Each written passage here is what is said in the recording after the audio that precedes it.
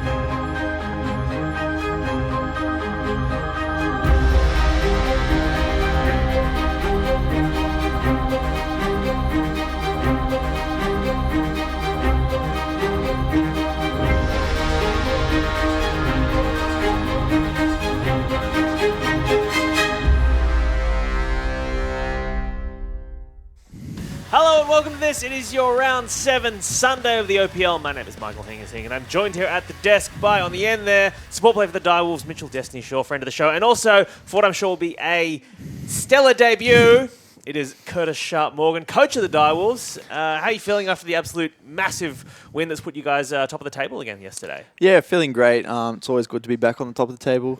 So, yeah. Yeah, yesterday was a very good day. 2-0 for AV, 2-0 for us. So Yeah, back on the stars top. aligned. Stars aligned. I believed. How did you guys celebrate last night after the win?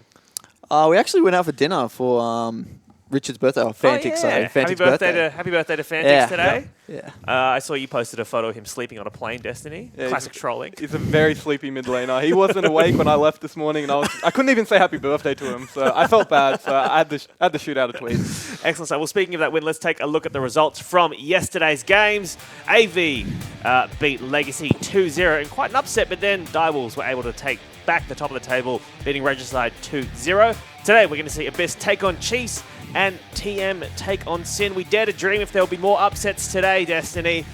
I mean, it could happen, right? It could happen. It could happen, definitely. Abyss, they nearly beat Chiefs last time. Absolutely. They got to the Nexus and just couldn't finish it. There were super minions on the Nexus. They weren't able to close it out. Let's take a look at this first matchup.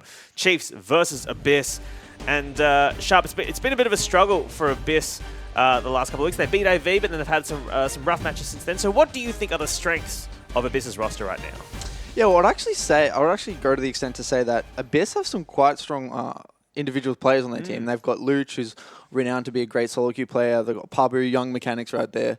It'll be interesting to see how they push their advantages throughout the early stages of the game. And given Seb's early jungle pressure in the picks like Elise, these picks like Elise and Gragas, to see how they push that advantage through. And get Luch and Pabu those early advantages. Yeah, definitely. Well, the last time when this matchup happened, the mid lane and jungle duo actually beat out Swiffer and Spooks there.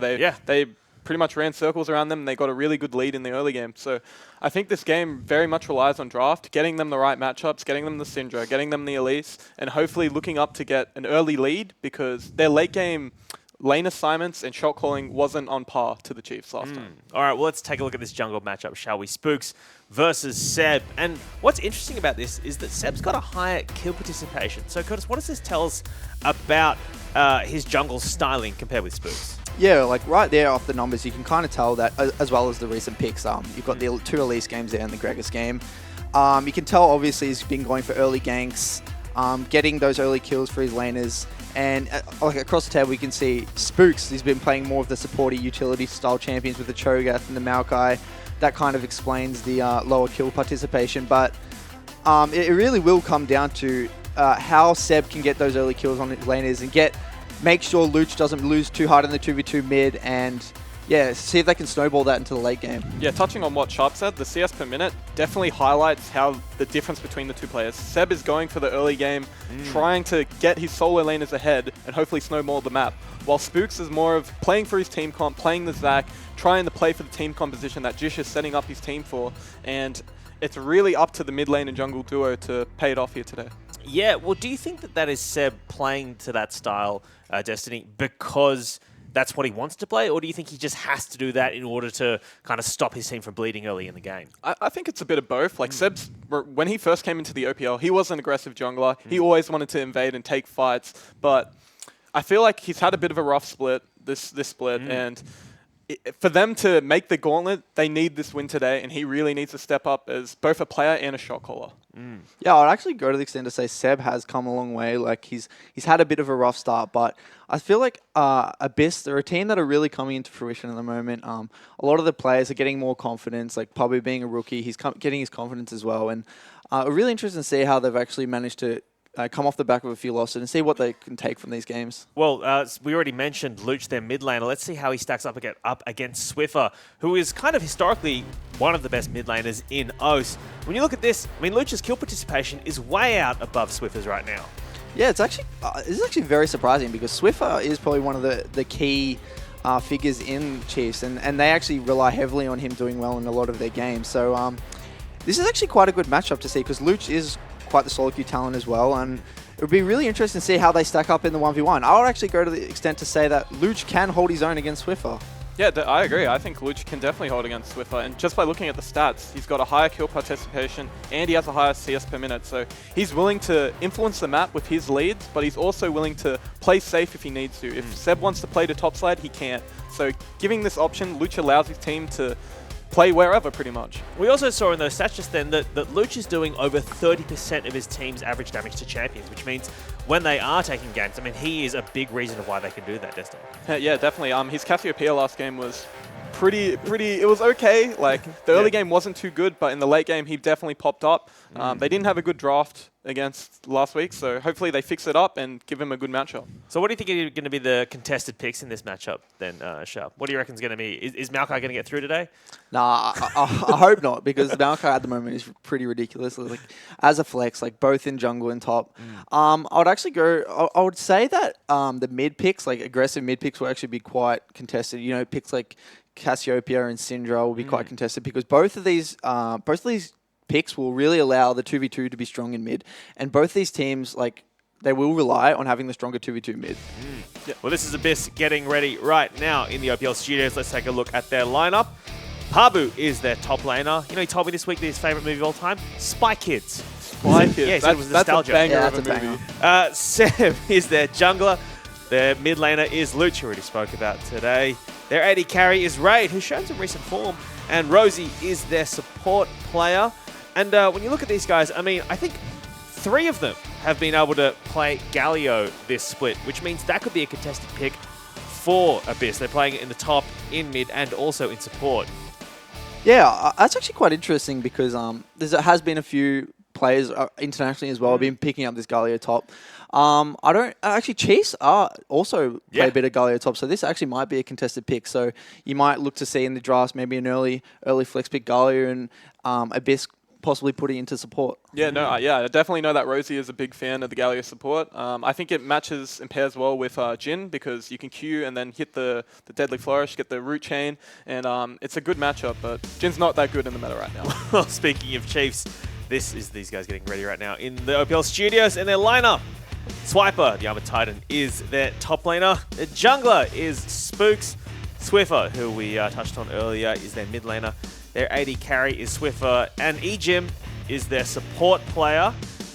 Oops, sorry, Raze is their AD carry. I apologize. Oops. Ejim is their support, and I ran into Ejim earlier today, and he had a bag of pods. You know, there's like chocolates inside a biscuit, and he was like, "These are my pre-game snacks." Snickers are the best. The Snickers pods. The Snicker pods. Snicker pods are the best. What are the other options? Mars pods. Snickers. I think that's the only two. I usually have Mars. Mars is pretty good. Yeah. I'm a Snickers Yeah, man. it's like a reverse. The thing about a and I don't really eat chocolate because I don't really have milk. But the thing about a Mars pod, it's a reverse Malteser. Anyway, all right, let's get you guys' predictions before we get into this. It's like an inside out, except for the caramel. Anyway, let me get you guys' predictions before we get into this game.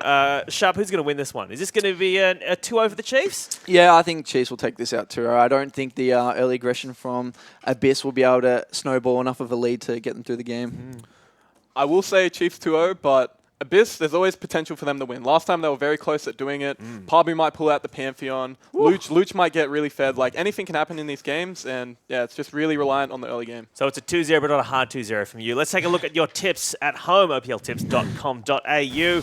And Chiefs, massive favourites. However, I will say 1.78% of people think that Abyss can take this 2-0. So they're the true believers, in my opinion. The absolute true believers. Shout out Abyss Management right there. Hey, if you're watching at home and you want to get involved, tweet at us via hashtag I'mOPL. Your questions about the Pick Band Draft, and I will pose them to our analysts during our analytical segments. We're also going to be taking questions from Twitch chat, so please pop off in there and we will put them on broadcast. However, it is time for us to get into our first match of the day, Abyss versus Chiefs. So let's throw it to your casters, Spawn and Fish. Thanks, singers. I'm Matthew Fish Stewart. Joining me is Jake Spawn Tiberium, about to get into game number 1 of the day. It's the Chiefs taking on Abyss, and last time this happened, as the Desk mentioned, Abyss were almost able to take a game, but not quite. Yeah, exactly right. They came incredibly close, Fish, but ultimately they couldn't execute on the late game team fights, and it did all fall apart. Fun fact about our Desk today. Did you know that one of those 3 people actually was part of the winning Origin team, Fish? There you go. That's a fun fact for you there. Of course, 2 of them are Sydney-siders, who, of course, did not win Origin. Unfortunately for Sydney fans, New South Wales choked in both Origin series this year, and it was quite upsetting for them, Fish. Moving on to the OPL, however. As we're going into the first pick and ban phase for Abyss, taking on the Chiefs here. Jace as well as Gallia being banned very early on. The Armored Titan is not going to be available for big swips in the top lane. Yeah, and I don't think it should be available for Swiper in the top lane because he got absolutely starred on last week. However, Swiffer plays it very well in the mid lane, and I think that's where the ban's actually going. They don't want to give Swiffer an easy way out of this lane versus Luch. They want to make him play the skill match, and they want to see whether they can actually exploit it. Beg your pardon, I actually can't talk for the moment. Well, we have Maokai as well as Zaya banned out from the Chiefs. This is going to be a long day, Fish. With Syndra going to be a long day. With Syndra being taken off the board and Choga, the final ban that came out from this. That left Gragas open, and it's the first pick for the blue side squad. And yeah, Spawn it certainly still is. dying. I'm still dying over here. Yep, so Gragas pick, it's a flex pick. It's one of the Seb's best junglers at the moment. Gives him that early game flavor, as well as a little bit more utility to be able to impact late game team fights. Pabu also does play at top lane. It's not his best champion, I would say. I'd prefer Pabu on a fighter like Kled. But we'll see how it works out. And Chiefs go, well, they're looking for the Elise pick, but instead swap over to Callista as their AD carry of choice for Raze. Banning out the Zaya means Raze will not be able to pick that champion himself. Kallista's an interesting one. We heard yesterday that Draven hard counters it. See whether Raid picks that one up. Oh also, boy. I think Tristana has an okay matchup against it, although I was talking to the perfect player, that man on your screen, and he doesn't really like playing Trist into Callista anymore. Thinks the short trades just suck for her. And that was the main reason why Tristana was such a big counter, because she can put the satchel on Callista, get a lot of damage over time, and try and match the Rend. Yep. But you're right, the short trades do go in Callista's favor still. However, Elise was still picked for the Chiefs as their jungler of choice, with Zac left open still. Thresh was the final pick of the first draft phase for Abyss, and Renekton is picked up for Swiper in the top lane. Yeah, instant lock-in. So once again, we're seeing support being saved, even though Rakan was available, Fish. Yep. Which pairs up very nicely with the Callista. I mean, that means Chiefs can now target ban topside picks like Nah. Yeah. Kled, something like that. That still leaves Jarvan available. There's still lots of things that Pabu can play in the top lane. Worst comes to worst, he can just take the Gragas. So I don't think he's all that perturbed by the focus on his champion pool. Fun fact, Pantheon also beats Renekton in the lane at the moment, Fish. Pantheon is... As soon as you see the W animation wound up, what do?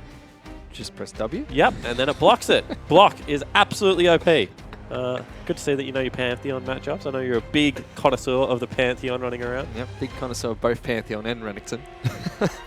Echo is the first ban in the second rotation coming out from this. We see a lot of Echo bans, but we haven't seen any Echoes picked in about 5 weeks now. That's strange as well, because Swiffer is not renowned for his melee assassin play at the moment. Let's just leave it that way. Not the best Echo player that I've seen in my time in the OPL. Although I think he still plays a good Zed, so maybe all the melee assassins apart from Zed. And Shen is the last ban from the Chiefs. Talia gone as well. Yep, Talia being taken off the board. That is a champion that Swiffer can play to great success. Yep, certainly is. See, Cassiopeia, Corki, the two probably that are last available. I'm actually fairly surprised they decided not to target ban Egypt. Yeah, I think you take Rakan right now. Maybe Alistar if you want to play the Kalista lane, but I think Rakan makes a lot of sense. Then you leave counter pick to Swiffer. There you go. Rakan locked in for Egypt. I was really surprised that wasn't a ban, by the way. I mean, take away the Echo, put the Rakan in.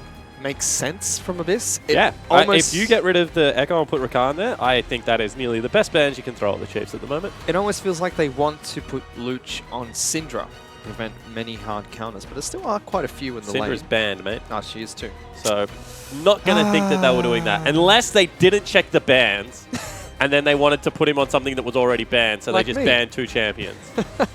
In which case, Fire Drac.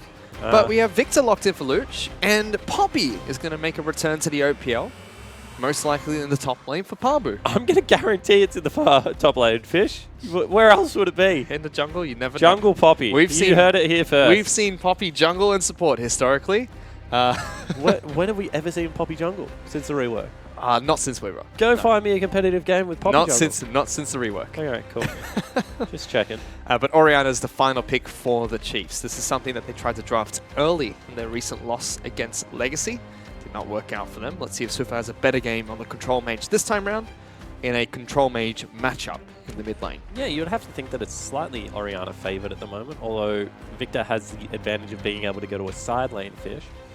So maybe throughout the mid game, Luke should have a little bit better of a job. The shield from Orianna is just instant as soon as the ball's on her. Of course, Luke has to wait for the return before he gets his shield and can trade out. So we'll see how it works. Overall, I think that Abyss have got a very tanky lineup with some good scaling. They do. But mid-game for the Chiefs does look incredibly intimidating. And Poppy making a return here. The last 2 times we saw Poppy was when Grasp of the Undying was broken, and then when Courage of the Colossus was Carrot broken. Colossus Poppy, best Poppy. You'd throw your buckler, you would hit them a lot, and then you'd just tackle them. Didn't even matter if they hit the wall. You'd just get another big shield, then you would start hitting them again. I mean, she does percentage health damage. That has been buffed recently. Buckler duration is down, which is why the biggest nerf that probably pushed her out, because she no longer has incredibly long windows to trade. Yep. But I think Grass plus a Barmy Cinder would get you through the lane at the moment. And there was one team in the LPL that consistently ran Poppy top lane despite the nerfs, and they did it to great success. Curious to see if Pabu has something interesting here into the Renekton match. Yeah, I'm really interesting. I mean, we'll stop the slice and dice with the W. Also, we'll stop a lot of the Rakan engage, which I think is one of the big reasons to play it, because Rakan obviously dives in, although if he goes flash first, then that doesn't really stop anything, because of course you can steal flash on Poppy. But I think that her laning phase is just really bad at the moment. I'm interested to see how it does to one of the best lane bullies in League of Legends. Yeah, we'll have to see how that one goes. Papu, however, a connoisseur of unorthodox top lane picks, so Poppy should be up his alley, so to speak, going into this Renekton matchup, but let's see how he does. For now, though, let's check in with Hingers, who is standing by with Drac, the coach from Abyss.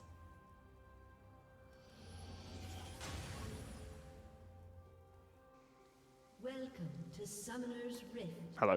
We're back, I guess. So unfortunately, one of those microphones were not on. I'm going to guess it was Hinger's one, because he was talking into it and no sound was coming out. And I know our sound guy, Richard Chow, he would have had he would have been all over the audio board, Fish, so it was not his fault. Come on, Hingers. He's still going on, Spawn. I can hear him out there. Yeah. But that's all right. Poor guy. We'll figure out what he said afterwards. He can give us the play-by-play. Yeah, no Outback Croc picked up, but a little bit of Oktoberfest Gragas, so that's all right. There's a really cool Tristana skin coming in. Is it the Bewitched Tristana? Yep. Do you like that one? I haven't seen it. This is the first time I've seen the skin, ever. No, not true. Quinn played it the other week. Ah, I must have completely ignored it then. Yep, makes sense. You ignore lots of things. True. SKT Callista picked up. Big fan of that skin. What do you think about SKT Callista? I don't like it. Why Looks not? like she looks like Power Ranger. no, she looks like the Soccerlution skin, just different. I don't know why. It just reminds me of Soccerlution for some reason. Either that or Striker Ezreal. I can't remember which one has the same colors as SKT Callista. Either of them do. But they do give Spooks a leash on his blue buff. So let's see what route Spooks goes. When I go this build on Elise, I do Wolves and skip Raptors, which is a very unique path. Lots of junglers want to be able to pick up first clear Raptors, but I do bottom side jungle, into red buff, into top lane. See whether he goes the same. Looks like he is. The reason I bring that up, he's gone Machete, not Talisman. So he's going to take a lot of damage if he does Raptors. Whereas every other camp, he will actually nearly increase health. After, obviously, your major buff. You don't get health on major buffs. Yep. But we'll see whether this is actually, maybe a cheesy play, going towards bottom side jungle, looking to contest a red buff, or potentially Raptors, because they warded the Raptors, remember, Fish, so he knows precisely where Seb is, and there's a full camp ahead of him. Yeah, he's tick 3, Seb's still level 2, and Yeah, has Seb yet time might to be brush. dead. Now Will, already just under half health, going to take a lot of damage. Cocoon will that miss is from a Spooks. Spooks cue right there. Hate to see it. Seb's going to smite the red buff, get some health Supports back. are coming over. No one has won the push in the mid lane. They will send Seb back, so this should be the buff going over, Fish. He still looks like he wants to stick around. There is a ward over in Spook's red buff, so to speak, or Seb's red buff, I should say. Seb has Smite. Spooks has just come available. He has a level advantage, so this should be a 3-buff start. Oh, So, great play. that should have been a steal. If Great. Seb was anywhere near that. Great play from Spooks. Seb, however, will only take one of the big Krugs and be stuck on level 2. Yep. Spooks even delays his recall slightly here, and we'll move over towards his Raptor camp. Meanwhile, mid lane, Swiffer taking a ton of damage from Luch. Yeah, just trading back nicely. Both of these guys, buff duration mid laners. I think that's pretty much become standard now, Fish. I don't remember the last time I saw a Biscuit on a mid lane. You can see Spooks is doing a Raptor camp now without Smite, so we'll see if that slows him down a little bit. Obviously, he wants to take the maximum away from Seb. Also can look to flash the wall and go for a cocoon or something like that, although with the accuracy of his last one, probably best if he does not. I mean, having red buff does make up for the lack of talisman. It gives you a lot of health regeneration in the jungle. Not all that much early game. As the game progresses, it certainly does. Early game's not all that much. You can see that Swiper is pushing in aggressively. They've both gone Doran start. Shield for Pabu, Blade for Swiper. Both of them use their potions, and Pabu's actually keeping up in farm. Yep. Historically, this is a okay matchup for Poppy. She doesn't win, but she doesn't lose either. Just because Renekton has to stand still and trade, and Poppy likes that. Yep. In the bottom lane, though, it's been Chiefs pushing into Abyss so far. Kind of expect that early on in the Kalista-Tristana matchup. Later, however, they can start to get a bit more aggressive. Thoughts on the skin? You've just seen it there. I like it. I swear this is the first time I've seen it. I can't believe Raze has played it before and I missed it. Maybe he hasn't. Because I don't think I've ever seen this in an actual game that I played in League of Legends. Here we go. Pabu's about to kill Swiper. Good damage. Out of mana. No mana to go for any more trades, but the Q is very cheap for Pabu to use, so that should be back up. Swiper's going to be very happy once he can heal up a little bit. Mid lane though, Swift is in trouble. That's an easy first blood picked up by Seb. Yeah, nicely done. Probably didn't have to burn the flash there, Fish, but does it just to secure. Luch obviously had to burn the heal, so has used a summoner spell, whereas Swiffer used neither, but certainly a good trade. Spook's still on top side of the map, Fish. Yeah, might have to flash the wall and come in here. Looking for a dive. He's going to go over with a repel, and great use of the W from Pabu. Stops Spooks from getting any further close. Bottom lane, a bit of a scuffle there, but hook goes wide from Rosie. Still, Swiper not doing too well into this Poppy matchup. Certainly isn't. They've pushed into the top lane together, so that's going to bounce. The Chiefs will get a favourable wave there, but still have to give credit to Pabu because he's gone back. He's picked up 900 gold, so Barmy Cinder plus some wards. He's going to be absolutely fine in this lane. First time to pick up for Swiper is going to be a Tiamat.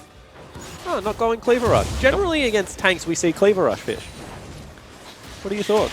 You're the top lane man at the moment. I'm back to 80 carry, so. Well, Tiamat gives him the wave clear to match Poppy's Q as well as the Barmy Cinder, which rushing Black Cleaver is not able to do so. He's already struggling this hard in the matchup. Clearing the waves might be a bit more effective for Swiper at the moment. Has walked back, however, so we'll see whether he wants to be a little bit more aggressive. The reason I thought we'd see Cleaver is because he gives him kill threat, but maybe with the damage that's going to come out of Spooks, doesn't really need it. So we'll see how it works out. As you said, this wave clear is quite useful on Renekton. And it's going to keep him a wave up, even though he didn't burn the TP. So that is a good news story. Spooks is also about half a level up on Seb from what I can see, experience-wise. And has more camps left available. So he should be a little bit ahead in the jungle, even though Seb was able to grab that first blood.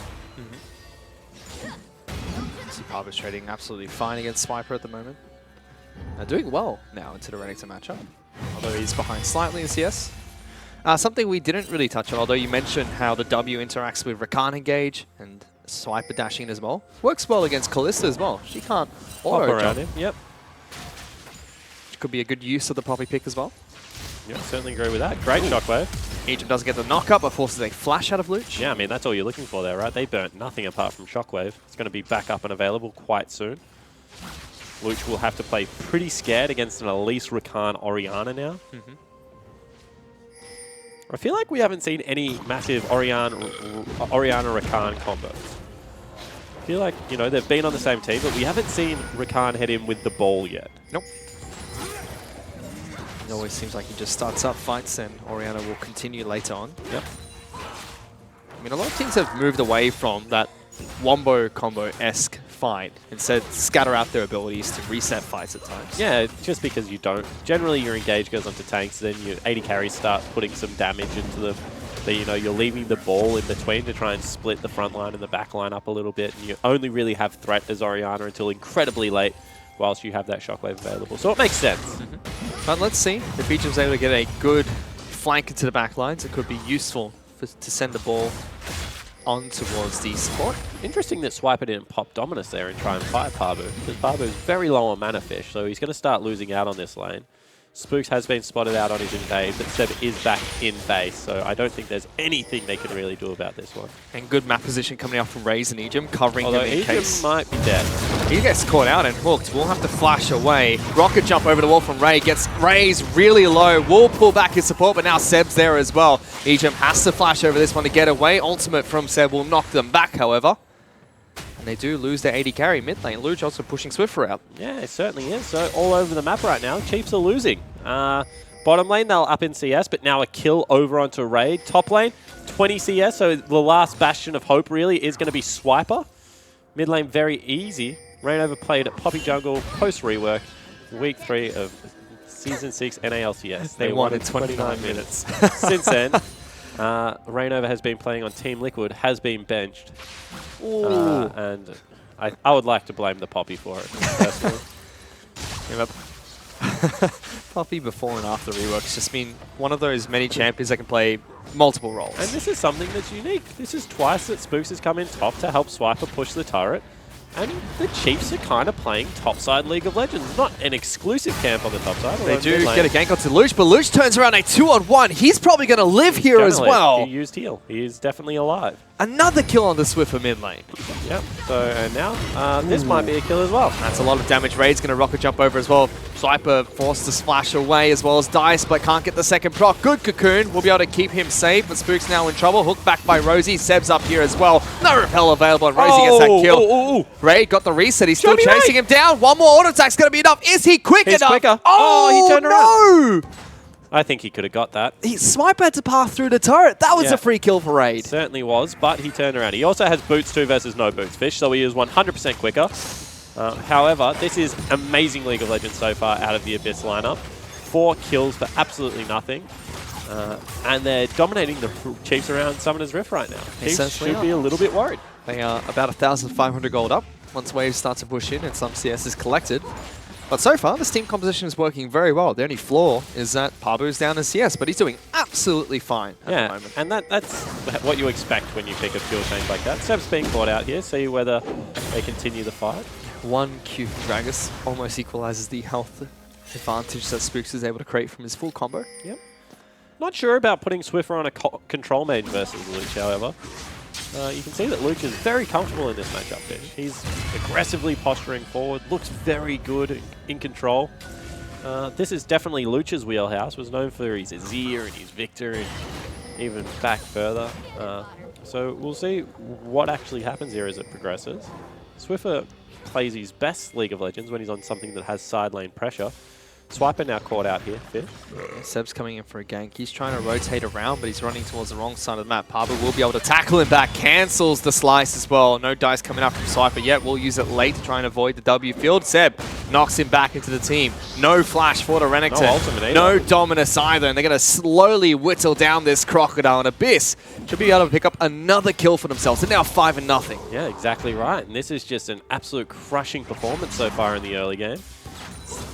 5-0, as you mentioned, and Spooks has just had to flash over a wall because Luch has beaten him to the rotation. Time and time again, Chiefs players just don't know where to go. Luch looks like an absolute monster now. Abyss are going to try and tackle the bottom lane outer turret. And look at this, they take the safe way through the whole jungle. So you see Luch, even though Rakan and Elise had rotated down, isn't going to be caught out. They might even be able to pick up a turret here. Swiper might have to TP, but probably won't because he's that kind of player. Nope, they're going to trade top side of the map.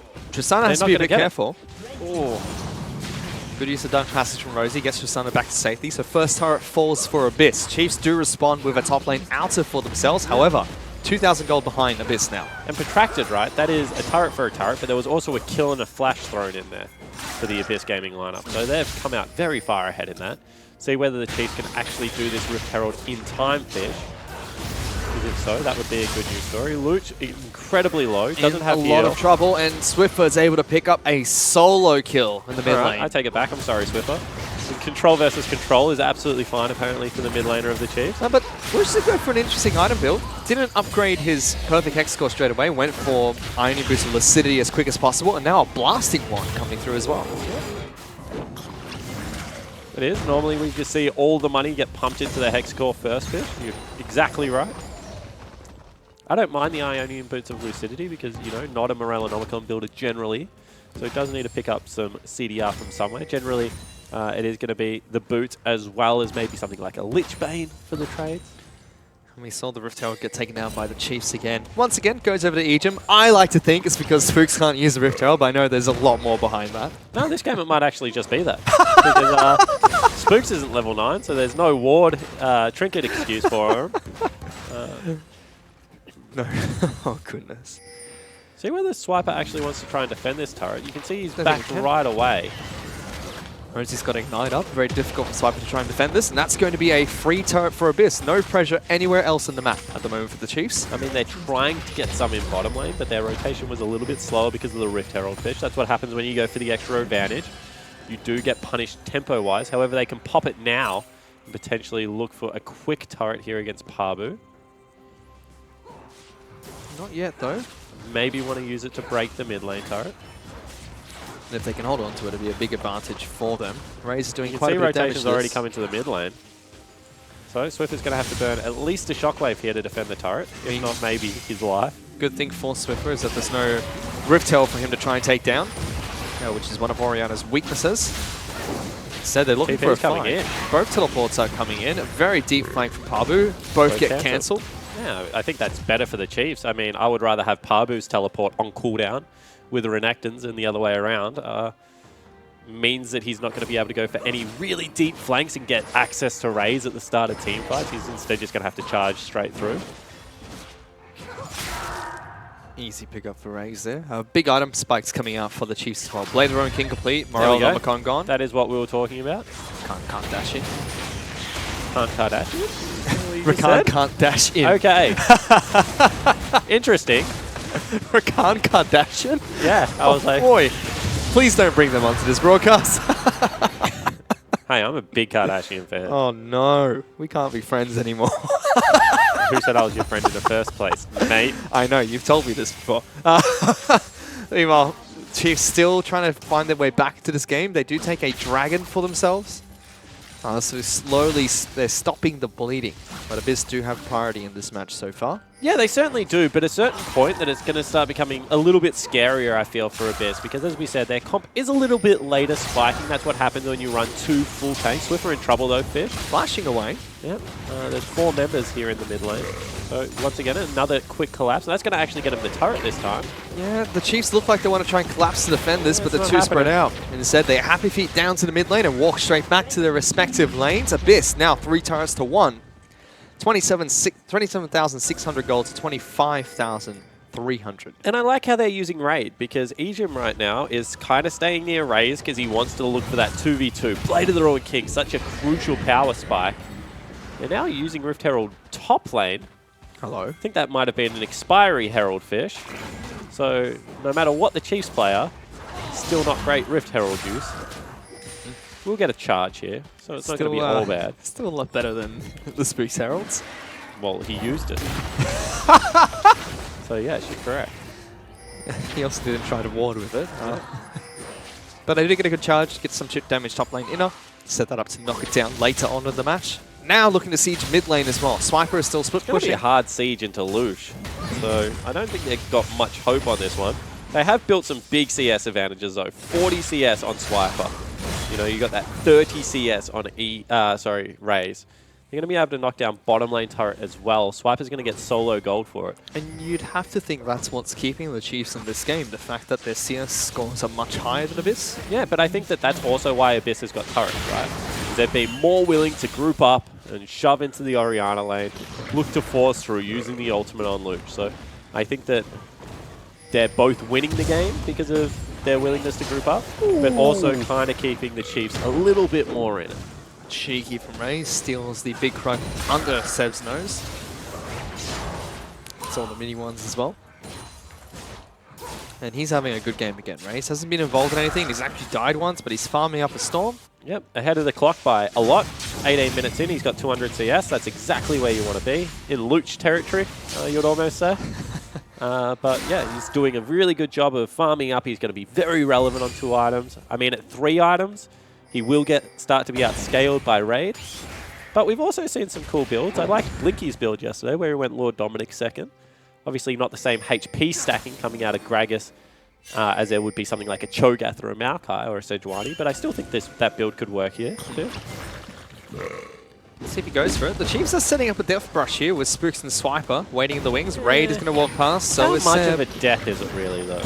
We'll see. Yeah, it's a Cinderhawk Gragas, so a bit harder to kill. They're happy feeding. He's going to body slam over the wall. Swiper gets 40 gold. All right. Interesting. They're hard collapsing mid lane, however. And Pabu looking for the flank. Good jump from Egypt. Gets him back to safety. Yeah, use the abilities in the right order, I feel there. Use the delayed dash to clear the first bit of terrain before eeing away to his little buddy there in raid. Feel like the delayed dash second time around would have allowed Pabu to put his shield up. So now, even though the score is 5-1 in favor of Abyss, the Chiefs are literally a turret's worth of gold behind Abyss. They're one turret down. Yeah, well, the kill is about 30 CS, right? Why does he have a Ruby Sightstone? Who has a Ruby Sightstone? What's wrong with a new Ruby Sightstone? So Egypt's got it. Ruby Sightstone is generally purchased when obviously you need an extra ward slot, that's not that important, but it gives you reduced cooldown on active items. As Raid evades another gank here. I don't necessarily hate Ruby Sightstone. I like it on tank supports. Don't like it on mage supports. Obviously, because mage supports just build damage, but as far as tank supports go, I actually think it's quite good because tanks generally get more active. Let's see if it pays off for Egypt. So as not to upgrade his support item. Swiffer, meanwhile, going to get flashed on by Rosie in mid lane. He forces his ghost. Pabu's going to try and collapse. Good ultimate from Seth. The alley-oop for Pabu gives him another kill in the mid lane. Yeah, see whether they go towards Baron or something like that, Fish. That was a great collapse there, but they used a lot to not get anything from it. If that's just a pick, I would almost say not worth. That was teleport, double ultimates, as well as the flash out of Rosie. Although now they've caught out Egypt, it might be worth. Gets back to safety. He's able to dash around. So Abyss don't get anything but the pick onto Swiffer. Yeah, so I'm saying not worth. Looked cool, very flashy play. Definitely not worth it at this stage. So we have a couple of items coming in. Rylai's Crystal Scepter. Yeah, Sunfire was the first rush for Pabu. Rylai's for Luch before upgrading his Hex Core as well. Yeah, not sure about the Rylai's purchase here, Fish. It's an interesting one. Let's see if it works out for Luch later on. However, Infinity Edge as well as Static Shiv have been complete for Raid. Swifty Boots picked up by Raze. We've just got a bizarre item game. I mean, I like it into the Poppy. He can escape the W zone field. Gonna have to walk away. And then start to hop once he's out of it at least. And Egypt might actually be caught out now. Rose is going to try and collapse on him, but he just dashes over the wall. Yep, nice and easy. Obviously very comfortable on the Rakan, you can see. Pretty confident in his movement. Another dragon is up and available if the Chiefs want to go for it. Ocean Dragon this time, a bit better than the Cloud they picked up first time round, and they are going to collapse towards the pit. Just Swiffer and Spooks working on this objective alone. They have no control over topside, so this is slightly dangerous, but they have vision on where Raid is as well as where Rosie is, so they're not all that bothered by the fact Baron could be started up. Now the pit has been swept a little bit more successfully. See that Swiper's actually gone towards Giant's Belt as well as some cloth armor, so has stopped at just a regular T-Mat, not gone towards the Titanic Hydra. Yep, trying to get a bit tanky quicker than what the double health sacking offers. Normally, if you're in a prolonged laning phase, you'll look towards the double health items no matter what. However, in such a short game like this, 22 minutes and 5 turrets are down, getting as tanky as possible early can be worth it. And the Chiefs mustn't know that they're still, within 1,000 goals.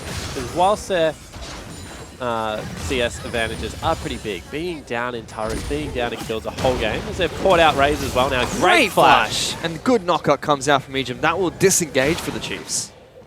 That was a flash for a flash there. Seb used his ult as well.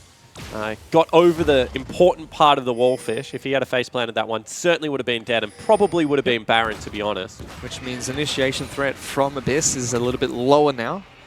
But if they can catch out Raze, he can't escape as easily anymore. Yep. Also going to be difficult to create space between him and the Poppy. Yep. He gets caught in that W zone. He's as good as dead at the moment. So we'll see how it works out. Swiffer's still farming up nicely versus Luch, although has died 3 times. Both AD carries are on the top side of the map, trading farm at the moment. Raze, he's got 280 CS, 9,500 gold. Was that a meow? Yeah, I don't know what was going on there. What? Raze can't clear out the Baron wards because he's got a Hurricane. So unfortunate for him, but every single time he tries to do it, he aggroes. See, Swiper also has an advantage, and then everywhere else on the board, it's kind of just small advantages right now. So the advantage really is nothing. In fact, I would say that the Chiefs right now, because their AD carry is so damn strong, probably in a straight-up team fight, if Raze has Flash available, would be completely happy taking it. Problem is that window is slowly shrinking. Raze has gone towards the traditional Kalista route of picking up the QSS into Mercurial Scimitar, and we do see Tristana going for double stacking Zeal items. Once And that's complete, oof, that's going to be a big punch for Raid. Also the fact that there are some big tanky members starting to be built up here for Abyss Esports. Now, Pabu is definitely tanky. You can see Seb, he's gone towards Knight's Vow as well, so he's sitting pretty. Wave's not in a great area right now for the Chiefs. Top lane will start slow pushing back eventually. Bottom lane looks like it's pushing into them actually. But we'll see where they can siege up this mid lane turret. Once again, very difficult against the Victor. They go for it. Initiates, gets on top of Swiper and Spooks, knocks him back into the turret as well. Swiper the first target. They send Ejim in with the ultimate. Great knock-up. Lands with the Rage. Shockwave forces a flash but connects on Luch. He has to get a heal to stay alive, but they kill Seb in response. Hook from Rosie goes wide, but the Chiefs counter that engage, and now they look towards moving at Baron. And I was really interested whether we were going to see the combo, and it does come out. Fantastic initiation from Ejim into the Shockwave means that they're able to pick up a one team fight. Teleport, however, is coming in now. This is a risky fight still. It's a 3v5, but low health bars on the Chiefs. And Luch is coming through. Spook's very low. That's a smite being used early for health, and it will be Baron picked up by the Kalista. Pabu wants to kill Spooks, will be able to trade his life for it. Raid, however, now forced to run away from 3 members of the Chiefs, and he can't do so. Rosie will get a hook on towards Raze. Is it enough to get Luch, who's picked up a kill on Egypt? Can he rip the spears out? Raze not close enough for it. And Luch will be able to defend his support. So good trade for Abyss, but Baron goes to the Chiefs. Yeah, I think in the end it's a 3 for 2, but Baron picked up for the Chiefs. So massive advantage for the Chiefs Esports Club coming out.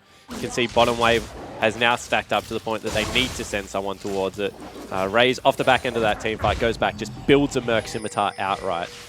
Had the QSS and a longsword, I believe. So that's a lot of gold that's just been cashed in. And Chiefs really have reclaimed control of this game. And once again, it's just been mid-game macro. Yep.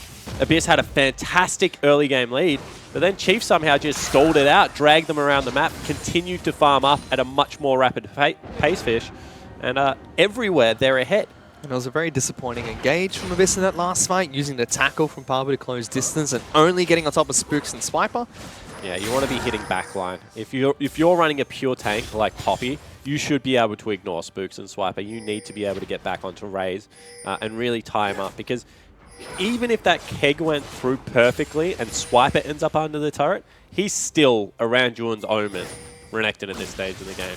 He's just going to be able to dive back out. Spooks, even easier. He just hit the repel and was out from underneath the turret. So a little bit strange. Teamfight did cost him, however. Abyss not out of this game. Yeah, it's only 1,500 gold. Which is the same lead that Abyss held on to for majority of this match. Just been swung in the Chiefs' favor. Let's see if the Chiefs can use it more to their advantage. 320 CS for Raze. And you can see that Pabu now actually looking for a deep flank potentially. He was heading through the jungle, moving over the control wards. However, didn't find it. Ooh, he wants to go in. Still tackles Raze deep into the back lines. Will take a ton of damage, and Ejim initiates onto the front line tank. Gets good charms going to the back lines. Pabu winds up the Heli Poppy. Will not be able to knock anyone back, but still good engage from Ejim. Ejim was calling for Swiffer to use the ultimate there. He got onto 2 members. He took a little bit too much damage, maybe Fish, and therefore they decided to not pull the trigger underneath the turret. You can see how dangerous this combo is, and this is probably why they didn't go for it, because they didn't use all that much, just Ejim's ultimate. Now they're going to be able to head towards an Infernal Drake. That will go before anyone can get in position. Yep. So a Cloud Ocean and an Infernal picked up for the Chiefs here. Luch's item build. He's gone towards Liandry's Torment after Rylai's and still has yet to upgrade his Hex Core. Yeah, Rylai's Liandry's. Interesting. Ejim just struts the most aggressive way through the turret ever. Renekton back bottom lane does have TP, however. See where they go for this now. They initiate on Swiffer. That's a flash body slam. Shockwave on himself will pull back 3 members, but they get the kill. Abyss trying to turn around this fight. They've already got mid lane in a turret. Oh my goodness, that's a big flank, but he's just going to hold the wave. Yeah, he's just going to port for the wave.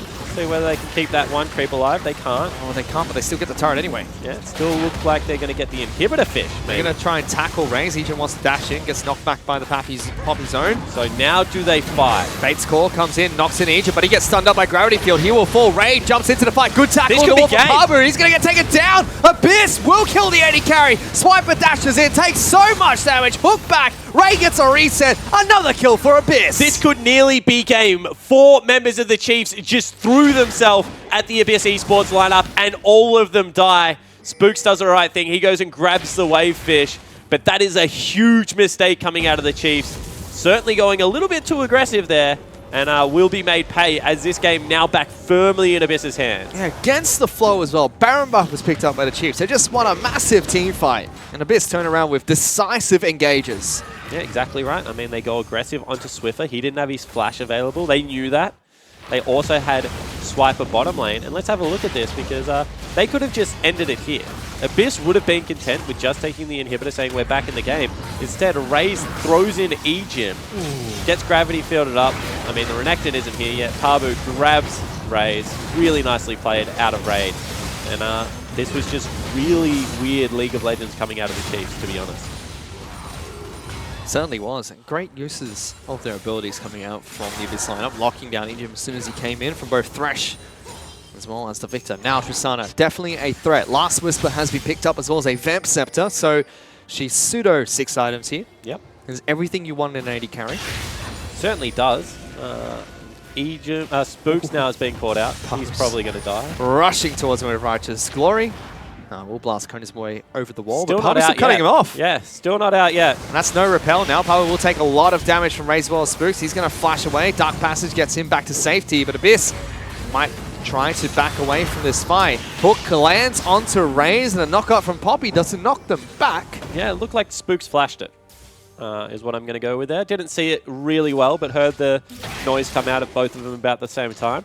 Swiffer, meanwhile, burnt his Shockwave onto Luch there, traded ultimates, and definitely that was a big win for the Chiefs because there's more damage threats on their side. So if Swiffer can take one of the big damage threats of Abyss out, and they're not hitting the, Renekton or the Callista off the back end of that, then certainly going to be a better team fight for the Chiefs Esports Club. So back within 200 gold. However, Chiefs don't have a mid lane inhibitor fish. So this is turning into a great game. Abyss have already had standout performances. In fact, their loss against Legacy, we touted as one of the best performances Abyss have had. And they were devastated after that because they should have won. Now again against the Chiefs, looking very strong. Is this because Abyss is getting better, or the top teams like Chiefs and Legacy just dropping off the ladder? I mean, you can say it either way, right? I think the patch certainly has hit the Chiefs. I think the Abyss now are playing much more team-based League of Legends, so I think that improvement is the most obvious. Gone are the days where Parbu is running around on pure split pushes. This game, he certainly needed to pick up a tank, and he's done a really good job so far. 2-1-7, he's 100 CS down, he's been Flame Horizon. But at the same time, you would say he's had much more map impact than what Swiper has had. I mean, when we took a look at Abyss coming into the season, they picked up a superstar support of Rosie. He didn't have a great start to the split, but now him and Raid synergizing really well. Luch, we've always known, has been a great mid laner. Had a bit of a slump as well, but now looking good again. Seb, he used to be an on and off jungler. He's looked great in the last few games. Yeah, he certainly has. I mean, I think that Seb has the potential to be an all-out star, as Ejim actually might be dead here. Luch drops the base, and Ejim just gets solo killed by the Victor. Yeah, he actually had flash available there. Probably could have gone over the wall fish, but doesn't decide to, and that might just be the Baron. Hands off keyboard, Parbu teleports in. It's a 4-on-5. Chiefs might still try to take this, though. See whether they do. I think this is a risky fight. It could actually cost them the game if they go for it. I would rather see them just disengage, play it safe, and that's what they're going to go for. This one's going super late game fish. Everyone, because of, the farm values and how quickly the turrets are full, everyone really has all the items they need right now. Maybe the exception of Swiffer looking for a Void Staff and Luke's looking for his Void Staff. Apart from that, everyone is exactly where they want to be. I think Parbu deserves a big shout out in this game especially, because he As you mentioned, he's gone from a split push threat, a solo queue hero, to a big team player, and that was a rough transition. It was definitely a long-term investment for Abyss. His first few games on tanks and teamfight-based champions looked horrible, but now he's coming through as a very solid top laner who could do both. Yeah, it certainly is. I think that everyone in Abyss has kind of got better at the same time, which is why they look so much better as a unit. When you have a look at it, they're only 1 kill each down the board. That shows a team that has played very within themselves, very team-based League of Legends. They're doing it well. If this is an Infernal Drake, then Ocean. Unlucky they've been RNG'd out of it. I think Chiefs have an Infernal Drake that we just haven't put up on the scoreboard. Put up their Infernal Drake. So it's 3 Drakes right now to 0. And Ocean isn't the best Drake, so they're just going to ignore it for now and look to siege up with this huge creep wave. Coon lands on the Luch there. He does not care too much. Has the rest of the team behind him. Here's Ejim. Going for a big flank. Gets a great initiation. Shockwave comes through as well, but Luch lives. Will he die on the back lines? No! Great shielding coming out. They've already got 1 kill. Raze is hopping around, getting good damage on the front lines, but will be flayed back in the team. Forces his own flash. They destroy Spooks. They've almost killed Swiper as well. Let's see if the Chiefs can continue to defend. There are low health bars on Abyss. Rosie! He gets the Mad Life Hook. Will knock back Swiffer, and Raid goes on a rampage. And that might be game. There are 2 members of the Chief left alive. It's going to be Raze, it's going to be Swiper, but all 5 members of Abyss are storming into their base with Baron Buff. This is going to be the first inhibitor that falls for Abyss. They can taste it, but they have to be careful. This was the position they put themselves in the first time they took on the Chiefs. They're going to play it safe. They're just going to take double inhibitors, Fish. They don't want to rush into anything. Such a conservative play. There was 30 seconds left on the Superstar mid laner, but instead they back away. They're going to look top lane. And the Chiefs now back against the wall. 6,000 gold down. And wow, what a play out of Rosie. 2 crucial hooks secured them that team fight. My goodness, that was a big fight coming out from Abyss. And Ejim looked like he got the great flank. Swiffer nailed Luch with the shockwave.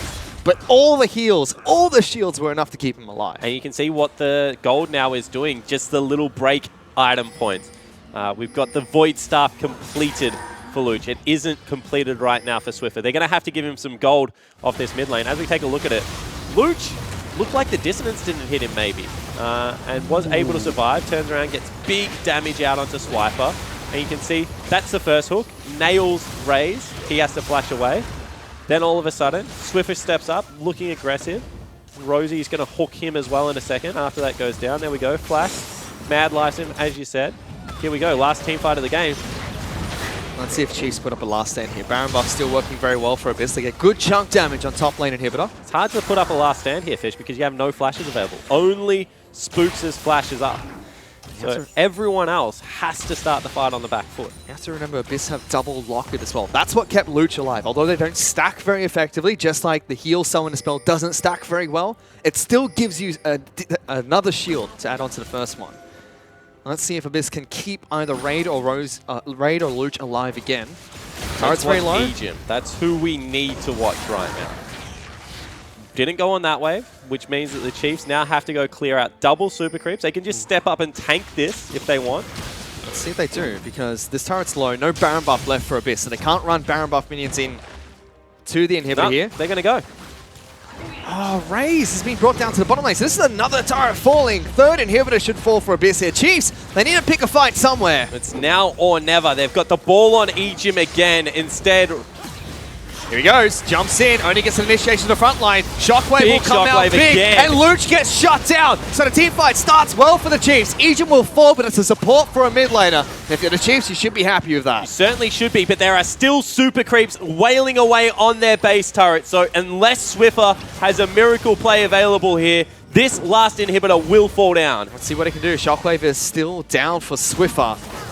But that will come up shortly. There is a visual bug, so we can't see the exact cooldown on it. But with blue buff, as well as late game Orianna, here we should go. be enough. Raze is going into the back lines. Good spears onto Seb. Habu tries to separate the team. Raze gets attacked by Raid quite a few times. Swiper jumps in. Raid has to jump out, but Raze pulls out the spears from Pabu, gets another kill, and chases out the rest of Abyss. Yeah, and the Chiefs all of a sudden are now playing good Team League of Legends again. They're able to repel, and they've managed to keep both of their Nexus turrets alive, Fish. Got to keep that super creep off at one more. Hodo will actually take it down. No, he's all right. So really nicely played there, although Raid 7-1-5 is an absolute monster. This is another game where Raid is up in gold over Raze and should be able to carry for the Abyss Esports Club. Luch is up in gold as well, so is the jungler. It's only Swiper at the moment that's ahead of Pabu still. Even in the support position, it's 2,000 gold advantage for Rosie. But the big thing is that Ejim is making Swiffer's job so easy. Every single time he dives into that back line. He's got double speed up items, so that kind of answers Tegan's question earlier.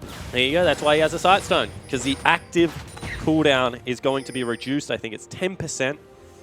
And at this stage, getting him into the back line is so much more important. If you're a Abyss fan, although you're in the lead, you've got to be a bit nervous. Raid, you've got to be a bit nervous still, because this was the exact position Abyss found themselves in. Raid was 7 kills up ahead of Raze, knocking on the door of the Nexus. Pabu, face check. Oh, it doesn't. Good ward. And just like that, Chiefs put out one defense. They defended the Nexus the first time. The second time they defended it again, and then they won the game. So Abyss have to clean out this game, because Chiefs have done it before, and they know they can do it again. Certainly do. However, big creep wave bottom that Swiper probably has to start heading back to defend. Here we go! Oh, Egypt with the big initiation. Luch gets destroyed once again. Wombo combo if I've ever seen one. Seb's the next target. Swiper gets into the back lines, and that's 2 kills for the Chiefs. The Chiefs are so decisive in their team fighting right now. As soon as Ejim says go, they just go. And all of a sudden, they're going to be able to start up a Baron, although you can see that Abyss, they want to threaten. They want to say, if you're going to go to Baron, we're going to take your base. I think this is such a brilliant call out of Abyss, because they might be able to double inhibitor them. You can see Ejim head back, Swiffer heads back with Swiper, but Raze and Spooks are still on Baron, so it is a 3v3.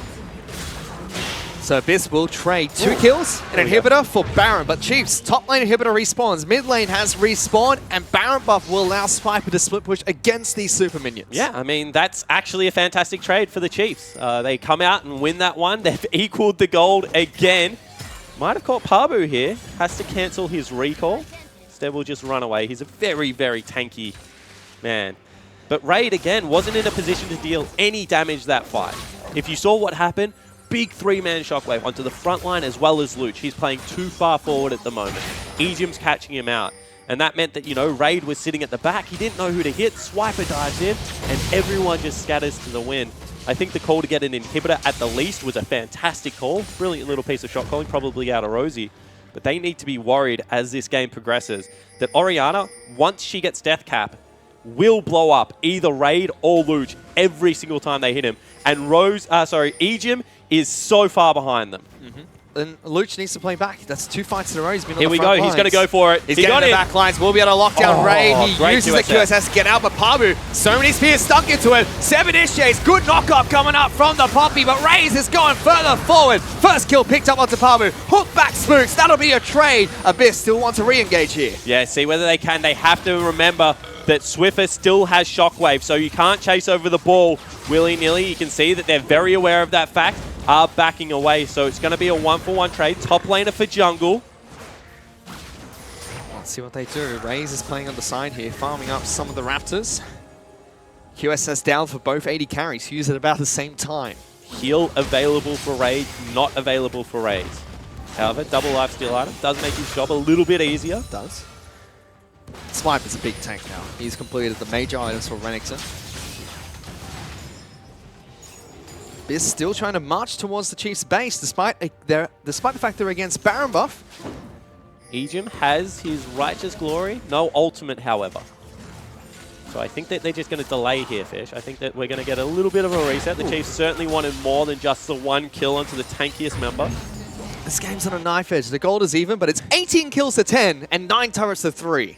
The Chiefs have equalized this goal lead purely through CS and Baron takes. Exactly right. However, Swiffer's just gone back and got a death tap, and Luch hasn't got his yet, Fish. Oh, but they've caught out. Oh, Kallista's so annoying. Teleport, though. Pabu in the backline tackles. Swiffer gets the W up, but he takes so much damage for that. Way too deep coming out from the tank. Raze is in trouble. Will get hit by the Chaos Storm, but a couple of auto attacks and he's back to full health. Okay, maybe he's not. And now Abyss are the ones that have to be careful. That's big. Summoner's been burnt by Pabu. Rosie missed the hook there as well. They have to back away. Super Minions again. Marching on the door of the Chiefs. pulls back both the carries, and Abyss are trying to threaten once again. This is really dangerous, but it could pay off. Certainly is, but Seb's doing a great job of just absorbing skill shots on the front line right now. Every single time a Cocoon goes out, it's hitting Seb. You can see Ejim once again looking for a big flank. Not going to get it. So we have a successful disengage. Look at top wave. It's massive right now for the Abyss Esports Club. Still remember Super Minions. Sorry, Abyss Esports. The Chiefs are the only club, I think. There is a big wave bottom as well, and that's a Super Minion wave. So that will slowly crash towards the Chiefs base. But again, both teams disengage, even in gold. Reset the map once again. All right, who gets to sell boots first? That's the big question. Don't think the AP carries will do it this game because they're not really. I think it's. Swiffer. Has to be careful. Has started his blue buff. They're going to collapse. Here we go. They're going for Glory. Spooks might sacrifice himself for the greater good. Needs to flash the wall, probably. Does. Good out. So worth it almost. Blue buff for a flash. As it's a lead flash, I would actually say worth. Because that's a lot of extra ability power for Swiffer. So my thoughts are, this lane in the game, Tristana can afford to sell her boots. Yep. I don't think Raze can. I think it needs all the movement speed possible. Attack speed gives you movement speed, kind of. Kind of. But when you're up against a Poppy, he's going to lock you down. But Poppy hasn't been able to get to Raze lately. True. I mean, Poppy has been absorbing so much damage on the front line. They've sent members back to base. Chiefs can start this one up. This is a big Elder Drag if they can get it fit. They are going to start it. Ejim on the side. They put good spears into it, so Abyss have to force, and they do. Pabu jumps in, knocks up Swiffer, but can't do anything else. And Swiffer's still alive. Backs out for the first fight. Ejim jumps in. Big shockwave comes out from Swiffer as well. Raid, however, is somehow still alive. He jumps over the wall, but Abyss, the rest of the team is being dismantled. Seb will fall as well. Now it's going to be Elder Dragon picked up. It's a quadrant kill picked up too, coming out from Raids, and only Raid left alive. Yeah, and that might actually be game. There is so long on these death timers. The Chiefs, they can send Swiper back. They can now march mid lane, still have teleport up, and can look to close. What a massive play out of Ejim. His Rakan is absolutely next level and has been able to get onto multiple members of Abyss time and time again. And this is why we said, don't ban the Echo, ban the Rakan if Chiefs are not going to first pick their support at the first draft phase. Yeah, he just shouldn't have it this game. You can see that also Raze nearly has his ultimate back available. So this could be another pick. Yep. I like the fact that Rage just backed away, wait the 8 seconds. Chiefs aren't even going to get an inhibitor off this fish. Nope. They just haven't gone for it. And that's instead, break the base and get out. That was the difference. If Abyss won that team fight, it's game over. There are no inhibitor turrets left. However, Chiefs have so many turrets to take down in this match. And look at Ejim. He's standing on the side. Rosie knows. Throws out the hook. It misses. Then Pabu goes for the flash engage onto Swiffer. And this looks like it's going to be so bad, but they pull in Ejim and they send him into the middle of the team. 1, 2, 3, 4. All of them get hit by the shockwave just as Swiffer falls down. And that is enough for Raze to start hopping around the back line and putting sticks into people and absolutely taking over the game. Yeah. No idea where the follow-up was for Pabu as soon as he slams Swiffer into the wall. You have to think that's Gravity Field as well as Chaos Storm Luch just should have flashed forward and tried to blow him up. Did not. No Zhonya's Hourglass picked up by either mid laner as well. Only Swiffer's Spooks has sold one. an item. Is it going to be Zhonya's pick up? No, it's going to be Banshees. I don't know exactly what he sold. Yep, something's gone. Something's gone. Doesn't matter. Probably a Doran's Ring or something. But Abyss are going to continue to, hold the fort. It's 80,000 gold, so the gold lead is practically irrelevant at this stage. Yeah, 100%. I mean, when you get to about 38 minutes, your carries have generally got their items. Anything past that, it's just luxury items for, tanks and supports. However, Elder Drake is a big news story. Yeah, Elder Drake was picked up by the Chiefs. They're going to trade again. This is a bad trade. Chiefs do it so quickly, and they're just going to recall. Empowered recalls are OP fish. Abyss might be able to pick up one inhibitor. They're getting nothing. Oh, no. They back off, and Ejim looking for the flank already. That's Baron buff picked up by the Chiefs. They still have a bit of Elder Dragon to work with. And you can see that every single time Ejim looks for a play, Rosie goes fishing. And eventually, Rosie will hit him, or Ejim will just win the game. Because that's what it's coming down to now. Those Rakan engages are legitimately what are keeping the Chiefs alive and breathing. Ooh. Got him. Lands on the Ejim. He gets a big shield from Oriana. No one wants to engage in that Rakan. He has over 3,000 health. Exactly right. He's a tank now in his own right. Giving cooldown reduction and armor to Righteous Glory. It was an interesting choice, Fish. Charges into the base. This inhibitor is going to fall shortly for the Chiefs, and they back up with that objective. Need to make sure they don't run into a Chaos Storm or something over the side of the wall. They will go the long way around for Swiffer. Now they'll look to pressure bottom lane. So it looks like Elder Drake is out, but Baron's still up. Another turret falls, so this can't defend that one. No flank wards to try and pressure this bottom lane for Pabu.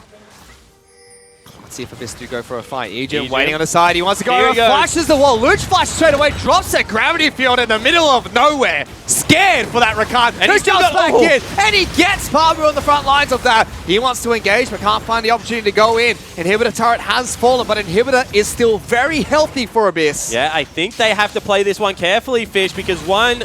Woo! Big knockoff from Ejim. Will lock down Luch, but he's still alive. Shockwave lives, but Luch, he's going to be taken down by Swiper. Still, too much damage comes through. Hook goes wide for Rosie to start the reinitiation. Can they push for this Nexus? Yeah, see whether they can get it done. Swiper can just recall. Chiefs can corral super minions into the base, or they can go top lane where there is a massive creep wave and they can just play this one slowly. But I feel with 40 seconds still on Luch, they should be going for the game now. Let's see if they do. Luch again. Shockwave whiff, but he still got killed in that fight. Now Chiefs on towards Nexus turrets. They lock down Ejim. Raid's going to jump over. Great Poppy W coming out from Pabu. Keeps Raid alive. He's battering away at Swiper, but first Nexus turret falls. Ultimate from Seb separates the team, but they're onto Nexus turret number 2. Raid wants to find an avenue to attack, but the Chiefs are zoning this Tristana incredibly well. They certainly are, but they need to wait for the next creep wave. It is 20 seconds until Luch is back available. Spooks has no health. We'll see whether the Chiefs still stick around for this one. Let's see what they do. Pabu going for the fight. Big slam onto Raid. He's knocked back in.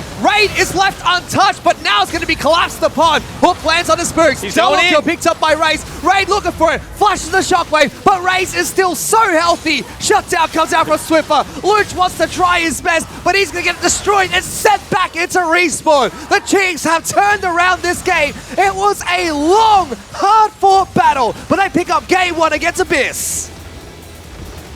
And you can see that the Chiefs worked for every minute of that comeback victory. But that must feel good, because finally they've shown some resilience on stage. They've been able to get that monkey off their back, and they've pulled out one of those gutsy wins that you need to be able to have to play playoff League of Legends, Fish. Abyss, once again, terrific early game, but they just cannot put that final nail in the coffin. And it was set on the desk. I mean, the difference between the two junglers. Seb is an early game jungler at the moment. Got the ball rolling for Abyss nice and early. Spooks, however, farmed up. Late game, his cocoons were massive in locking down Luch. But still, again, it's happened for Abyss. The first time was against the Chiefs. Last time they played against each other. Same scenario. All inhibitor turrets down, can't win the game. Against Legacy, similar situation. They're playing out of their minds, but they just can't find a win. And I hate to bring a game back to pick bans, especially when it goes for 50 minutes. But why the heck do you ban Echo and leave Rakan up? That has blown my mind, because Ejim in those mid-game fights was solo carrying. He was getting 4 members in shockwave range. That no other support can do that, Fish, apart from Rakan, and he was able to just gather them all up and just absolutely line them up for Swiffer to knock down. Now, Drak has a huge task to try and boost the morale of his team, because that was a devastating loss for Certainly Abyss. is. Again, it's just so close. I mean, especially when Raid is on 6 items on Tristana, a hyper carry like that. This isn't a Jhin game where you can say, you know, I'm hitting the tanks.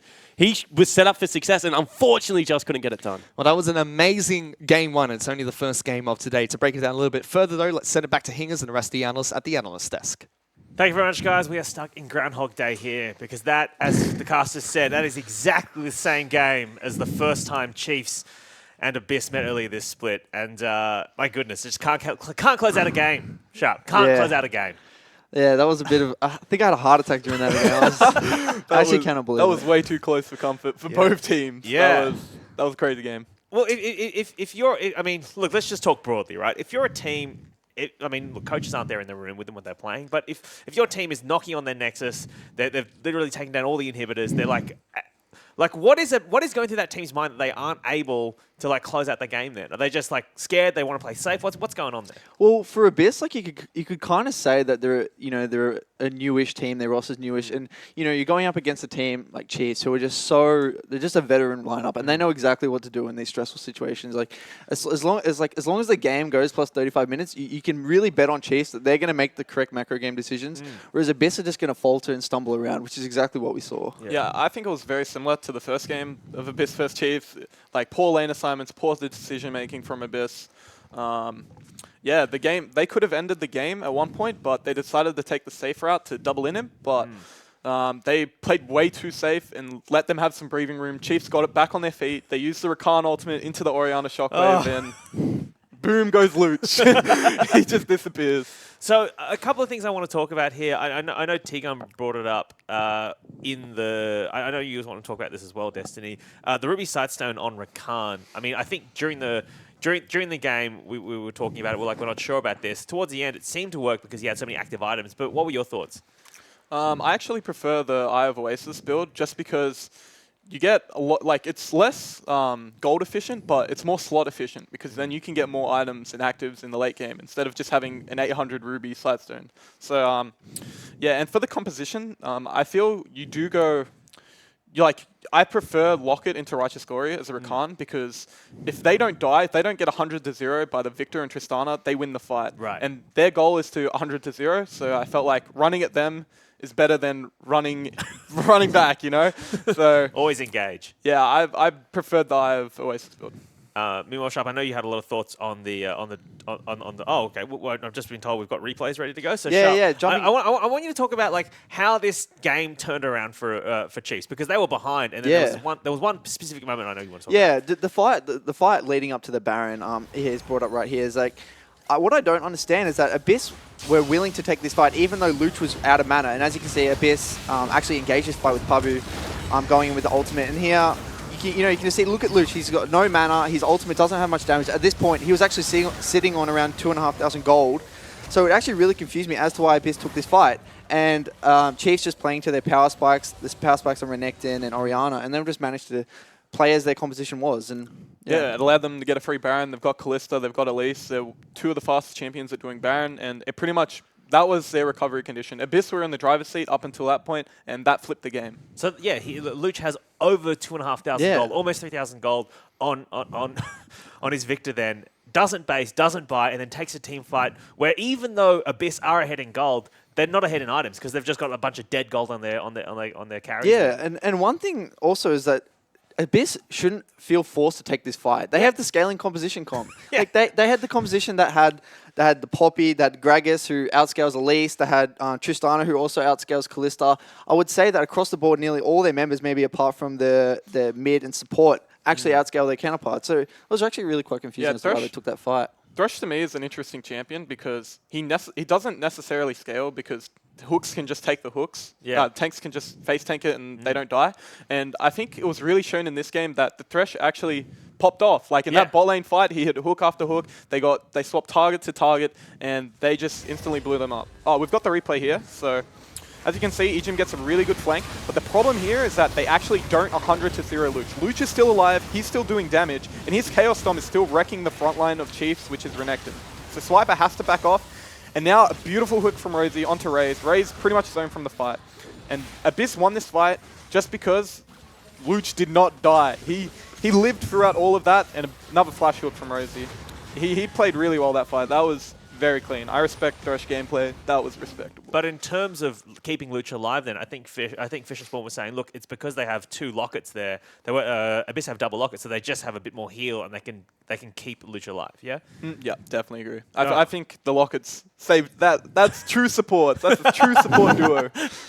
True support team. Yeah. The final thing I want to talk about with you, Destiny, is this dragon fight because again it swings back. So we see Abyss take that fight, but then with this one, I mean. Even though Pabu's able to get a great flank, it doesn't go right for them. Yeah, Ejim's actually, even though Poppy has a flank, Ejim has a flank, but he decides to hop over the wall, and now they just play front to back. Pabu, no one followed up to kill Orianna, and it's like the thing I was saying before, 100-0. They didn't kill Swiffer. Rakan hits a 4-man charm into the shockwave, and they just win the fight off this. And it was just really good team play and synergy between Ejim and Swiffer to hit that wombo combo up, and it's set their team up for success. Raze popped off, he could hit anyone he wants, and no one was threatening him. It kind of stems back to the draft. Like again, like what Spawn was touching on, like the Echo ban really quite confused me. Why they did not ban the Rakan? I got the inside scoop on this because even though the mics weren't working, I did ask Strack about this. He said, "Look, what we were trying to do with the Echo ban was we were trying to make ourselves safe if we went for this pocket pick, which they didn't end up doing anyway. So I don't know what that pocket pick was. Maybe it's I don't know what could it be. Maybe it's." Heimerdinger. I don't know. But again, like using that ban on the Echo really hurt them in the end because, you know, when you see a Callista in the draft, you automatically assume that, you know, Rakan, Alistair are the two that probably come to mind. But not taking getting that Rakan off the table really hurt them in the end. And it really did, especially throughout the late game. Rakan just completely outscaled Thresh. They managed to utilize the Orianna Rakan combo as well as Callista Rakan combo. Yeah, and it really did end up was probably one of the biggest factors why they lost those late game team fights. Yeah, completely agree. I think with Cassiopeia are up, Orianna are up, all these mid laners are up. Banning Echo, Swiffer isn't known to be an Echo player, so it doesn't really make much sense to me. And with Rakan and Alistair both being up, yeah, I felt like this was a pretty bad decision coming out from Abyss in the draft. It was kind of weird as well that, I mean, in terms of mid lane picks, it was weird that Swiffer didn't take the Cassio. I would have thought the Cassio, it's up. He's known to be a good player. He's known to like be one of the best Cassios on the server. I mean, it's weird he went for that. Didn't go for that and went for the Orianna, don't you think, Sharp? Well, like thinking about it more, Orianna would probably be better in the 1v1 if they wanted to play through mid. But given their composition, they've got the setup for Orianna. Yeah. They're able to utilize the ball with the ball carriers. They've got Rakan for the engage. And that follow-up with the Orianna ultimate really did work wonders. So you're back on the Orianna train. Well, you were never off, sorry. Yeah, I was never really off. You convinced me. Yeah. Sharp's biased, man. He's an Orianna player. Orianna, man. I love Orianna. Yeah, I think Cassiopeia could have worked. I felt both champions worked. It's just dependent on player comfort, and I think Swiffer's more comfortable in Orianna, and yeah, I think it showed that game. If they had Cassiopeia, it could have been a completely different game. You know, speaking as well of Swiffer, I don't want to highlight him too much, but do you feel like Chiefs was struggling early game because Swiffer was behind? Because they like to play through mid. They like to play, like we said, they like to play that spook Swiffer, 2v2 in the mid. But if Swiffer gets behind, I mean, what do they need to learn to play when Swiffer's behind? Yeah, historically, Chiefs have always played through mid, and I felt like what the biggest factor as to why Chiefs got in their position that they were in was that Elise Spooks wasn't able to get those early ganks off and wasn't able to get Swiffer in a good spot. And Seb actually being the one to get the first blood on Swiffer, if I recall correctly, really did hurt them. And it's actually quite uncharacteristic of Spooks, especially when he gets that Elise, because he usually does find ways to get those early kills. Yeah, I think Seb actually pathed, from that gank, that first blood gank was actually pretty smart, because Spooks saw him, and then he immediately went to the other side and went straight for the gank. And Swiffer went for a bad trade and didn't have Spooks hovering him, and it ended up working out really well for them. I mean, when you look at this, you see Callista doing a lot of damage. You see Orianna doing a lot of damage. I thought Luch would have done more damage, to be honest. I thought Luch was popping off, but I guess towards the end there, it's just Tristana. Yeah, Luch got caught a lot in the late game, so he couldn't really get his Chaos Storm down. He just got 100-0'd. He was in poor positioning. For the first fight, he didn't have Flash, but the second one he did, and he still died. So I think that's why the damage graph is a bit off for him. I do like to highlight Raze. He farmed very well that game. Like 500 CS he had or something. 500 CS in 44 minutes, so that's pretty respectable considering how many fights was going on that game. And even Big Swips, he was up a lot of CS. He was 200 CS. That's double flame Horizon. Double Flame Horizon. Have we seen that in the OPL before? The Double Flame Horizon? Well, I don't know. Raid versus Raze. I mean, Raid had a very good game, but he was behind Raze in CS, but I feel like he wasn't able to convert that lead into a lot of damage in these team fights. Oh, this is incorrect. I'm sorry, this graphic is incorrect. Raid does a lot of damage on this graph. I just like to say that, guys. I think there's a bit of a... there's been some formula mishaps in the backline of the graphics machine today, so we do apologize for that. We got the buffins working on it as we speak. So if you're Abyss then, I mean, do you just ban the Rakan this time around and hope for the best? Or... Well, yeah, it's a bit tricky because there was a lot of reasons as to why they actually got a decent draft in the end. You know, as you can see, they had the Poppy, which is actually decent. Not only decent into Renekton, it's actually quite good into Callista as well, and the Rakan. It's actually quite good counter. Just briefly break it down for people who are watching who may not know that. Explain to people why the Poppy is so good into. Yeah, so the Poppy W. I don't know the exact name of the Poppy W, but Everyone just calls it W. yeah, the Poppy just W. the W. Yeah, that circle actually stops Kalissa's auto attacks because it can't actually move. You can't move back and auto attack. And the Rakan as well. It's able to interrupt the E, the Rakan E, and W. So all throughout the game, Poppy, just a menace. Yeah, you actually saw Two-item menace. But yeah, the only thing that really struggled, that allowed, that kept Abyss struggling throughout the game was the fact that Poppy was just so far behind in the solo lane. I think he was, as we said before, around 200 CS behind, and that really hurt them in the late game. Yeah, I think it links to the other thing that I was saying before, how Abyss lane assignments weren't right. Yeah. Poppy, I don't know why she was that far behind in CS. Like he got a kill in bot lane when Elise ganked. When Seb ganked for him, he got a kill. So I don't know. It must be miscommunication or they're not on the same page. But that should definitely not happen. All right, we have a tweet that has come in. Hashtag IMOPL. At VexScream writes in, what do the desk and casters, what are their thoughts on the Urgot rework? Sharp, you're a former top laner in professional leagues. Would you be, now you're a coach, you gonna put chippies on the Urgot anytime soon?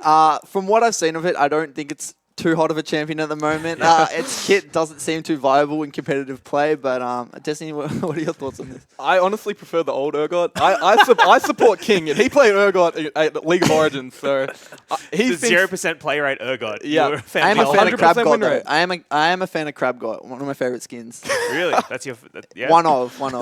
Yeah. All right, we also have a message in here from Twitch chat, so thank you for sending it in. This is from Legos Os, who writes in at OPL for Destiny and Sharp. What do you guys believe contributes to success outside of individual talent? Obviously, you are blessed on the Direwolves lineup with a lot of individual talent, but what factors contribute to success outside of that? I would say something that's extremely undervalued and not really spoken about is actually team cohesion in terms of being friends with your teammates, and this actually stems to in-game communication. If you guys are comfortable with each other and trust each other outside a game, that's actually going to go right into the game. The way you feel about your teammates and the way you communicate really does translate.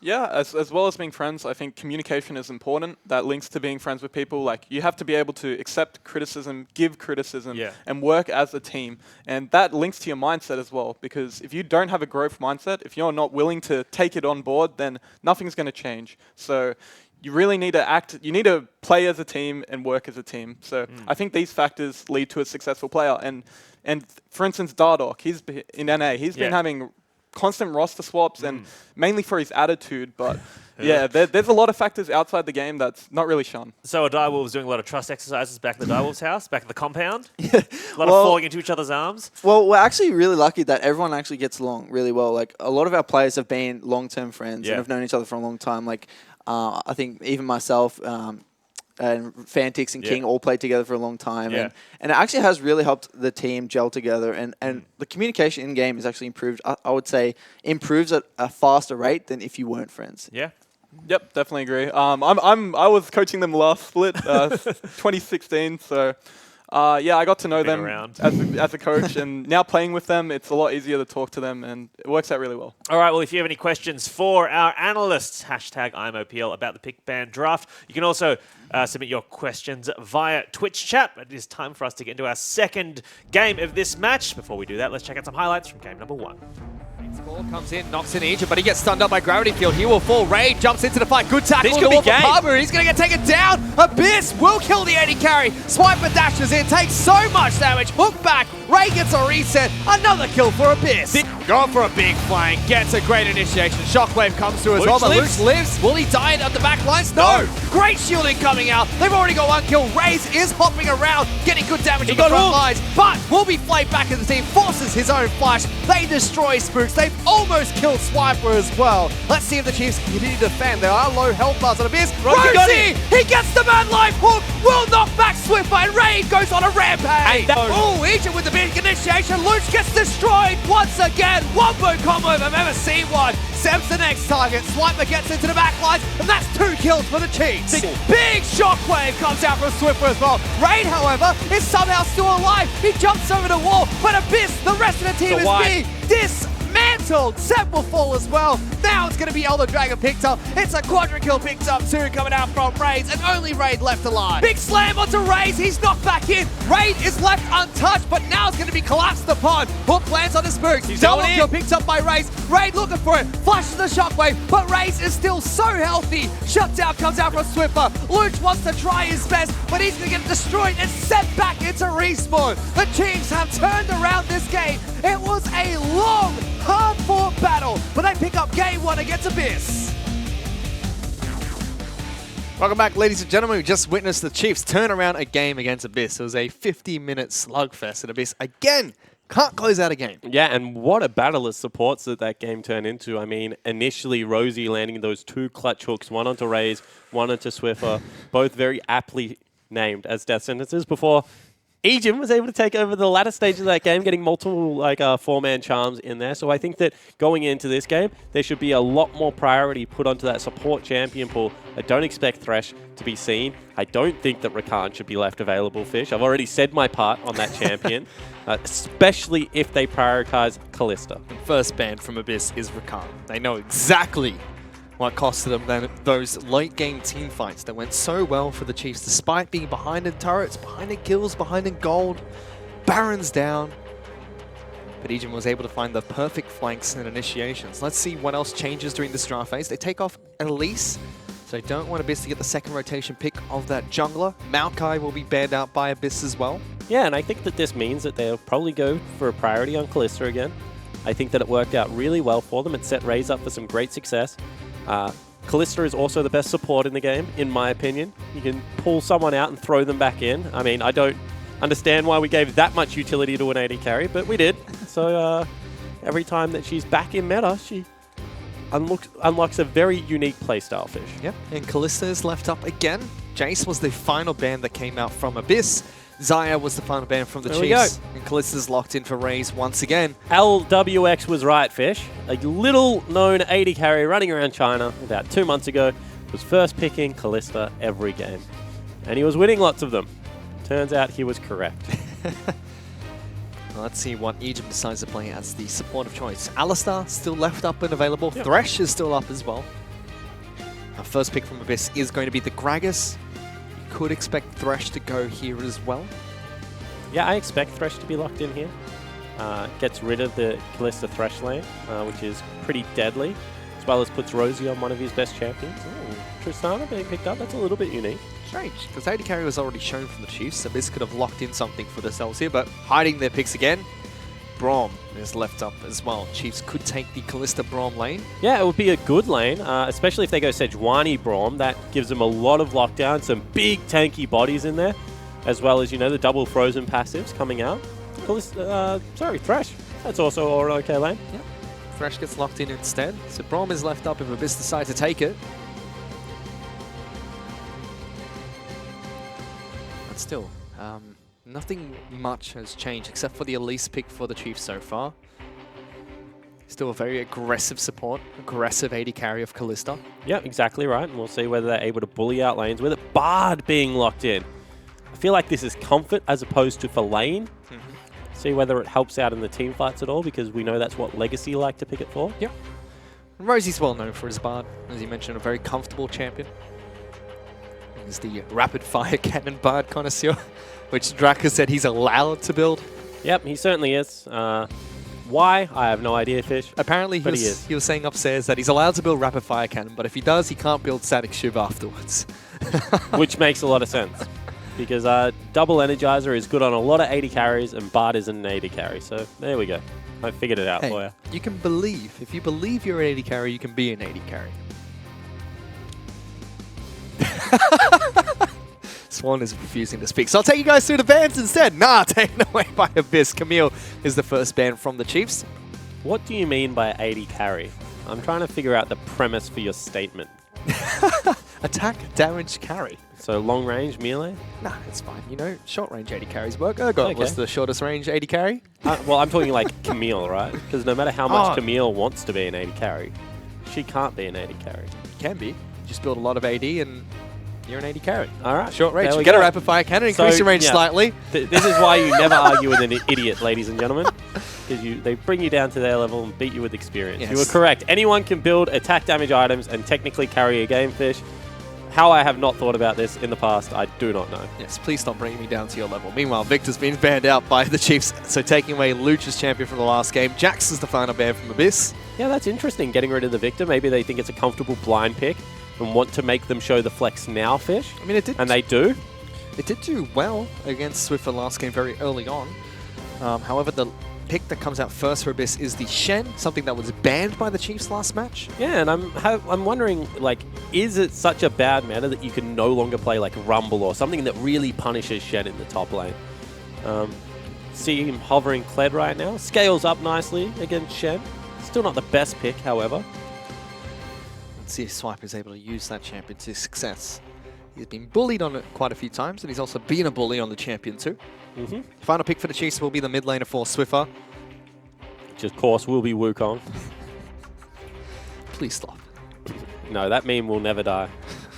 Until here, one of the champions that was not banned in this game gets picked up for Swiffer. So much more comfortable team composition for the Chiefs. Cassiopeia is still available for Luch. Doesn't have a bad lane matchup. In fact, has a good lane matchup. I spoke about it a lot last week. However, Ryoma was able to beat Swiffer out in that mid game by getting around the map. See whether they do go towards one of the traditional hard counters or whether they just take like Oriana. Kassadin, alright, cool. That's unique, but makes sense. You're locked in for Luch. Something that's commonly banned out against red side teams in the second draft phase. Not quite sure how well this lane matchup is for Kassadin though. I mean, he's just going to get shoved in. Swiffer's going to rush boots too, and Swiffer's going to try and kill everyone else on the map before Luch even gets a sniff. That's the way this is going to go. And if he doesn't succeed in that, Luch will be absolutely fine. If he does succeed, Luch won't have a team to stand around. The other big thing that's a worry is they don't have any wave clear, Fish. Maybe we will see Static Shiv rushed on Raid, or maybe Rosie, I don't know. See how wacky we get. But they are severely lacking in wave clear. Shen, no wave clear, going to be pushed in. Luch, no wave clear. That means that Spooks, even though he's on stage 1, he should have free access to topside jungle whenever he wants. And it should also unlock Ejim to be able to rotate around the map and try and make some plays. Yeah, it almost seems like it's going to force Palmer to pick up a Tiamat as early as possible to match the wave clear that Kled naturally has thanks to his kid Kassadin. However, he needs to kill people. Yeah, exactly right. It's going to be difficult. The way that Kassadin like nullifies the wave clear point is gets really farmed up in the laning phase, goes to a side lane, and then just shoves out the side lane. And if you're stronger than the other person, they just can't contest the wave. And therefore, you get to push. If you're not stronger than the other person, then you can't push and you can't contest, so then you die. The hard part about that is Kassadin has to get ahead of the other person, which is a tough task. Exactly right. And Talia is going to be able to push into him all laning phase long. Obviously has the AoE clear. Kassadin takes incidental damage off the back end of it. Sure, he does have that nullified by the fact that, you know, great passive, great anti-magic shield on the Q, but still getting there, getting shoved in, you know, up until level 9 is going to be difficult for Luch. Yep, certainly is. Let's see if Luch can pull this one off. Going from a control mage now to an assassin of Kassadin. Big swing in the team comp for Abyss. However, Chiefs sticking to their guns. For now, though, let's check in with the Chiefs coach, Jish. Thanks, guys. I'm here with Coach Jish. And tell me about that first game. Is that the standard Chiefs v Abyss plan you guys go into? Wanting that? I mean, yeah, 50-minute game. It's becoming a bit of a tradition that we just let Abyss win and then take the game back off them. But no, we sort of we picked like an early game composition around Lisa and Ekton, and then we had a few like bad moments in game and we just like slipped on comms, namely with Simon getting caught mid to that first gank. So it just sort of slowed down our play style a bit, and then we knew we had to try catch up, and then obviously like with the worst scaling comp, we just had to sort of get a little bit creative with how to come back into that game, but had full faith the whole time. So have you changed the mentality or anything going into this second game? Is there anything in particular you've told them, hey guys, like, you know, don't die early, don't get ganked? What was the advice in the team room? No, the advice in the team room was more sort of just like laughing and settling down a bit, because obviously like they're just like pumped full of adrenaline after that win. Yeah. So I think, we sort of actually had this plan coming in before already for Blue Side. So we just like tweaked a few things, knowing that they'd change their bans around. Rakan. Yeah, well, we knew that we wouldn't get Callisto or we wouldn't get Rakan. So we just changed around that, thinking less priority on Renekton and more priority on Thresh or something, just to get priority bot lane. All right. Well, thanks for speaking to us and best of luck in this second game. Thank you very much. There you go. So their early game team comp didn't work out, so they set up a late game team comp for the Chiefs. They're not really all that late game. I mean, when you have a look at it, Kassadin as well as Tristana still outscale their counterparts very well. However, what they do have is a big leash going through for Sam. Yeah. Didn't get the last small raptor though, but Did it? still hit level 2 here. Wonder if that gives him level 3 off the bottom lane camp, and whether they're going to use the cheesy gank again. Probably still will, however, just means it's a bit slower. Doesn't hit level 2 off the red. If he clears out all these Krugs, he should hit level 3. Let's see if they do go for the cheesy gank. But there are wards bottom side, so they can spot him out no matter what path he takes. I mean, that just means that Egypt needs to burn flash and initiate. So I don't think that that's going to really bother Spook. There we go, there's level 3. Ward about to expire. Ooh. See whether they know that it's there. He's waiting, so potentially knows. Obviously does know. Here we go. How good is his timing? Oh! Perfect. Nah, they saw him. Did spot it out, however. Yep. So, great from Has Abyss. been spotted out. Really nice from Abyss. Seb now has tempo advantage because Spooks has to recall. His Raptor camp won't reset. However, Seb doing blue buff in clear vision, so Chief should also know what's going on here. Spooks as well, losing a bit of experience from not getting the full Krug camp. It's not too devastating. I actually never clear full Krugs. As a jungler, never ever clear full Krugs. If you're a great AoE jungler, potentially, but I was watching Mike Young's stream, I think it was, and I was like, why is he not clearing Krugs? And then I went back and I had a look at what they gave you, as now Swiffer being ganked again. Day jump into game 1, so we've already taken a lot of damage. Seb's got a good flanking path here. Heal by the Seb over the rocks, he doesn't care. Swiffer even burning heal. He's wasting a lot of time, Fish, and getting rid of a lot of creeps. Going back through turret. Yeah, let's see if he flashes this one. Seb goes in, that's a flash. He's going to live. All right, cool. Swiffer is a genius. What? Is he going to live? Luch can flash for this. He does. Oh. First blood picked up by Luch. Big summoner spell usage there out of everyone on the Abyss lineup.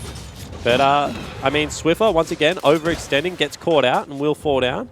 A kill over to the Casimir, especially when he has a little bit of wave control now, Fish, as well as a teleport to get back in, is certainly a bad news story for the Chiefs mid laner. Now they gank bottom lane. Seb's going to get hit by the hook, so he can't get behind Raze and Ejim. Good play from the Chief support. Certainly was. It was very nicely done. Top lane, Parbu had to burn flash. It wasn't even against a mounted Kled. Doesn't need Skull to swack people. Did have Spooks close by, so the outer pressure might have helped. Oh, for sure, but what can Kled do in this state? Be a menacing small creature. Yordle. Ejim still taking a lot of harass bottom lane. However, Swiffer, again, that's 2 games in a row he's died to a very early Seb gank. Certainly is. Maybe didn't expect it this time because you generally don't gank for Cassidy. You let him get pushed in. You can see again, Seb's going for this one more time. However, Spooks is here, so this is going to be the full-blown 2v2. Luch is a level up and low on mana. 2v2 does come in. Swiffer very low. One more attack will kill him, but they can't get it. Now Seb, he's going to be in trouble as well. Big trouble. He's going to get stunned up here. No flash available, and that's going to be an easy double kill picked up in the mid lane. Spooks took one. Not sure about that, Sammy. Although, maybe he gets back and gets an earlier Cinderhole. No, but that one certainly could have been left for Swiffer there. And a 2-kill advantage over onto the Talia would have certainly been great at this stage of the game. Oh, but now Spooks is 2 levels up over Seb. Yeah, all right, good point. We talk about jungle catch-up mechanics a lot, but still being able to not utilize catching up for a while. You need to hit camps to be able to get the catch-up, and he just lost his biggest camp, Fish. Let's see what he can do. Spooks now level 5, even with solo laners. He's the highest gold on his team. All around the map, everyone from the Chiefs doing incredibly well. He's gone back to base, picks up his Barmy Cinder. Seb's got that too, but has not upgraded his Talisman to the jungle item. Look where Seb is, now deep into Spook's jungle. Yeah, but, I mean, stealing Raptors is great and all, but you generally expect all the Raptors there, Fish. That's a level 1 Raptor camp as well. Now he's being cut off. Ooh, no. Round 2. Let's see if Swiffer can get the shove back. Ah, misses it. That was actually really nice from Seb. He just paths a little bit to the side, make sure he's not going to get caught there. As we can see, Parbu doing absolutely fine in this lane right now. Spooks is going to contest for this Wolf camp. Yeah, he can. The bottom lane did go back, so he's got a little bit of time. See whether he can actually contest hard. Ejim's coming over to help him out. Let's it reset. Oof, get some damage on Seb. Charge there, wants the stun. We'll be able to get it too. Needs to auto attack for the burst of damage, didn't get it. Here comes Rosie. Hook does land on the Seb though. It's a level 3 jungle. Everyone is here. Raid will jump in, but great Dark Passage gets Spooks back to safety, and that's just going to delay Seb even further. I feel like I'm honestly going through puberty on a cast. My voice just will not work today. I'm sorry for everyone watching the stream. Get right, Benji. It's his time to shine. I just honestly can't speak. Get Ejim in here after this game. Swiffer's going to make his way towards top side of the map. Decides to put a ward down over Seb's camp. Still level 4 on the Gragas and very low on mana. He will get spotted out, but this game is going exactly how the Chiefs would like it to. Yeah, it certainly is. I mean, the Chiefs are just continually to put a little bit of pressure out. Seb now, Luke now, because he has that level advantage, is looking to play a little bit more aggressive, but Swiffer still has the shove in the lane, as you can see. Those are across the other side, although now Luch has the kill threat that we were speaking about. So Swiffer can't shove right into the turret. He has to wait for the wave to bounce almost. Bottom lane's going well again for Chiefs, Raze and Egypt. Yeah, going really well. And they were the ones that got ganked. That's a little bit confusing, Fish. Ooh, Hook goes wide, but Raze gets so many spears thrown his raid. And they're going to invade on the blue buff now because of how heavily they were trading. See whether Spooks does it quickly enough. He's level 6 to level 4. Here comes Seb. Collapse is here, but the Chiefs should be very happy to fight this one. There's no way that Seb can actually outsmite. No, he can outsmite because he has smite and Spooks doesn't. There you go. So he gets a blue buff for himself, ticks level 5. However, denies it from Cassidy, which is always nice. Certainly a big deal. Cassidy, however, doing fine in this mid lane. Top lane going absolutely fine as well for Pabu. So it's only really the bottom lane where they're down 20 CS Fish. Actually, top lane, they're down a fair amount of CS as well. That's a big wave crashing. Swiper should be able to pick up majority. He's got his Tiamat to the Barmy Cinder for Pabu. So he's slightly ahead of the Shen at the moment, but Global Pressure is always available for Pabu. He'll have his teleport up shortly as well. Interesting that we're seeing Barmy Cinder rush out of Pabu and not the Tiamat. Something for the more traditional tank wave clear route. Yep. Let's see if it pays off. Blue buff's going to be donated over towards Swiffer. Seb continues his counter jungle. There you go. Jungle catch-up mechanics right there. Broken. Right back to level 6 after being 2 levels down for the longest time. You've been down for too long. Give us everything. He's got him behind the Chief's bottom lane, though. No wards have spotted him out. If he walks any closer, he will be spotted out by the Tri-Brush ward, but they're backing off. Yes, still level 6. Oh, here we go. Raze is going to be forced to stop his recall, but there is... Oh, that's bad. Everything. That's really bad. And Raze just flashes onto a Dark Passage. Doesn't even Pabu's flash, walks onto it. If he doesn't, he's going to lose the turret. That's actually a disaster. I'm not quite sure what the decision-making from Abyss was there. It was, we're going to kill their bottom lane. Didn't work. No, it didn't. So I understand, like, but we're talking about two different things now. You're saying you don't understand the decision-making. I understand the decision-making. Their execution just sucks. Oh boy, so now Flash being burnt on Seb. Standing United down for Shen. They still have 4 members bottom lane, and it looks like they're going for a turret trade as we get into a pause of this match. But the Chiefs were winning very heavily in the turret trade. Yes. Maybe Tristana Satchel will be able to catch them up a little bit. But you have to think that Cled's W also pretty good against turrets. So we'll see whether it does work out for them. That man on your screen, good avoidance of the gank there. Pabu burnt his teleport to come down. Also, sick hair do. Yeah, still looks Big like fan of Slim the Shady. blonde. I should get my hair like that. Your hair is like that. Ah, there we go, Fish. Who would have thought? 2 Slim Shadies. WTF. No, I'm a Targaryen. Mine's more silver than it is white. Oh boy. And Spooks is able to help out Swiper on the top side of the map. They did win. Turret. They just trade. They're going to continue pushing top side, so they'll shove that in. They have ping to go towards Rift Herald. This mid lane still getting the upper end of the trades against Swiffer, but he's finding slowly running out of mana. But he does have teleport if he wants to go back. Swiffer hasn't used his ultimate yet. Has been a very lane-focused Celia. So there was a brief pause there, Spawn. Yep. There was a technical difficulty, but it's a unique one. Yep. Mr. Bryce Egan Paul, one of his keycaps fell off his keyboard. Oh, yeah, well, that'll do it. I mean, all right, that makes sense.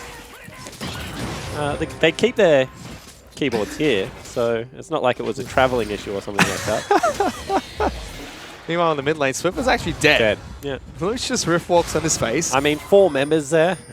All of them are part of the kill, so took him down with him, Fish. Not really. He's just 1-2-1. Unfortunately, a little bit greedy in where he was positioning in the lane. Fish. So there's a heal burn by Swiffer and a flash burn by Seb. Swiffer's been caught out by quite a few of these ganks. Not just in the match against Abyss, but also when they played Legacy. Carbon was catching him out a few times.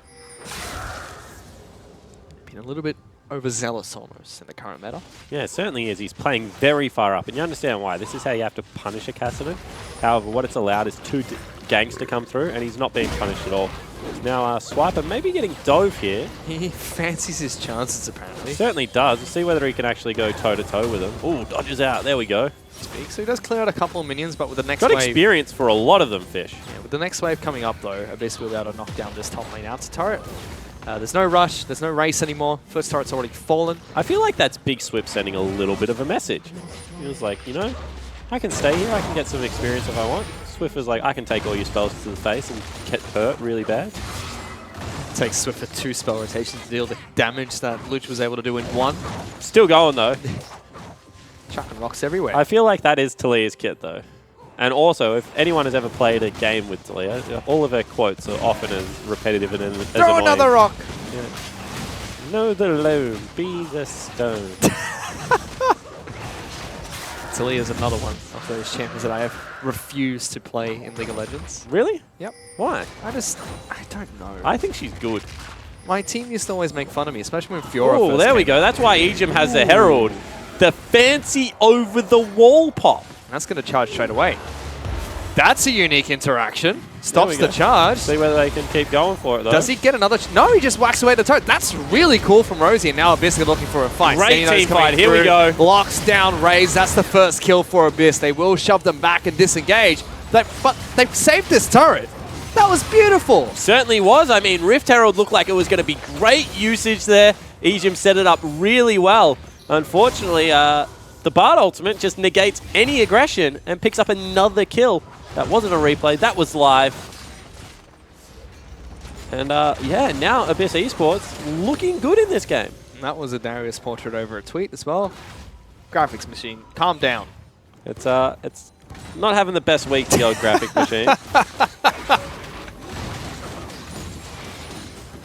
Raid's trying to clear out this wave against Swiffer, but he's almost killed himself doing so. Yeah, he certainly has. Swiffer, even though he's behind Luch, still should be able to take a 1v1 versus Raid, just because of how Talia's kit works and the persistent damage. As long as there's enough ground for her to throw multiple stones from Fish. So that's kind of stopped the bleeding for Abyss. They're 1,000 gold behind the Chiefs still. Yeah, they were kind of getting one objective and losing 2 until that one, in which case they traded 1 for 1 as well as a kill. I mean, Dragon went down, but it was only in air, so who cares? But Turret still will fall mid lane, so the Chiefs still have their nice early game lead. It's about 2,000 gold. Swiffer close to getting his Banshee's Veil. I still don't know whether he's going to be all right against Luch in a side lane, even with the Banshees. But currently it's Swiper against Luch, and I think he does absolutely fine, and Swiffer should do fine against Parvu as well. Yep, I like that line assignment for the Chiefs. I do not like it for Abyss, which is probably why they're swapping. See what they do. Swiffer's now going to try and pick up his own blue buff. Pull an O special and reset it. Thankfully does not. Ejim, goes fishing. Catches absolutely nothing. That's why I hate fishing. Because you catch nothing? Well, no, because there's a chance you catch nothing, you nincompoop. Meanwhile, they're trying to engage on the Spooks here. They're able to lock him now, but Seb whiffs the ultimate. Raze is in big trouble here. He sidesteps the ultimate, gets a big movement speed boost from Blade of the Ruined King. Luch is still hunting him down, and so is the rest of Abyss. Here comes Swiffer trying to collapse. Raze is out. Will he flash over him? Does. Pops the ultimate, gets a kill, jumps back out. Parbu, however, on the back lines of this fight, gets Ignite and will fall to Ejim. Now Swiffer builds a wall and tries to make Abyss pay for it. Once again, a big shove back. Hook is on. Rosie falls. Swiper's going to get his mount back up. Luch is forced to flash away. And all of a sudden, the Chiefs win that team fight somehow. And I thought that when Swiffer took that wall into 4 members again, that it was going to be a repeat of the team fight versus Legacy. However, he does manage to survive this one, Fish. And it means that his team comes out ahead. But it's a 3,000 gold lead as well. He really uses that Talia wall as if it's an offensive spell that does damage, doesn't he? If I hit them with these... That actually makes sense. If you hit them with those rocks, that should hurt. If you hit them with yourself, it should hurt as well. He just throws himself at them. As we see here, Ray's really nice footwork. Gets the nice slow from Blade of the Ruined King. Yeah. Starts hopping back. And then Ejim and the other members of the Chiefs do something really cool here. They occupy the tanks for the longest time. They just keep tying them down. Pabu gets pulled out of that portal and will eventually fall. And I think that that's what's turned it, because all of a sudden they're fighting on top of each other. Means that Swiffer's doing a ton of damage right now to the whole team. Luckily enough for Abyss Esports, Rosie was able to get that portal up before he fell down. But a unique team fight, but the Chiefs do come out ahead. Yeah, Reyes has fallen down twice so far, but his positioning in these fights have been really good. Dodging the Bard ultimate, getting away from Luch as fast as he possibly could, making sure he was the only casualty in that fight. Yeah, you can run, you can hide, but unfortunately Cassinan will eventually catch you because he is just incredibly quick. Quicker than Usain Bolt, who unfortunately finished third today in the World Championship, 100-meter sprint. Spoiler alert for those that aren't watching. Wait, you're supposed to say spoiler alert beforehand. All right, yeah. Spoiled. Spoiled alert from James Monteberry. So I didn't even know that. I saw he was trending on Twitter today. I thought he ran one again. No. Gatlin won. No longer fastest. I think both members of Team USA actually beat him, as Spook's able to grab that one. Miss smites, but grabs it with the flail. That really is sending a message.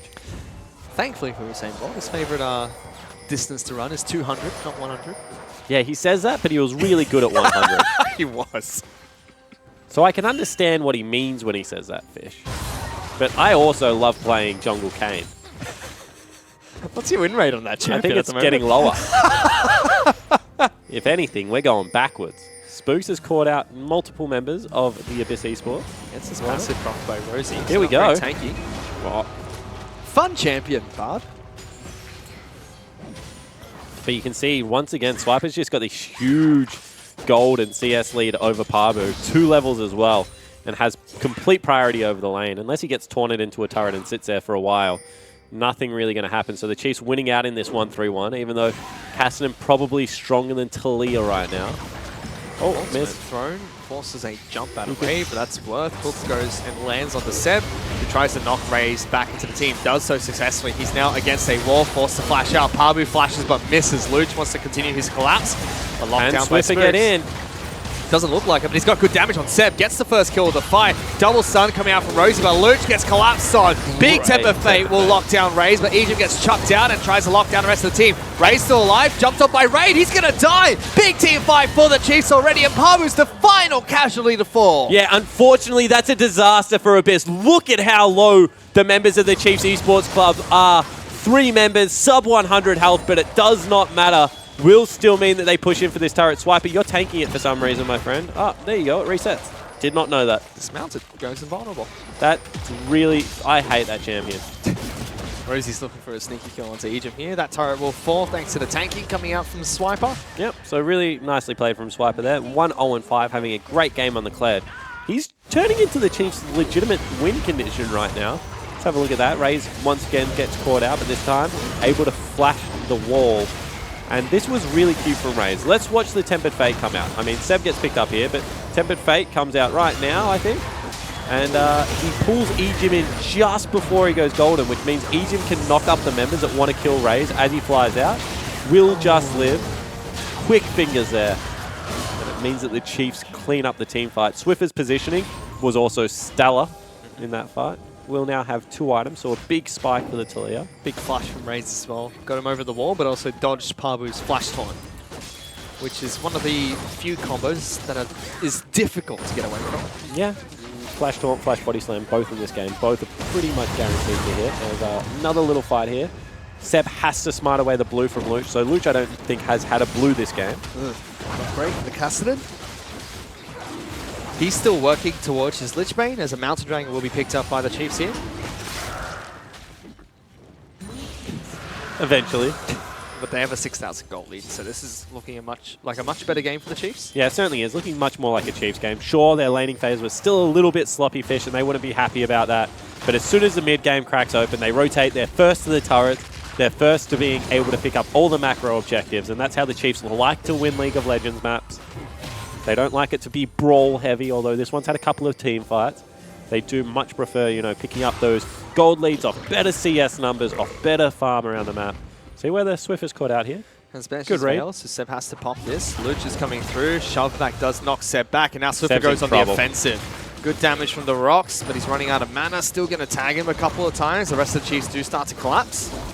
So great play from Swiffer. Gets himself out of that gank. Yeah, exactly right. Turns around some aggressive as well. And now you can see that all of a sudden, Kled looking for maybe a gank. Doesn't get one.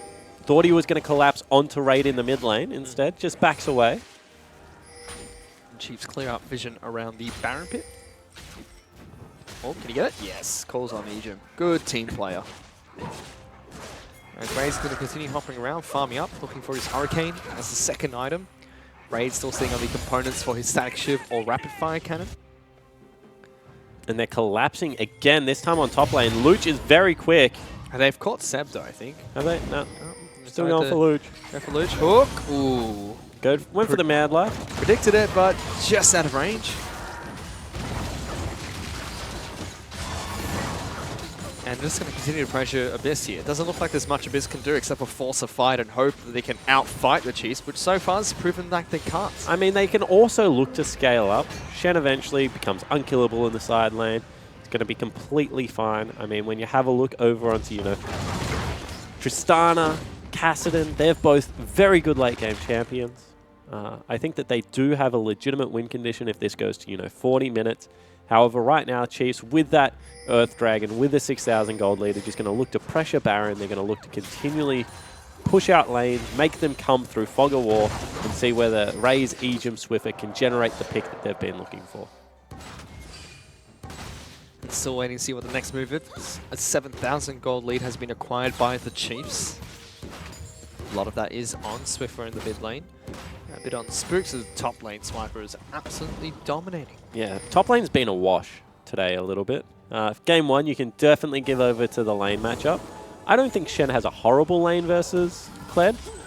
But in saying that, Swiper got some kills in the team fight. And that's why Shen doesn't have a horrible lane. As soon as the W is activated by Kled, he just pops down the dodge field, and that's negated. Yeah, exactly right. It's where all the damage comes from. See, go aggressive here. They've both got the exact same plan, Fish. Both mid laners are coming. Just going to see Pabu get good damage first onto Swiper. Luch now the 80 carry is rotating across as well. So, similar idea from both. Double teleport on one, global and teleport on the other. Poor Swiper. He just wanted to go home. Swiffer says no.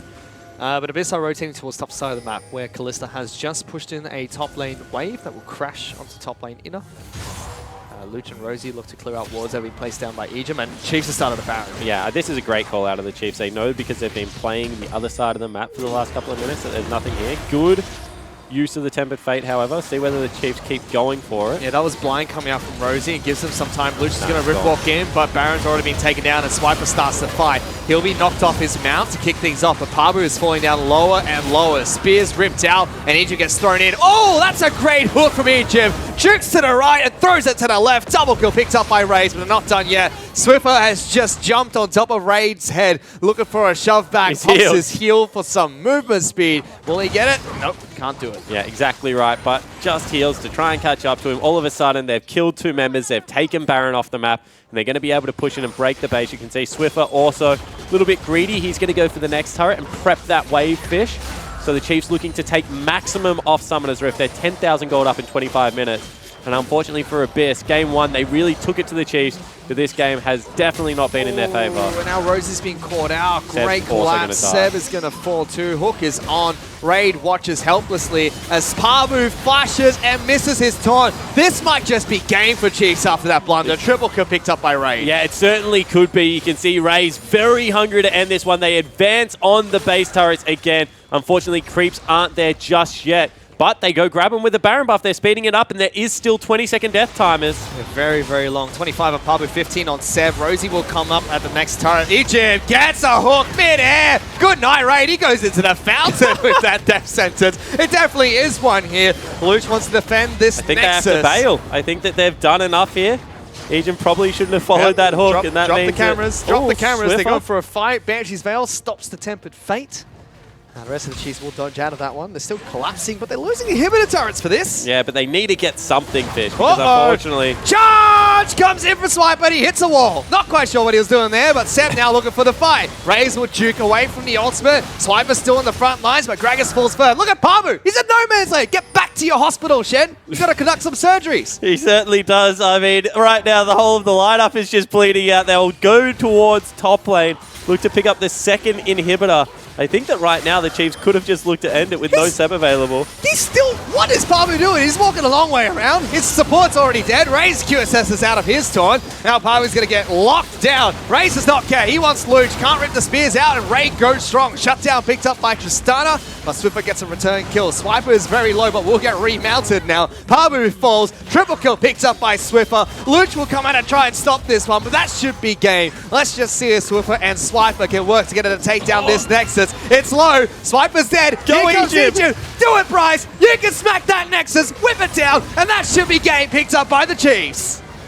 A much better Game 2 performance for the Chiefs. A little bit sloppy in the end, Fish, but they do grab themselves a 27-minute victory. They come in, they grab all 3 points. Abyss still with some good showings. Good Game 1, good early game in Game 2 to be able to pick up a couple of kills. But still looking pretty solid there for the Chiefs Esports Club. Yeah, I think their face says it all. You could have dubbed that last few team fights with the Benny Hill theme. Yep. But Chiefs do pick up the 2-0, which is what matters at the end of the day, and they can always go back to the drawing board and figure out what exactly went wrong in game number 1 and look towards what went right for game 2, because great game for the Chiefs, and Abyss, they're not going to be too happy. Yeah, they certainly won't be. I mean, they will look back on Game 1 and say, that was our game to lose. We should have been able to pick that one up for sure. Early Game 2, they also had some moments, but unfortunately that one did slip away when it got into very heavy macro map rotations. But I still think that Abyss, they're showing growth. Parbu on back-to-back tanks today, trying to play the team fight base. Luch with much better performances than what we saw at the start of this split. I think they're genuinely getting better. But you have to remember the run home for Abyss. Now only 2 weeks left. Yeah, Direwolves and Regicide. Oof, they have to play Direwolves and Regicide. The bookends of the OPL. And they're 4 points away from Sin. Yep. After this 2-0 loss. And on top of that, what makes matters worse is their OCS squad is looking to try and fight their way out of the OCS. If Abyss go into relegations, that will no longer be possible. Yeah, I don't know how that rule works. So I'll leave that up to league operators to actually inform people when it actually happens. But certainly is an interesting situation that Abyss find themselves in. Of course, if they win the 6th versus 7th match, none of that matters, Fish. Definitely it does not, but let's see if they can do just that, because things are looking up for Abyss, but a little bit too late almost. For now, let's send it back to the analyst desk. Thank you very much, gentlemen. Abyss unable to take that second game, and Chiefs looking much better in that one, Sharp. Yeah, Chiefs played their composition quite well this game. I think the bot lane actually they came through really quite well, and the Thresh hooks were pretty insane in that game. Yeah. Yep, Callista Thresh, very strong bot lane. I saw it at Rift Rivals, so I've dealt with it firsthand. But yeah, Thresh into bot I think is a very good matchup, because you can just hook him, and if he doesn't hog the war and he doesn't have anywhere the magical journey, he's pretty much just dies. So I really questioned Abyss's draft picking Bard into it. I would have preferred the Alistar, but it's Rosie, so Rosie just does what Rosie does. Wants. Yeah, well, we'll see more from in specific about Rosie's Bard in a second. But right now, let's throw it to Fish, who's standing by with Spooks for the interview. Hey guys, I'm here with the jungler from the Chiefs after their 2-0 victory over Abyss. Spooks, you guys had a very difficult game 1. It took you guys 50 minutes to come back into it with an early game team composition. What was going through your guys' head during that game? Yeah, look, honestly, I was like a little bit concerned when I pressed tab and like we were behind against Tristana Victor. But you know, I think we have the better team fighting team. So I was pretty confident Swiffer and Raze would be able to kind of out team fight their carries later, and they did. So you know, I wasn't too concerned, I guess. Well, you guys were able to pull that one back. You picked up the victory, and game number 2, it was a very decisive game to the Chiefs. Did you guys feel much better about that performance? Yeah, I think we cleaned up a couple of early mistakes. You know, sometimes we have a few issues listening to each other early game. We managed to clean that up, and you know, we had a clean early game, which is what we need against a team that we think we're a lot stronger than. And you know, the game was clean, so we're pretty happy. Yeah, so congratulations on your 2-0 against Abyss. But the last thing I wanted to ask, you're no longer picking up Rift Heralds. What the heck's going on there? Yeah, look, my team has lost absolute faith in me. Look, I think the Rift Herald is safe in the hands of Ejim, so you know, my Riftail career is just gone. Oh no! Well, congratulations to your 2-0 victory. Best of luck in the next week. We're gonna send it back to you guys at the desk. Is that the new meta? Support's picking up the Riftail. I know Jish has said publicly like the Chiefs think it actually is better to go on the supports. But what are your thoughts, Destiny, as a support player? It is better on support, but I feel bad for Spook's Riftail career. I hope to see it another day. Yeah. Well, before we went to the interview, we were talking about Bard into Thresh, and I know, Sharp, there was a particular Bard interaction with that Riftail that you were. If we can bring this together. So here you see the Riftail being spawned and the beautiful Tempered Fate by Rosie to deny the damage on the tower. I would say here, so now, once the hook was used from Ejim, this was a go sign for Abyss. They managed to get the sweet engage from the side with the Shen ultimate. Here, just beautiful follow-up.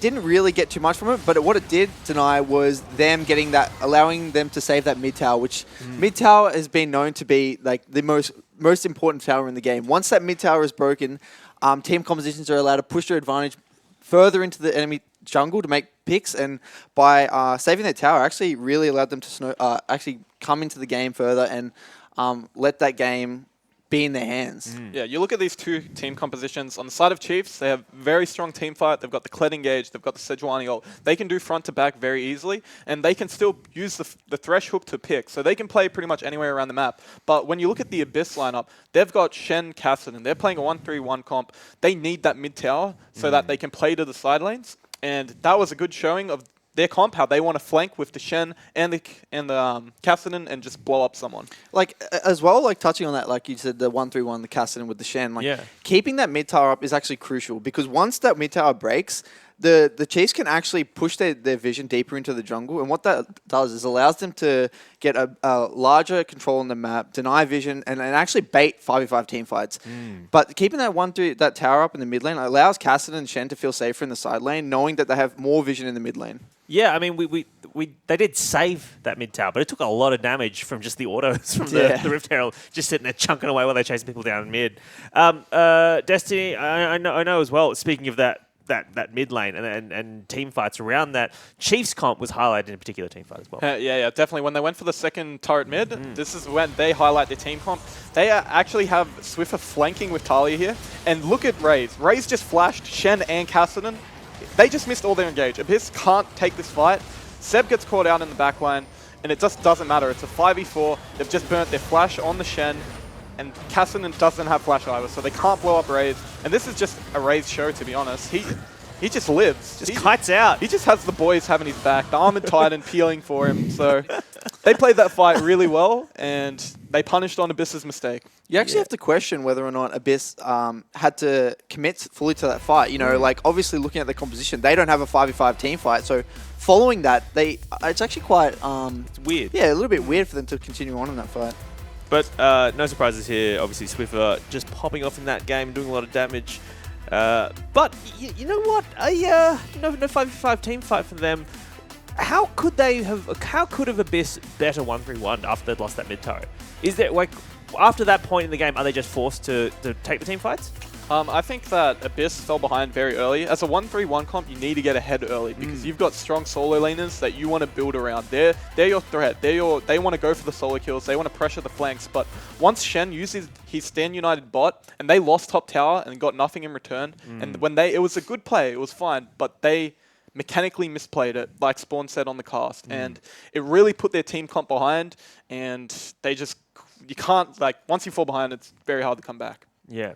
Yeah, like touching on that again, you really do rely on your solo laners getting those early advantages. And once Cassidy, I think after that, they lost that 2v2 mid. Yeah. Luch really started to fall behind, and Talia was able to just push constantly wave clear again and again, and then they just slowly denied vision and then forced team fights. And that really just showed that Chiefs knew how to implement the composition, and 1-3-1's historically quite a difficult composition to play.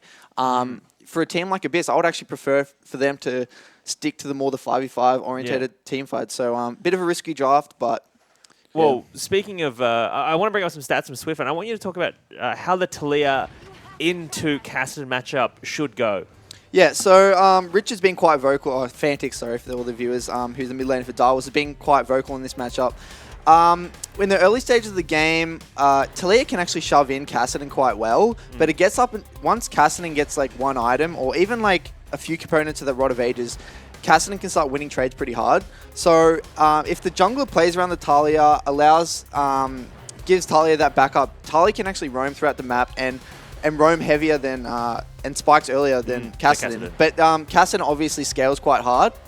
Yep. I think that the gank in mid lane, where the Chiefs got a double kill, really hurt that lane a lot. They killed Swiffer early, but then the return gank from Spooks gave them the 2-for-1, and it really put Swiffer's lane in a good position where he could roam to the side lanes and really impact the map. So moving it out a bit now and looking at the kind of the OPL league as a whole, sorry, the ladder as a whole now, Chiefs, after a 2-0 today, despite that dicey first game, are potentially still able to take first place. Abyss, however, they've got a little bit of rebuilding to do because there's twice now they've come close to taking games off the Chiefs, but have been unable to close them out. So Sharp, looking forward, I mean, do you see Abyss being able to get into that gauntlet spot over AV or Sin? Yeah, it's looking pretty grim for them. Like, they have to verse us next week, which is, sad to say, but they're not going to take us out. Yeah, and I don't know, what's their final game? I think after that they play TM, I think, in the final week. Yeah, it's not really looking good for them. But, I think right now they should be thinking about... Sorry, I apologize. They play Regicide in the final week. So they can get some... They might be able to pick up some points. Yeah, might be able to pick up some points, but really they should be looking to review these games and really think about what they've done throughout the split and how can they recoup and figure out what they need to do in order to have a better time next year in the next split. For me, Abyss made the same mistakes that they did in the first set against the Chiefs, where they just aren't playing the map right, and obviously they don't have a leader in their team that is willing to help them out here and there. They made constant bad decisions, constant bad lane assignments, and yeah, after a split, they really should be fixing up on these problems if they really want to meet the top 5 and have contention in the gauntlet. So I think for them now, they should refocus and look for next year.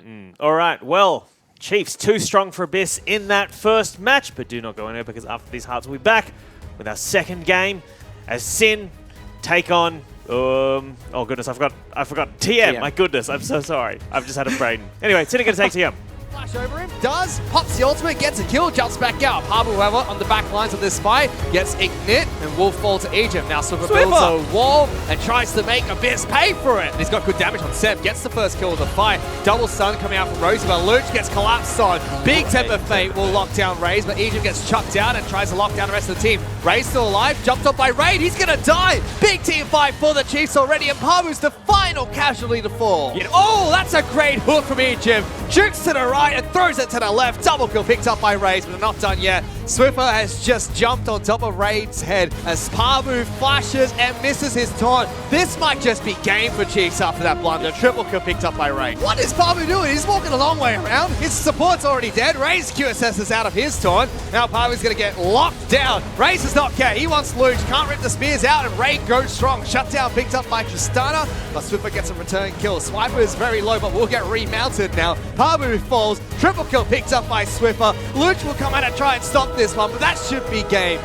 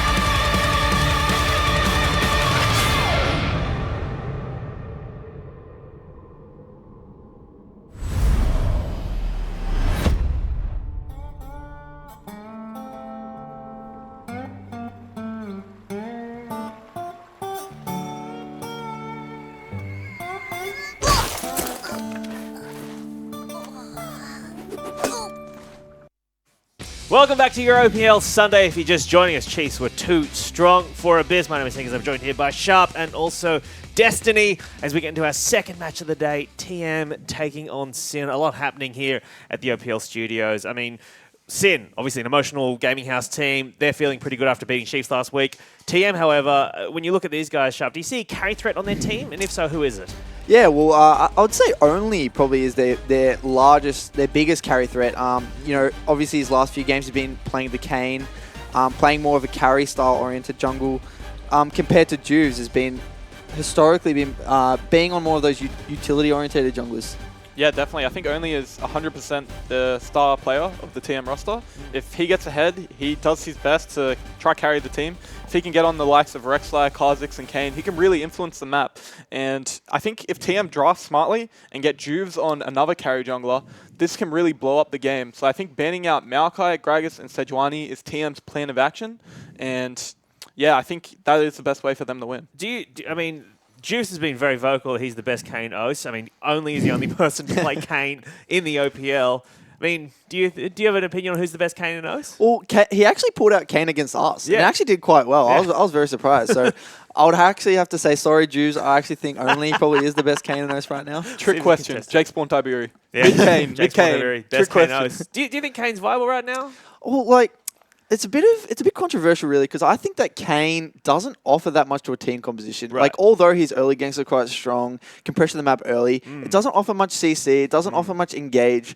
It's a bit awkward to draft around, but in saying that, if you can utilize those early gank paths, like going through walls, yeah, it really can be effective. Yeah, I agree with Sharp here. I feel like he doesn't offer much to a team besides his ganks. His ganking paths are very unique, that he can go through a wall and then just randomly appear and do some spinny circle thingy and do some damage to you. So yeah, no, I freak out. Every time I see Kane in solo queue, I just freak out because he goes inside me and I'm like, I'll just run out of tower and kill him. And then he's just got all his health balance. And then there's just a black dot in your It's head. too You're much, like, yeah. Freaking out. I think another contested matchup in this matchup, TM versus Sin, is going to be in the top lane. We see Docker v Pradith. I mean, these are both the split pushing. Wow. Okay, so obviously Docker's the real split pushing threat because his kill participation is below 50%. Yeah. That's true split push. But actually, it's actually quite interesting to see that Pradith, his recent picks haven't been the split push orientated champions, unlike Docker on the side here, who's actually got Fiora and Renekton. So I think Pradith, I mean Tainted Mind, sorry, have been really struggling to adapt to the meta at the moment, and it looks like they've actually been putting Pradith more on those utility style top laners. Although, and Sin on the other hand, have actually been shifted previously from playing tanks like the Gragas on Dockler and putting on more of these champions like Renekton and Fiora. Yeah, TM have said that they had a pretty bad read on the meta previously in the past patches. So yeah, they're obviously putting Pradith on tanks and trying to play front to back and play more as a team and not as individuals. So I feel like moving forward, it is a good choice for them. And on the other hand, Dockler, I feel like he's really had a good showing in the OPL. From the beginning, he was like, just put on Gragas, just sit back and farm. But now I feel like they're willing to put him on the Jace, the Fiora, the Jarvan. They're willing to put him on the carry threats and really have an influence on the map. Well, moving throughout the rest of this map, I think mid lane is going to be quite interesting because you have in Sin's mid laner, Ryoma, one of the kind of hot young stars of Sin and the OPL. Meanwhile, Shock, a guy who's who's kind of, I think has kind of quite a small champion pool and as a result is getting target banned a lot. As a result, Sharp, you see him a lot on this Galio. Yeah, I think Galio does suit Shock as like within the team as well. Like he's quite a supportive style mid laner. Like he's known for his Zillion. Galio and Orianna, all like semi-utility type champions. So I think what this does, it actually allows Only to play more of carry threat type junglers. And then on the other hand, you got Roma, which is completely opposite, playing the Talia and the Corki, impacting the map as much as he possibly can because he's so mechanically gifted. Yeah, I think Shock has had a pretty rough split. His hero entrances on Galio haven't been used effectively, and he's been caught out a lot. While you look on the other side, we've got Ryoma. Ryoma is the superstar of Sin. He is a really good mid laner, up and coming, was the chief sub, now on the main roster, and he's improved a lot over the few OPL splits, and his Talia is a must ban, in my opinion. Even though we played against it, we wanted to push our own limits, but for other teams that play to win, I think you should ban that out. Absolutely. Another thing about Shock's Galio, if he plays again today, like you said, his ultis have been a bit misplaced, but also it feels like he's playing that out of necessity because they're like, look, if your champion pool isn't deep enough, we need to put you on something that's just not going to die, right? Maybe that's their thoughts, right? Just try not to die. But then he's not positioning himself as the tank in this tank meta, and I feel like as a result, TM's team fights are suffering.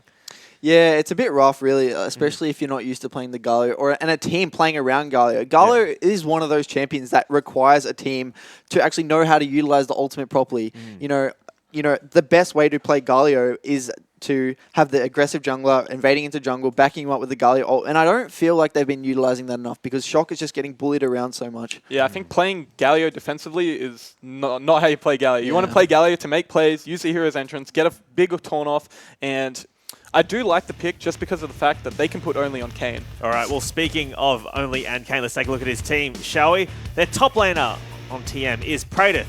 Their jungler is only. Their mid laner, who we spoke about, is Shock. Their AD carry is Low.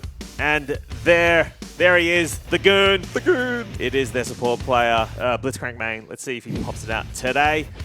And these guys, I mean, they're going into this, they're obviously the underdogs in this matchup. But you're saying before, potentially, if only can get on a carry threat, that's possibly their win condition. Yeah, if Cyclone manages to get a draft that's orientated towards the aggressive style junglers, getting Shock a reasonable matchup in which he can survive the early stages of the lane and scale into the late game with a double tank, possibly on Praedyth and Shock, who knows what could happen. Yeah, I think this is very reliant on TM influencing the map with T-Gun and only. I feel like they're the two playmakers that really need to show what their value is. Meanwhile, their opponents are Sin Gaming. Let's take a look at their lineup. Their top laner is Doppler. Their jungler and captain is Juves. Their mid laner is Ryoma. Their AD carry is FBI. And Rogue is their support player. I don't know if you guys saw the mic check, but there was some argument in the Sin mic check about whether dogs or cats were better. Juves, big fan of dogs. Rogue, big fan of cats. He was saying that he wants 8,000 cats in the Sin house. Everyone can have 30 cats, and all the cats are going to love him. It's big cat talk. Jake to Sin confirmed. Yeah. We got a roster swap on the way, guys. Check out my OPL animal tier list. Absolute cat. So let me get you guys' predictions before we get into this match. Sin versus TM. Who's going to win this one? Sharp. Although I'm pretty good mates with Cyclone. I really think that Sin will take this out 2-0. I do think that Cyclone will have some tricks up his sleeve. So yeah, although I just don't think it'll be enough. I do think Sin 2-0, but my heart says the Goon. T-Gun. Please win. Just win one. All right, let's take a look at your tips as well. opltips.com.au. And, as we bring it up, TM, 17% of people think they're going to take it. And is that 0%? No, it's 3.8%. So almost 4% of people think that the team can take this 2-0. Those are the true believers. Get out there, TM fans. Management. TM management. All the way in New Zealand. They are popping off. All right. Well, if you'd like to tweet at us your questions about the draft, #ImOPL or via Twitch chat. But for now, it is time for us to get into our first match of the day. And on the other side of this feature, we're going to be seeing a TriCast. Jake Spontiberia has gone home sick. He's upstairs right now watching the games. And we're going to be joined instead by E-Jim and Jish from the Victorious Chiefs, who've just taken it. But right now, earlier this week, we spoke to TM about their struggles more recently in this split. Let's see what they had to say.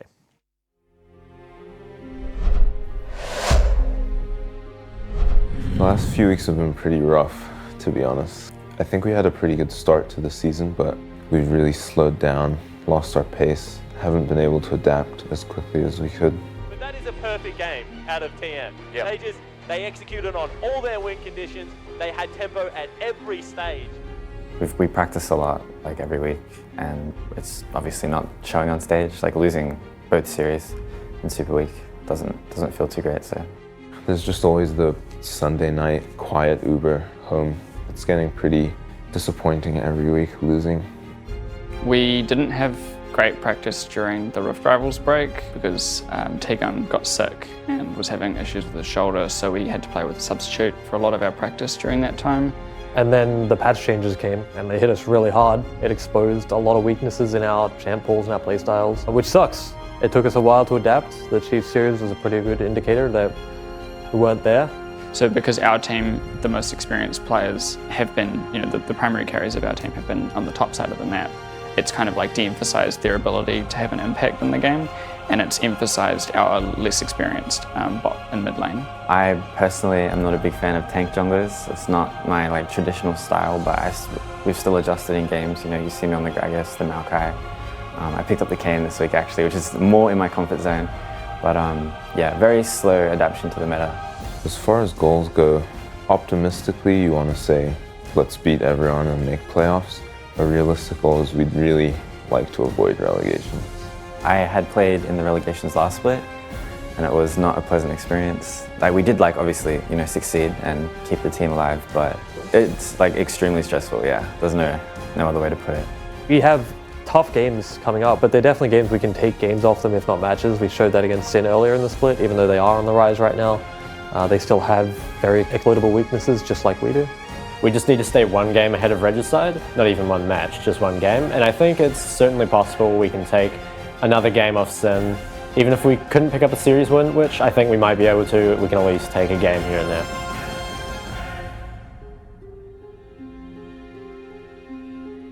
It'd be cool to win a series, right, obviously, but it's... I mean, I'm not going in counting the days since I last won a series. I'm not going in expecting to win one.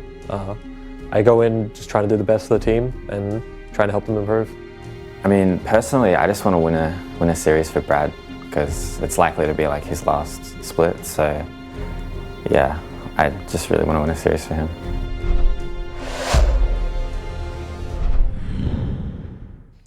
Welcome back, ladies and gentlemen. Jake Spontaberry has taken his final form of Bryce Paul as well as Josh Juscarlson. We're about to go into the second series of today. It's going to be TM taking on Sin, and a bit of a raise your quals for Tegan there. 1 year without a victory. That's a bit upsetting. I think I figured out the problem with Jake. He was just Chief Spawn, way too invested in our series from the sidelines. So got a bit emotional there in the first game and voice carked it, and off he trots. I'm not saying this on cast. He's brought us in to replace him, but as we get into the draft, here we go.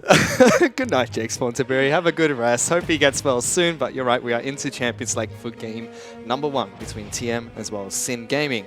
Last time these two teams faced off, TM were able to pick up, as Spawn said during that that interview piece there, nearly a perfect game. It pretty much was, except for a few kills going Sin's way, but that's all they got. A single game victory off Sin, and now TM desperately need a win to try and escape from relegations.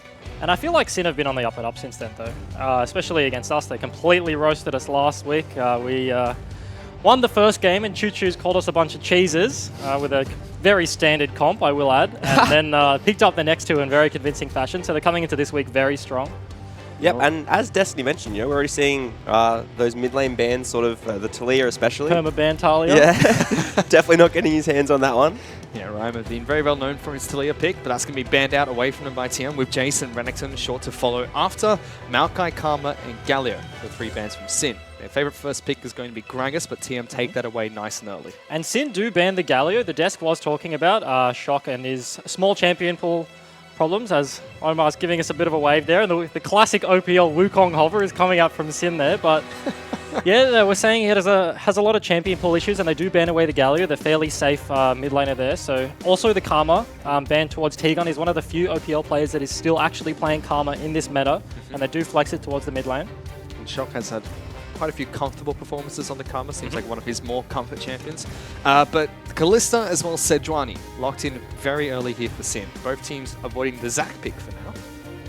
And honestly, this is already a fairly scary comp from Sin.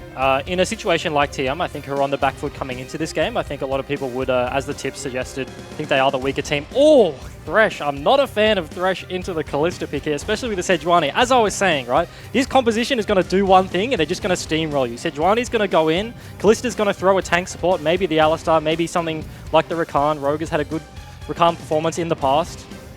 And something like the Thresh is not great into that, because you're the squissiest tank in bot lane. Yeah, and you kind of get pushed into that weird situation because you don't really want to give a team like Thresh Kalista. Yeah. But then when you take it, you also end up versing like, Thresh Rakan, Thresh Alistar or something. It's sort of there's like no really good answer there. But I think, yeah, if you're willing to sort of, like you do get the Tristana who's going to do well in the lane, and I guess you deny that. I don't know, like You can't really deny anything against the Callista Yeah, lane, so I guess you just pick for what you're comfortable on. I think the one positive side from this is that Thresh later into the game does serve really well in terms of repositioning a hypercarry like a Tristana. So if Low does get his build online, if he gets to 3-4 items potentially, he will be scaling up very well, and Thresh can facilitate him in that way. I mean, you guys just played this exact matchup, the Callista Rakan into the Thresh as well as Tristana, and the lane definitely looked like it went in Chief's favor most of the time. Not a lot happened. I think Rosie is a much more passive player than both the supports in these ones. I do think that Thresh early in the lane does have the upper hand on the Rakan, unless he has a Xayah, but that's not in this game, so T-Gun will look to abuse it, and I don't think Rosie did that in our matchup. No Xayah ban came out from either team, and neither team decided to pick it. Instead, it's going to be Na as well as Jarvan banned out by Sin, and Assassins banned out by TM so far. Zed hits the deck.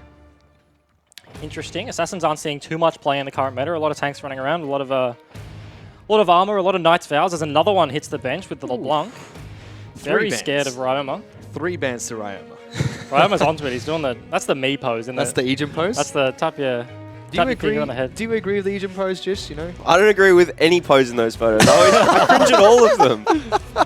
Well, the first pick coming out from Sin is going to be Shen. We saw this from Abyss in their last series. Didn't do too well for Pabu. Definitely has its upsides though. Like, I think that Shen has been slept on a little bit by Oceanic teams. We see him played, elsewhere. NALCS plays him a bit at the moment, and I think that with all these tank top laners coming back, he should see a little bit more light. Yeah, and he does. He's a very good negator of top matchups. He's very hard to dive. He can stay healthy in the matchups. Does fare well against the tanks, as Jish was saying. And in this comp, he's going to just be ulting Rogue on the Rakan right here.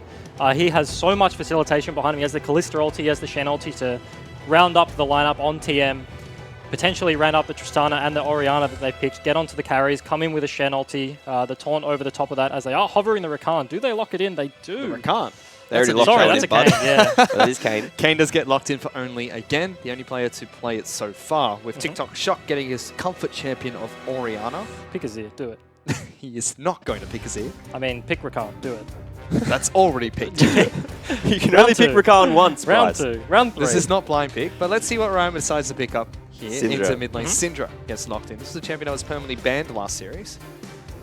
And one of Ryoma's more comfortable mid-lane champions. Yeah, and when they've taken away so many of his options, it's probably one of the last standing ones where he does feel he has a favorable, lane matchup into the Orianna. Especially if he has, like the CC ganking jungler to support him. You should see a little bit of pressure, I guess, around that, because it's really easy for them just to pile in, chain their CC and try to get an advantage through mid lane. And that combo just has so much CC. If you look at the top lane, they got Shen with the taunt. Sejuani has 19 CCs. Tristana. 19! Sorry, Syndra has the stun. Callista can throw around Rakan. Rakan has his ulti and his knock up in the W. That's a lot of CC. I don't like that one. As we see Shock with the answer cleanse. Yeah, Bryce is pretty good at, playing support, but his maths is not his strong suit. 19 CCs on Sejuani. Did I say 19? You said 19. Even 9 would be wrong. I reckon she's pushing 21 at this point. Like, that's that is a champion and a half. Actually a disaster, but Kane being picked up for only again. He's played it non-stop since it's been allowed in competitive play. We've seen it work successfully internationally, not only in the jungle but mid lane, but hasn't done too well for TM so far.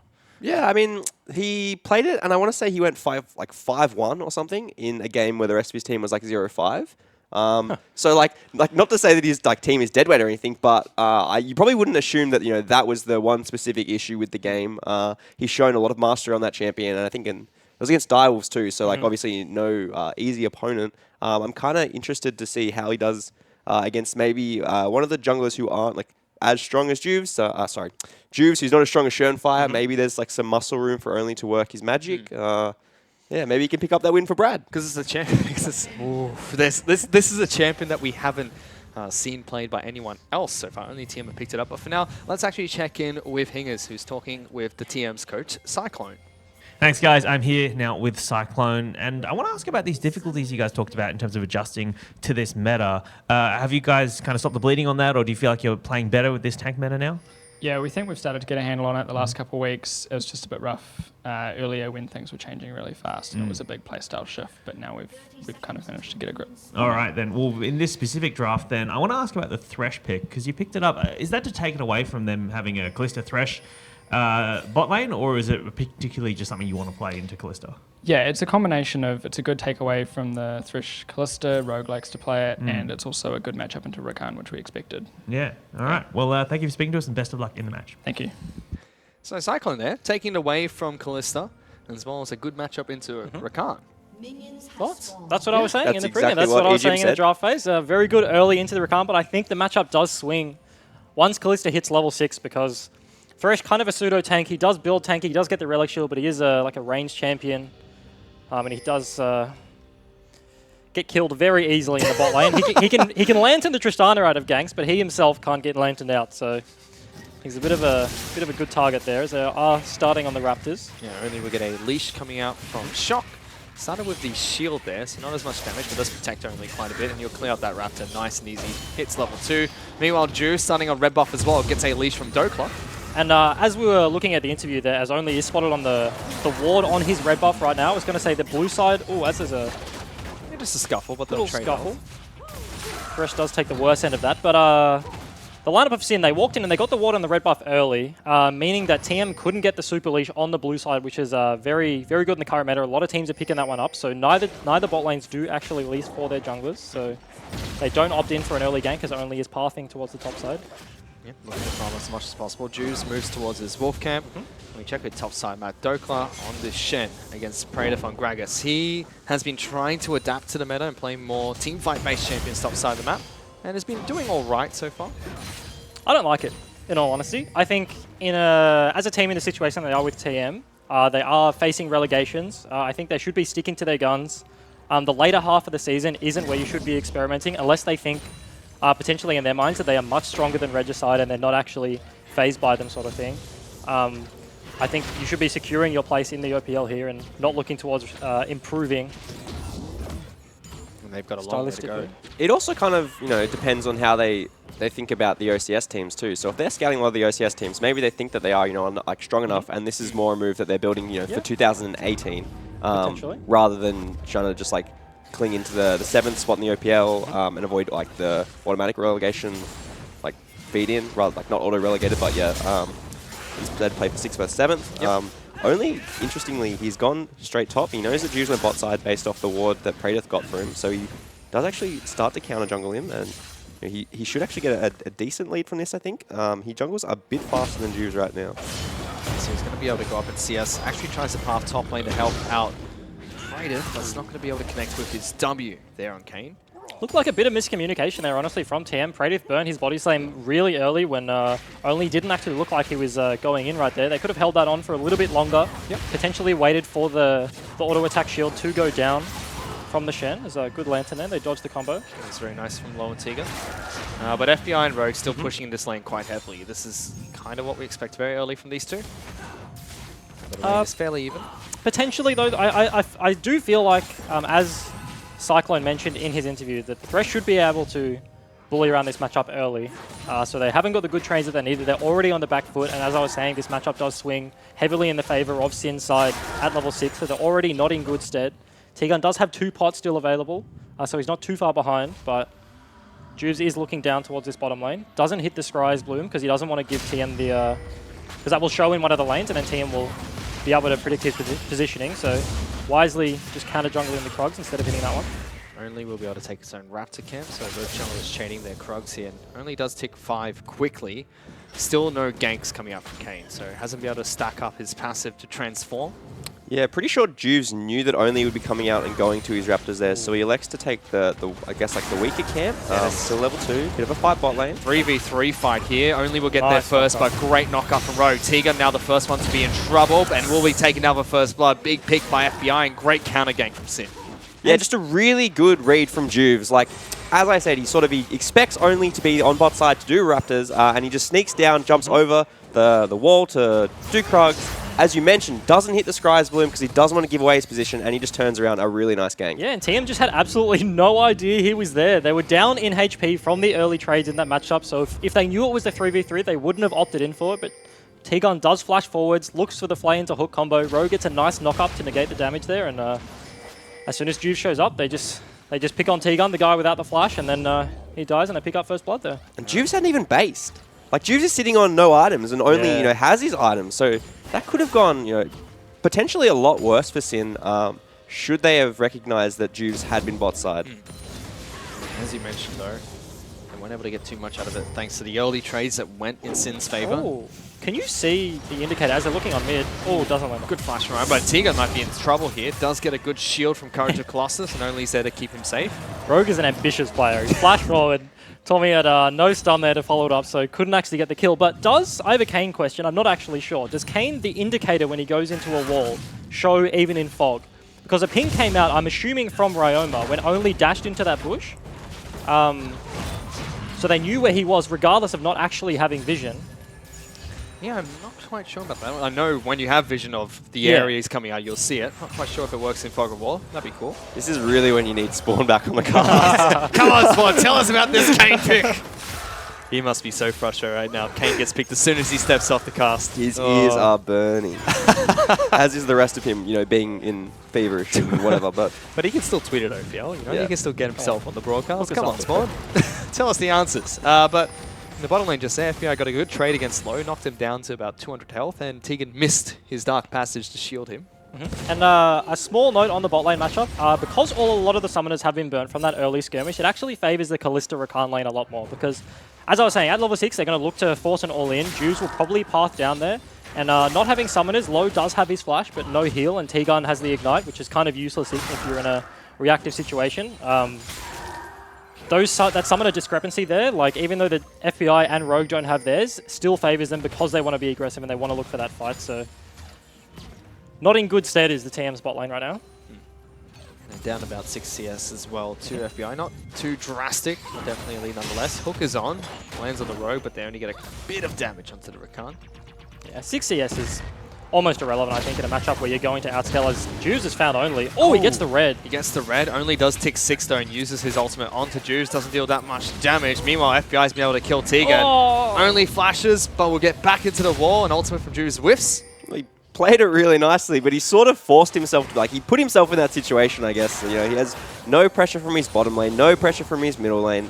Juves clearly has the timer on his camp, so yeah, just a dicey situation to be in, and as a result, we missed this one. There's that level 6 fight you're talking about, Bryce. Instant 6, still level 5 for Low as well as Tegan, and Sin's bottom lane stolen him. That's going to be first turret falling for Sin. Yeah, didn't even need Juves as he was preoccupied with only the jungle, so they still had the bot side control, and yeah, pick up an easy kill there. T-Gun, no flash, just dies, and solo gold to FBI on the Kalista, who already has 2 kills, so he's going to be very accelerated in this game.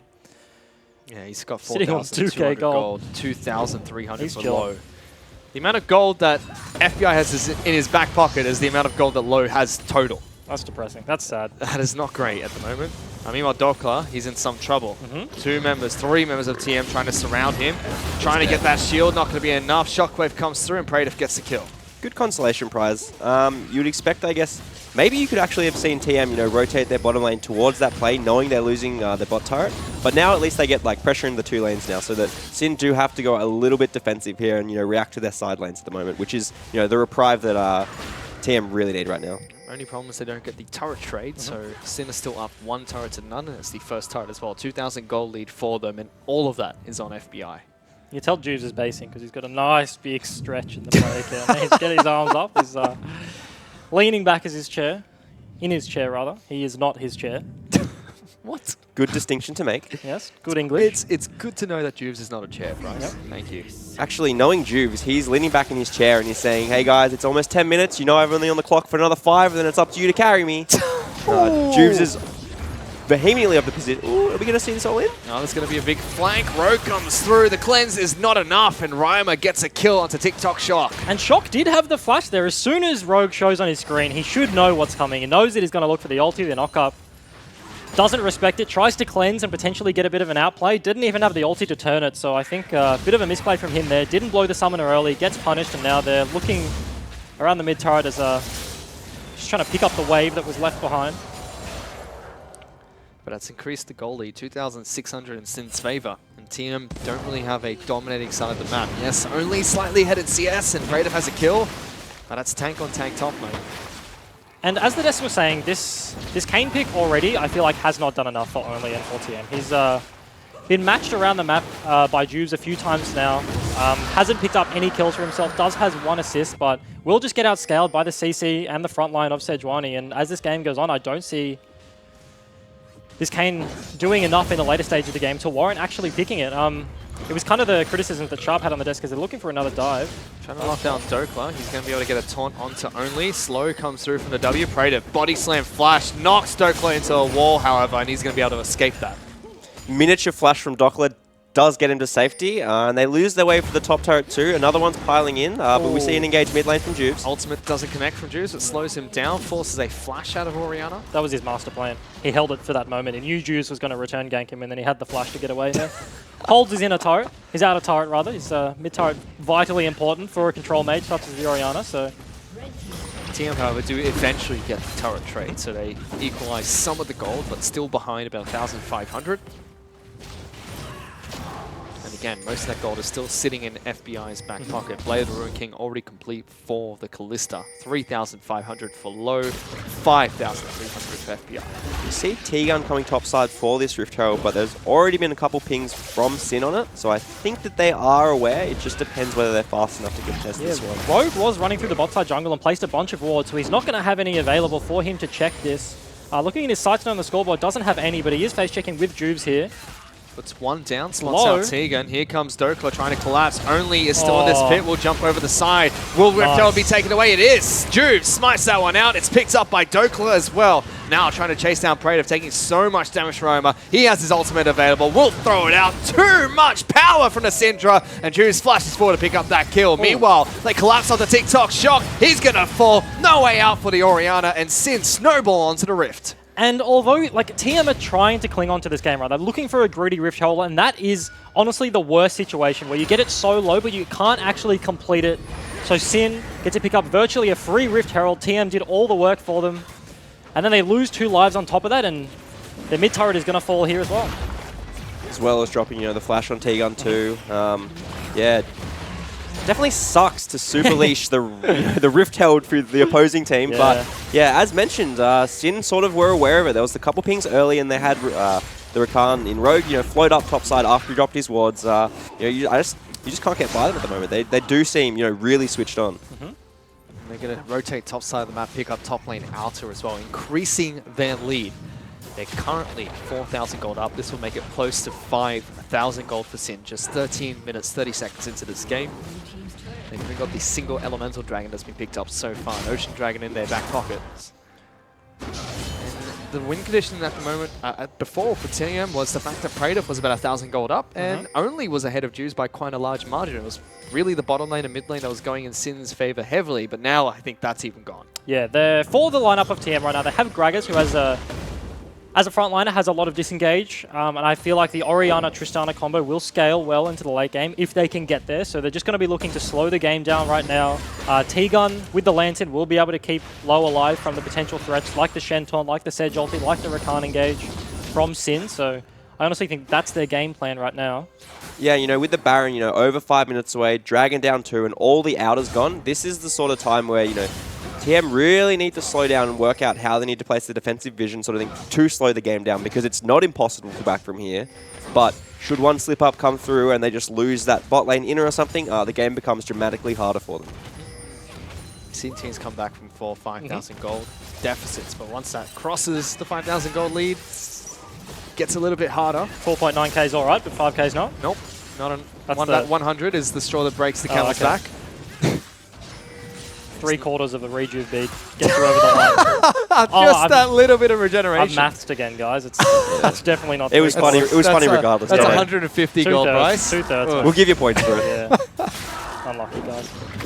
Also buy your calculator. Now, big fight coming in for Sin here. They initiate onto Praetor with Dokla's ultimate coming through. Rogue will be pulled back by FBI, dropping turret aggro. They lock down one. Killing spree for FBI. Gets the second as well. Rips the spear out of Brad. And we'll pick up another kill. And that's the slip-up you really can't afford. The blue side jungle has no wards in it. Sin get to walk through for free, dive that turret. Now they take it, and there's literally no response from TM. All of their waves are neutral, and Sin just cleaned that one for free. And that was just so well played by the bottom lane from Sin. Rogue was tanking the turret for so long. They held the Callista ulti till the last moment of that fight, where they picked him up, dropped turret aggro with Dokla coming in, shielding them there. gets the free kill, gets the turret, and as you see on the way out there, Rogue and Juves, they placed a lot of wards deep into the enemy jungle. Doppler's flash will be coming up relatively soon, and so potentially looking for another play on the top side of the map. As Tristana's just popping around. I mean, Spot and I talk about this on the cast all the time, but since Rift Rivals, Sin have come back and they've looked fairly strong in the OPL. Who do you think's been the biggest benefactors of going overseas so far? Because Rome and FBI were always good, but they're looking really strong now. Rogue. Juves. Rogue? Juves? Juves. Why Juves? Juves is just, yeah. Juves previously had a lot of, I guess, disconnect between himself and his laners. He didn't know what they wanted, and they kind of didn't know what he wanted. And I think that, you know, they had a lot of, they got punished a few times, obviously, over there, and they hunkered down a little bit. Big flash from Tommy. Almost outplayed him. 60 damage, yeah. Didn't quite the flash get there. R outplay from Syndra. Didn't quite get it. Unlucky. 60 HP, Shock walks away with his life. But yeah, I think Juves, I'll let you give me Rogue in a second. But I think, yeah, Juves definitely seem to be on the same page now as his laners, and you know, it's really hard to call him stun. No ult, sadly. Can't kill this one. Give him 75 seconds. Nice TP. Going to get behind Roma, he pops Ghost. He's just going to waddle away. Absolutely fine. Not a nice TP. I'm going to say Rogue, because I think throughout his time in the OPL, he was always a very aggressive player, but I think he was punished a lot early in towards his career, where he would just make over-aggressive, just bonobo plays, I think. You could legitimately, I think, and he would describe himself earlier in his career as a bit of a bonobo player, and he would look for engages where they weren't won, and I think he's really... Rift Rivals, after coming back, he still gets those same engages when they're good, but he doesn't seem to make the slip-ups, and I think he's definitely a very good support player in the OPL, one of the best. Choo-Choo's was saying that Sin actually have the best bot lane duo in the OPL now, and FBI's been a mainstay in the OPL scene. Very good for a long time. I'm changing my answer. I think the biggest benefactor was the Sin fans. They're the real winners here. The sixth man for Sin.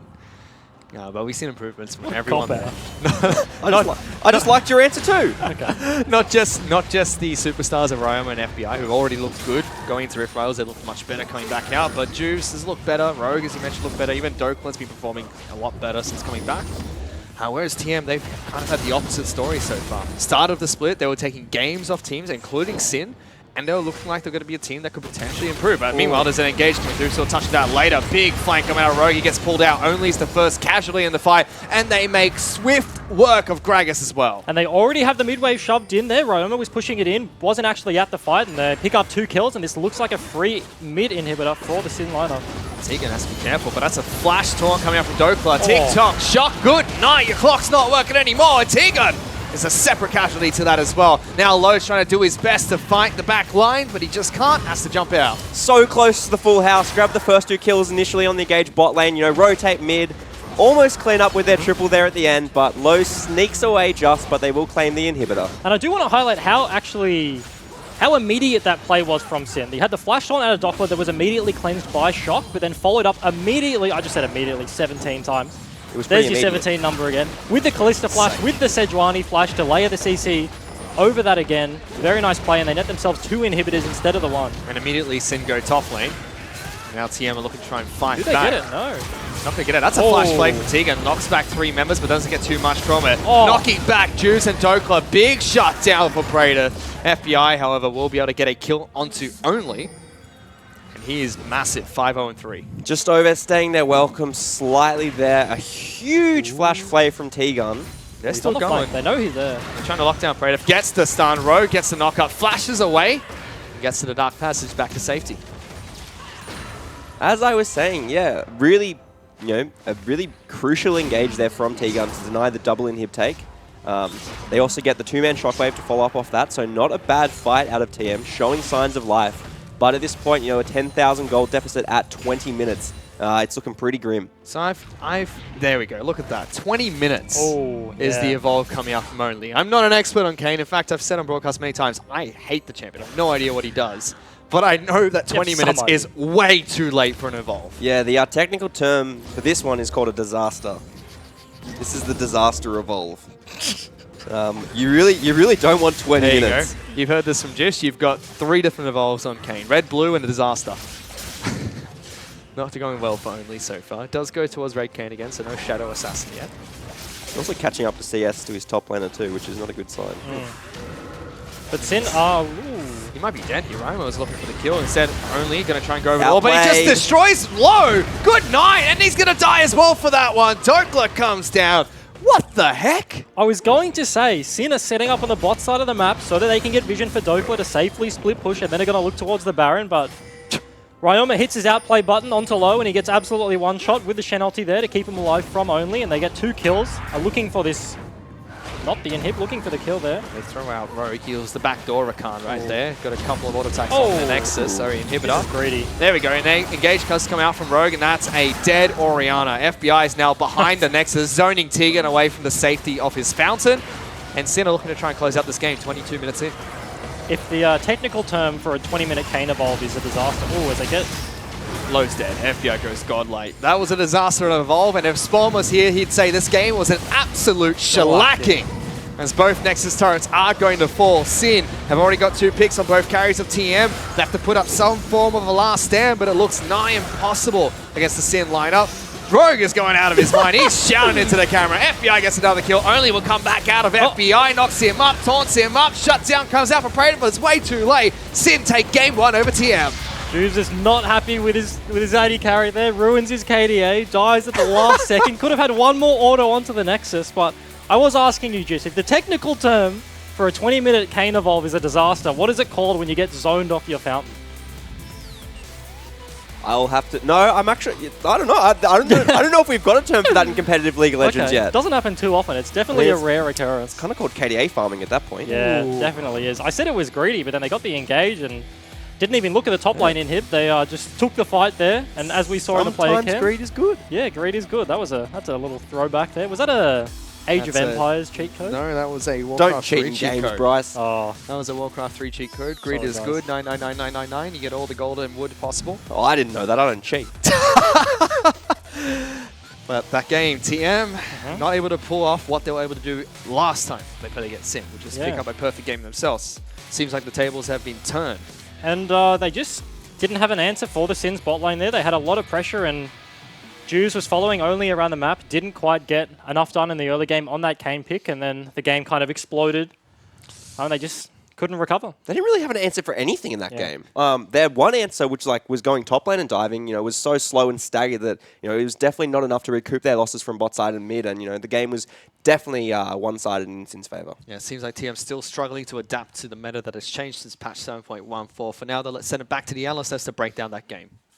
Thanks very much, guys. A quick victory there for Sin in that first game over TM. And Sharp, do you feel like they made advantage of all of their draft they got? Yeah, well, looking at the draft, it was a little bit confusing that Tainted Minds, they pretty much dug themselves a hole right from draft.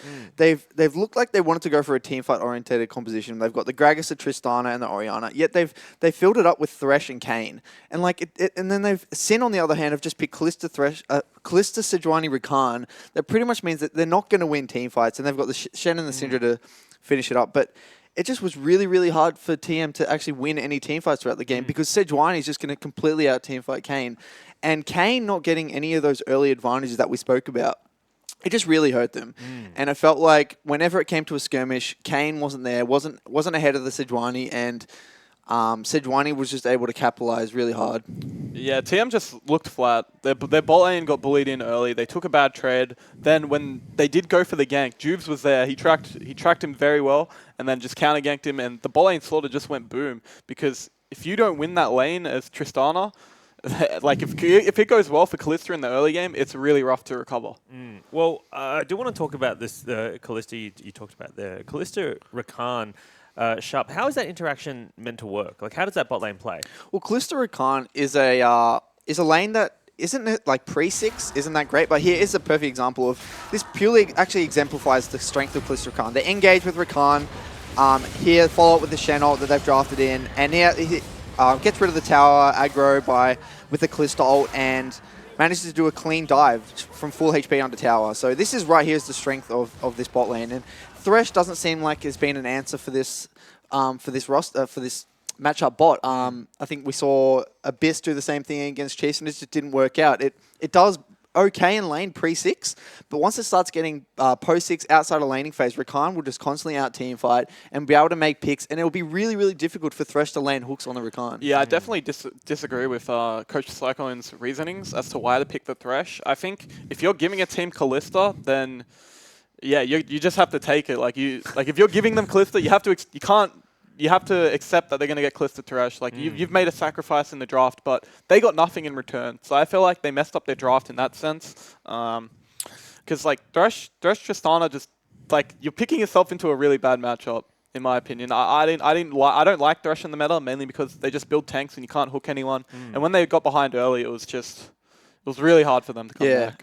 And touching on that again, like you said, Thresh didn't have many targets to hook that game. Yeah. They had a double tank. That's Sejuani, Shen. You don't really want to be hooking them throughout the game. It's really extremely difficult to land hooks on the Rakan. I just felt like Thresh was just not a good pick for Tainted Minds. Yeah, but both Alistar and Rakan were up. So yeah. There was other support priorities that still work really well for Kalista. But then you got to ban Thresh, and then you've got to leave open Tilia, Jace, or Renekton. So it just ends up everywhere because you don't want Rogue to get Thresh, and it all gets very, very complicated for TM.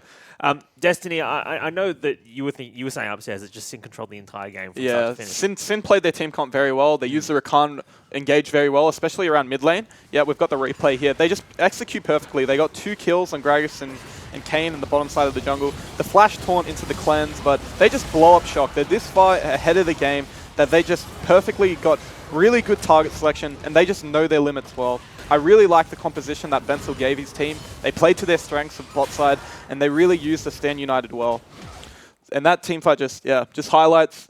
They played that was a clean game from Sin. Absolutely, 22-minute game. Well, I'm told that Sebi, their plan manager, said to Sin if they can win in 20 minutes, she was going to take them to a cat cafe. Or 22 minutes, I should say. And I think they might have just scraped in. So, oh, really? Oh, no, I'm told FBI stopped hitting the Nexus, and as a result, it just went just over. 2 seconds. As a result, no cat cafe for Sin. Juves paid FBI. It was an inside plan. Juves doesn't want the cats. Exactly, because Rogue's the cat man, and Juves is like, yes, come on, no cats. Exactly. So, getting back to the series, though, for TM, I mean, how do you reset now? I mean, obviously, you try and move around this Thresh pick so you don't have to take it. You ban it, presumably, so Rogue doesn't get it. So, what do you want to see from them going to game 2? Well, from Tainted Minds, I really do want to see more of a heavy teamfight oriented composition. I don't really want to see the Thresh in there with the Kayn. I feel like the Kayn hasn't been working out. If they're going to play the Kayn, they need to have laners that can follow up and utilize that aggression.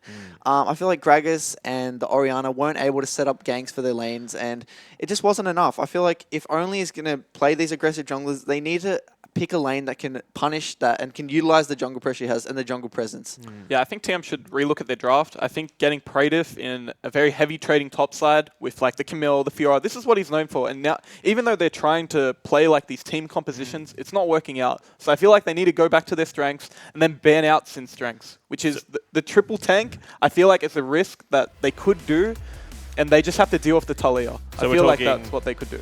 Fiora, Nidalee, Blitzcrank. We want to see these comfort picks from TM. Make it happen. The goon on Blitzcrank. Yeah, the goon on Blitz. That's what we need. I say that every time.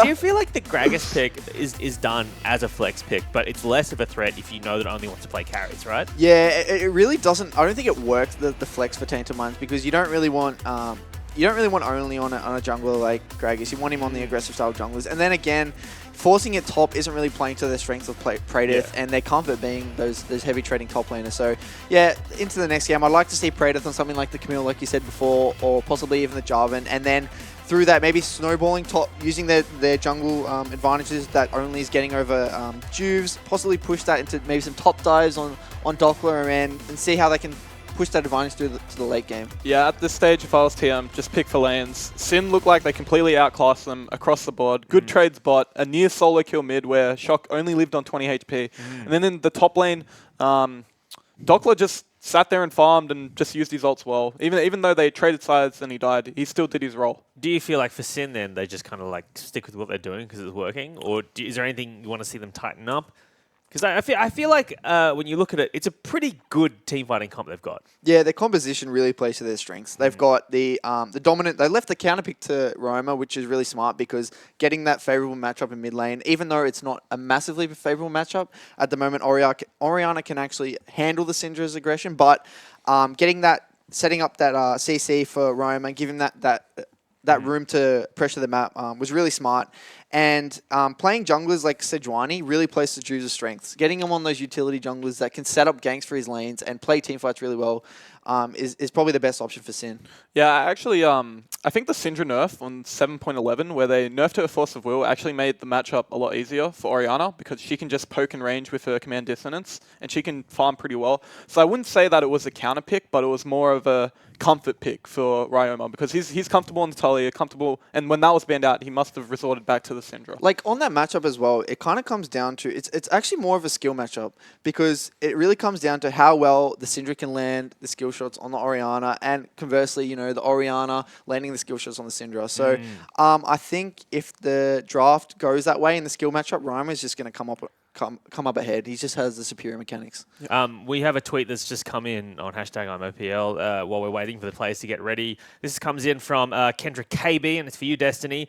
What advice do you have for a low elo support struggling to rank up, and which champ should I choose? I know we talked about Jana last week and how you can just get freelo from that, but do you have any other advice for these struggling low elo supports? If you're a low elo support and you feel like you're doing good, but you're not carrying, I recommend building mobility boots and just playing Alistar and just run around the map and combo. It's pretty much not a skill shot. If you WQ instantly, it's pretty much a lock-on ability. So it's hard just to doing move. weekly cheese lessons. Yeah, from Destiny, weekly cheese lessons. If you can't play Jana, go to Alistar. New segment. Yeah. New segment on the OPL. Get movement speed Quints. Movement speed Quints. Movement speed Quints. Yeah. It's the same thing as honestly, Blitzcrank and Thresh. They're all good solo queue champions because they can impact the map outside the laning phase. They can roam, but as long as you communicate with your AD carry that I'm not going to be in lane for this period of time. Spam that back ping on your AD carry, and you can do what you want. AFK 5 minutes. Gonna be back. Yeah, definitely. I do think if you stick to 3 champions that you're comfortable with is the best way. I feel like if you swap and change champions, you don't really know. You don't know your limits. The more you play a champion, the more you get used to it. But yeah, even if one gets banned out, you have a reserve. So keep an open pool. All right, another tweet we have in from SipeNav, which I know we saw this come in throughout during the broadcast. SipeNav used to be a coach, I think, for Abyss. Yeah. He's now working with Team Noxide. He writes, Destiny and Sharp, what do you see are the differences between the top teams, the mid teams, and the bottom teams in the OPL? And the reason I want to ask this is because obviously players and coaches are a big part of that. But in terms of how they view the game, is there anything in particular when you look at these 3 kind of tiers of teams we have in the OPL in their outlook that you want to talk about? I would say that the top teams all have historically, Chiefs have been quite dominant, and they've always been a dominant team, same as Legacy. And the common factor has actually been international experience. Legacy and Chiefs and us now, Direwolves, have all had international experience, and that's really taken us to the next level. But in saying that, apart from individual skill and apart from having superior coaching staff, I do feel it comes down to having the correct mindset. I feel like a lot of the younger players and the rookie players that are on the lower end of the OPL ladder are really struggling to use they're really struggling to embrace the fact that they are a lower team and that they have to learn, and it's really hard to overcome losses, and constant losses throughout the split can really hurt a player. So I feel like the best players are the ones that have growth mindsets and are able to take as much as they can from each loss, and even if they win, take as much as they can from the wins. Yeah, I agree with Curtis. If you're a bottom end team, and most bottom end teams, usually when they lose, they're like, oh, this guy was the problem, but they don't look at themselves. I think that's what a lot of players do in the low end teams. They don't really take in what they need to change. They'd be like, oh, he should have done that, but in reality, you could have done something better. Whenever I lose a game, I think of myself, what would Wolf have done? What would have Core JJ done? And I reflect on that, and I feel like that improves me a lot as a player. And yeah, I think it comes down to passion as well. If you're passionate to win, you will do everything in your power to improve yourself and your teammates. So I feel like you have to have you have to be good at the game, you have to be good at communicating, and you have to be hardworking to be successful. And I feel like that's the big difference between the top and the bottom teams, is that the top teams want it more. Every time you're slacking off, the other team's working harder. Yeah, and then you can drop games to Legacy, for example. All right. Our analysis of game one, but let us get into our second game of TM versus Sin after these highlights from game number one. Don't be taken away. It is. Juve smites that one out. It's picked up by Dokla as well. Now trying to chase down Praetor, taking so much damage from Roma. He has his ultimate available. Will throw it out. Too much power from the Syndra. And Juve splashes forward to pick up that kill. Meanwhile, they collapse on the TikTok shock. He's going to fall. No way out for the Oriana. And Sin snowball onto the rift. Now, big fight coming in for Sin here. They initiate onto Praetor with Dokla's ultimate coming through. Rogue will be pulled back by FBI. Dropping turret aggro. They lock down one. Killing spree for FBI. Gets the second as well. Rips the spear out of Brad. We'll pick up another kill.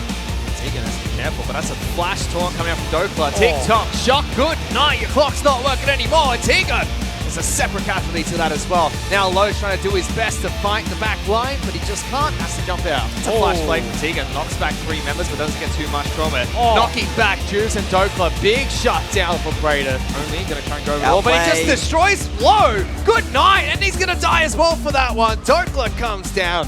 What the heck? As both Nexus turrets are going to fall. Sin have already got 2 picks on both carries of TM. They have to put up some form of a last stand, but it looks nigh impossible against the Sin lineup. Rogue is going out of his mind. He's shouting into the camera. FBI gets another kill. Only will come back out of FBI. Knocks him up, taunts him up. Shutdown comes out for Praetor, but it's way too late. Sin take game 1 over TM. Welcome back, ladies and gentlemen. If you're wondering why Jews as well as Rogue look a little bit upset after that win, was because they were promised they could go to a cat cafe if they won in under 22 minutes. They won in 22:02 because FBI stopped hitting the Nexus. Thank you, Hingers, for repeating yourself. We just heard on the Hingers is saying that? Okay, I don't listen to him, so that's why I don't remember. But let's get to this next match. It's going to be Sin taking on TM in game number 2. And we saw that first match was completely one-sided in Sin's favor. Team didn't look like they have any avenues to try and attack the Sin roster. A couple of kills in the top lane, but that's about it. Yeah, you just want, in my eyes, a more stable early game, specifically on the bot side of the map, as Sin are opting in for another Galio ban against Shock. So yeah, like a more stable early game, having like a foundation to build off to moving into the later stages of the game. It just seemed like very early into the first game, they were just too far behind, and then Sin just had advantages across the map. And yeah, I liked TM the most when we saw only on Lee Sin, and he ganked Sin's bottom lane, I want to say, for like first blood in their first matchup. I think when he had that early pressure jungler, obviously Elise is another great pick. Yeah, Lee Sin is not good right now. I don't think anyone's I was playing talking about how he played, not what he played. Yeah, picking up the Elise, doing the same sort of thing. Yeah, or even, picking the Gragas and, flexing that too only rather than giving it to Praetor. And has the fall of TM been kind of the swing in the meta, so to speak? Because the first few weeks in the OPL, they looked okay. They looked like they were going to be at least a team fighting to get into playoffs. But the past few weeks, they haven't even been able to pick up games against the likes of Regicide, who were thought to be the weakest team of the OPL. Yeah, it does sort of seem that, as changes came through, that they struggled to adjust. And I think that, every team has their moments and, you can't always be the best at each patch. But it didn't really feel as though they have actually picked it back up, and I think that they're still lagging behind, and now it's compounding with the fact that they're a bit demoralized, they're struggling. It's kind of problem on problem here. Yeah, and I mean you talk about problem on problem and patch changes. Like this patch really does not suit the current lineup of TM. Only, as he said in the pre-game talk, was carry jungler doesn't like the meta, doesn't like the tanks, and then the same goes for Praetor in the top lane. He was best in my eyes when he was just constantly split pushing on the likes of Fiora, on the likes of Camille, and now he's being put on the tanks and they're not faring too well. And it feels like with the meta shifts and with the patch changes, TM have like kind of let go of their style. They've opted into like trying to play the meta, and I feel like sticking to the style that was working for them, despite it not being the best on this current patch, would mean there would be a more cohesive team, and I think they would get better results. But obviously, I don't know the ins and outs of the team. I'm on another professional team, so probably better off talking to the likes of Cyclone, their coach, standing behind them as they look to get into the game too. I mean, Shock hasn't had a great season so far. A couple of good games, but that's about it. And Tegan, last split, when he was on X5, him and Crazy saw a lot of growth, but Low and Tegan have not had the same growth on TM this entire split. So it's been a very disappointing season so far for TM. Hopefully they'll be able to, claw their way back. It doesn't look like their shot into playoffs is possible anymore, as yeah, we're all distracted right now because Hingers is taking a selfie of a koala and absolutely no idea why he's doing it right in front of us. So we're trying to do our job, Hingers. There's a job to do. Something you should learn.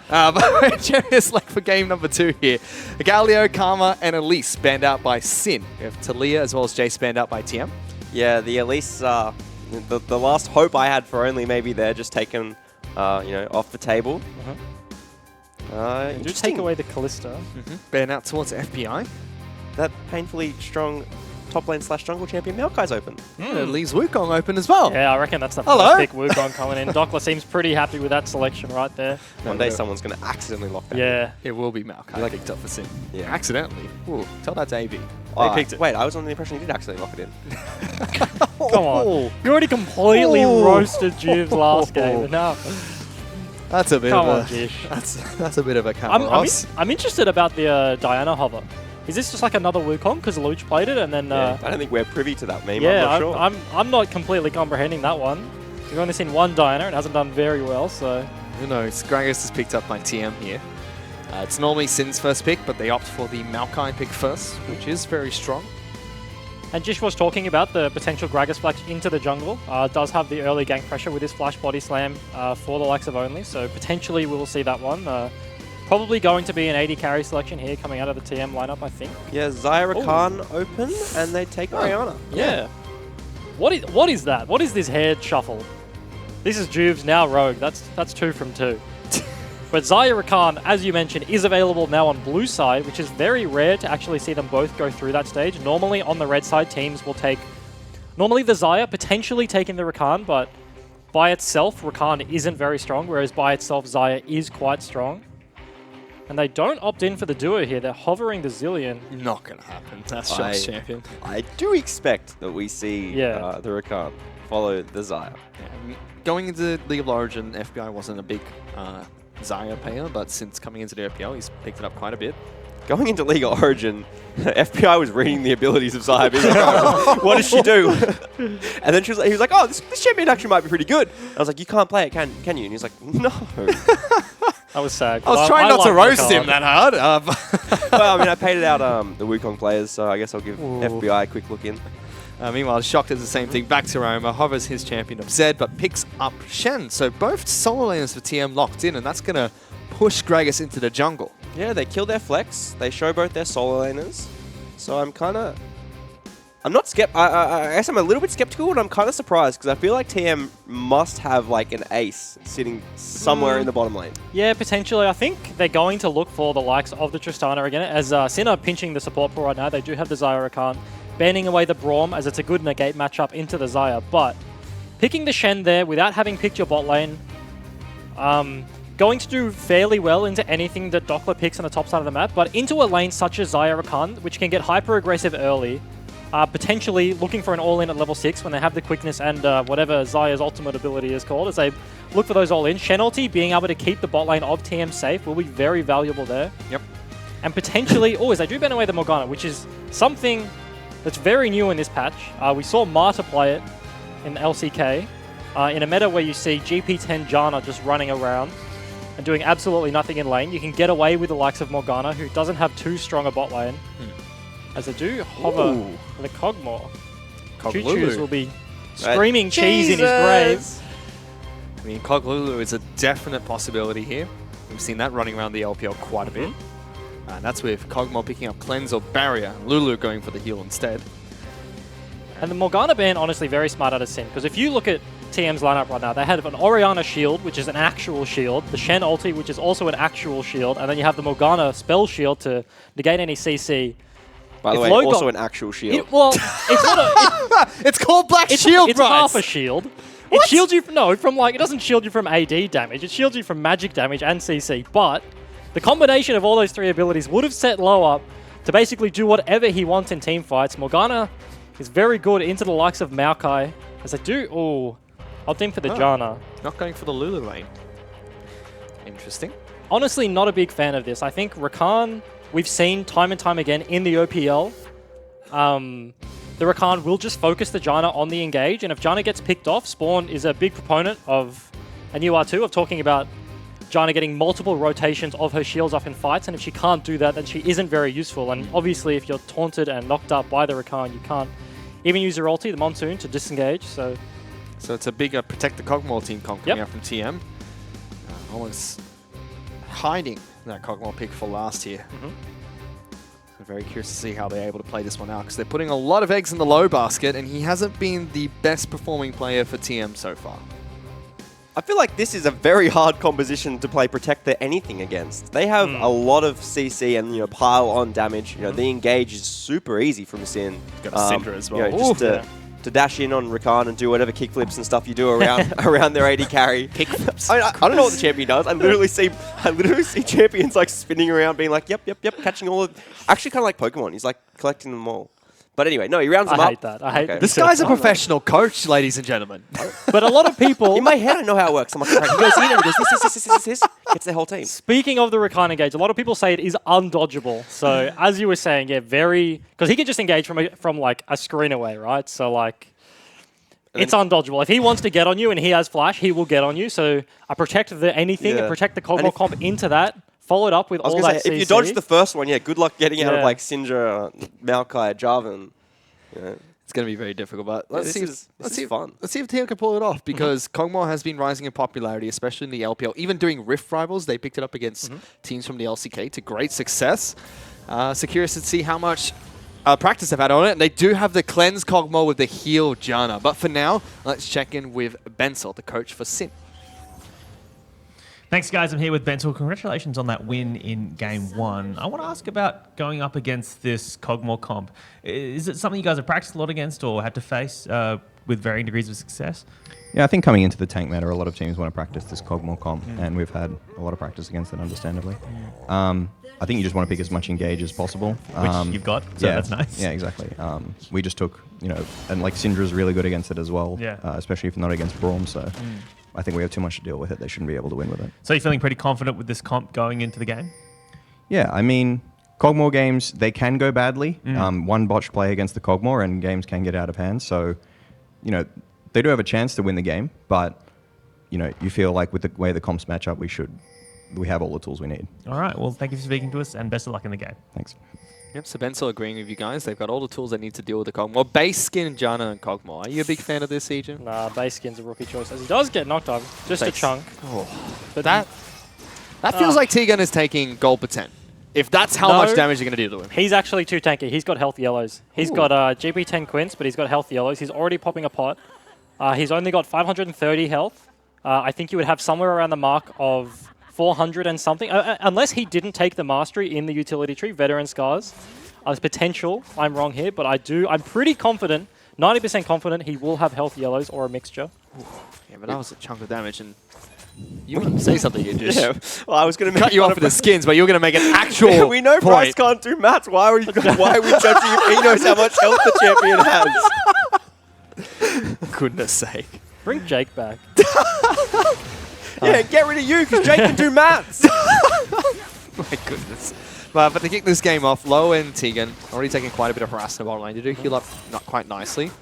But this is something that Jake likes to talk about, and he has only seen one game of it so far. He's got Cleanse as well as Heal picked up in this bottom lane. Tegan getting the Heal, Low going for the Cleanse. We see this a lot in the LPL, where they opt for either the Barrier or the Cleanse or Kog'Maw. See a lot of the Barrier in the LPL. The Cleanse, obviously, there's a lot of CC that we were talking about on the Sins lineup. Yep. So they got the CC from Syndra, the stun, and the Maokai W are dodgeable there, but I think cleansing a Rakan engage is actually very difficult once he's level 6, because you can cleanse the taunt, but then the knockup follows immediately. So we'll be relying on Tegan to stop that one from happening altogether, and then the cleanse to keep the Maokai and the Syndra away from him. But I do, in Bensel's interview, I agree with all his sentiments. He was saying that against comps like Protect the Kog'Maw, Protect the Kassadin, sorry, not Protect the Kassadin, but Kassadin comps, there's one botch play. If you do fall behind, there's potential for a big gold spike to go into that hyper carry, and then with all the protection behind him, can just steamroll a game. But he did say that he gives them a chance. He gives them a tiny chance to win this game, but he's very confident in his boys to be able to pull this one out. Only spots Juves in his jungle, gives him a missing ping and dances in front of him. This bottom lane is doing very well for FBI at the moment. 24 CS to 10. Incredibly strong. There is a big wave under the turret, so they will catch a little bit, but they are definitely behind. The cleanse heal does virtually nothing in the strict 2v2. You're down a combat summoner, so you should lose all the 2v2 trades. You're just banking on the ability to keep Janna, for Janna to keep you healthy enough to survive through the lane phase to scale up. But it's almost a big throwback to Season 2, Season 1-ish, where supports used to pick up that heal. Season 1 was Clairvoyance. Oh yeah, Clairvoyance. Walking out of the base and you hit him with a Clairvoyance to see what items they've bought. No, the best Clairvoyant strategy is where you like sit in the brush Oh, and Clairvoyant your own brush. So that people think that They're like, you oh don't yeah, know. they're not in there. That was a Season 1 Worlds where that was used as a cheat? I think, I want to say Special did it. I'm going to claim that that was the first League of Legends 600 IQ play ever. You've got to fight Juice for that statement. I think he'd agree with me. I think Juice played League of Legends at that point. Meanwhile, Lode's going to get knocked up in the ball. That's First Blood, instantly picked up by FBI. Cleanse is late. They burn the heal, but the Ignite is already on, so didn't manage to sidestep the knock up there. Just greedy pathing, honestly, from low to sit against the wall like that. It gives Rakan such an easy engage option there. Didn't flush away from it, so just pulled the trigger on his summoners too late there and dies for it. And falling behind in a matchup like this, where he's already blown his cleanse, is only going to get worse. So we just got news that Tegan is running 5.3 gold per 10. I'm not sure. I don't know the math behind that. Maybe you can help us out. I was going to ask you. I'm not going to ask you anymore. You get 3 GP10 from Quince. So he is running yellows as well, it seems. Praetor's actually going to get ganked. Sorry, no. Dokla is going to get ganked top side of the map. He's trying to do the do-si-do, but only will be able to get the body bop as well as a slowdown from his Q, and that should be a dead jump. It does have flash, so he could probably escape this. They can follow. Let's see if they do. It's going to be a long chase here. Tiger Draggy's out. Tegan's also running 1% crit on Janna. I hate that. You're not going to auto-attack anyone in this matchup. You're going to sit behind the Cogmore and fling shields at him as he attempts to farm under his turret. But he's too tanky to have full GB10. I'm adamant that he's running health somewhere. He's either running it in Masteries, in which case he hasn't gone for Runic Blessing and doesn't have the shield mastery, or he's... Yoshi. Tiny chance you just can't do maths. Potentially. Another thing to note is that he is opting, as we already see, he's picked up the 2 Fairy Charms. So we've seen a lot of people, specifically in solo queue. Marta did it when they played this in the LCK, where they just pick up straight Ardent Sensor and no Sidestone. So you just literally rush the Ardent Sensor to keep your AD carry alive, buff the shields, give them more damage and lifesteal. Buffs no your heal as Sidestone. well. Yeah, so potentially very greedy play out of him there, as Lowe's also opted for the Cull. So they're just trying to stay alive, and it's very similar to what happened with Regicide when they picked up this comp, which is they're being bullied incredibly hard early. Yeah. And for the likes of TM, I think in this comp there, the start is fairly disappointing. Because their bot side is already behind it, they kind of drafted themselves to have a bot lane that will be weaker, right? They knew this was happening, they picked a scaling lane, but because that gank didn't work on the top side of the map, only pathing down here is getting absolutely nothing done. Juves was able to find him in the jungle, so the solo lanes from Sin aren't scared of him at all and are just free to play their 1v1 matchups, as Praetor is getting pushed out of the lane on the top side of the map. Yeah, Dockler's about to proxy his wave. So he's definitely not scared of, only at the moment. He has no TP on the Shen either, because both top laners have TP back to lane, so... Actually probably suits TM though, Shen has the ultimate, he can get to the fight if he has to. But what fight? They have nothing to engage a fight with on the boss side of the map. I guess only if he gets behind them, can flash, hit him with the Flanner, the Flash Janna, Flash Janna Q. That's a bad engage tool. That sounds offensive, the Flanner. The Flanner? It sounds Australian as well. What? Flanner is the thing you wear. Flanner is when you flash engage on Janna. It's like flannelette. I'm so confused. That's all right, we're more Australian. We can teach you Australian. That's actually very true. Meanwhile, TM is only trying to do some kind of jungling, take the red buff away from Juves. He hasn't had much early game impact so far. But it's not like he's on a clock this game, like he was last time on the Kayn. We were saying he didn't get enough done early to warrant the pick, but he is on a tank versus tank matchup and will scale well throughout the game. Ooh, he's trying to get behind the bottom lane here. Let's see if he goes for a gank. No. Do you see him? Oh, no.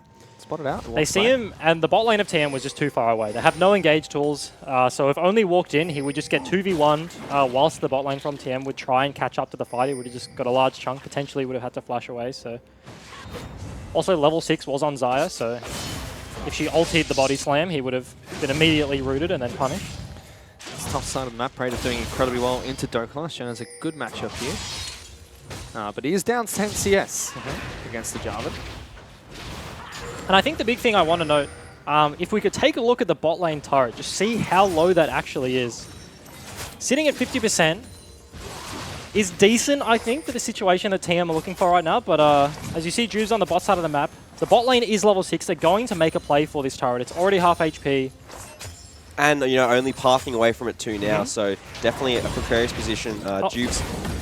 They did lock down Ryoma though. He does have Flash and Ghost. Flashes away from the body slam, throws his ultimate at only Shock, looking for this kill. Ultimate gets dodged, even a Shen ultimate coming through. That's going to be completely channeled. They use everything possible to get a kill on their mid laner. Really wanted the assist, I guess. Only explanation for that one. Probably wasn't necessary.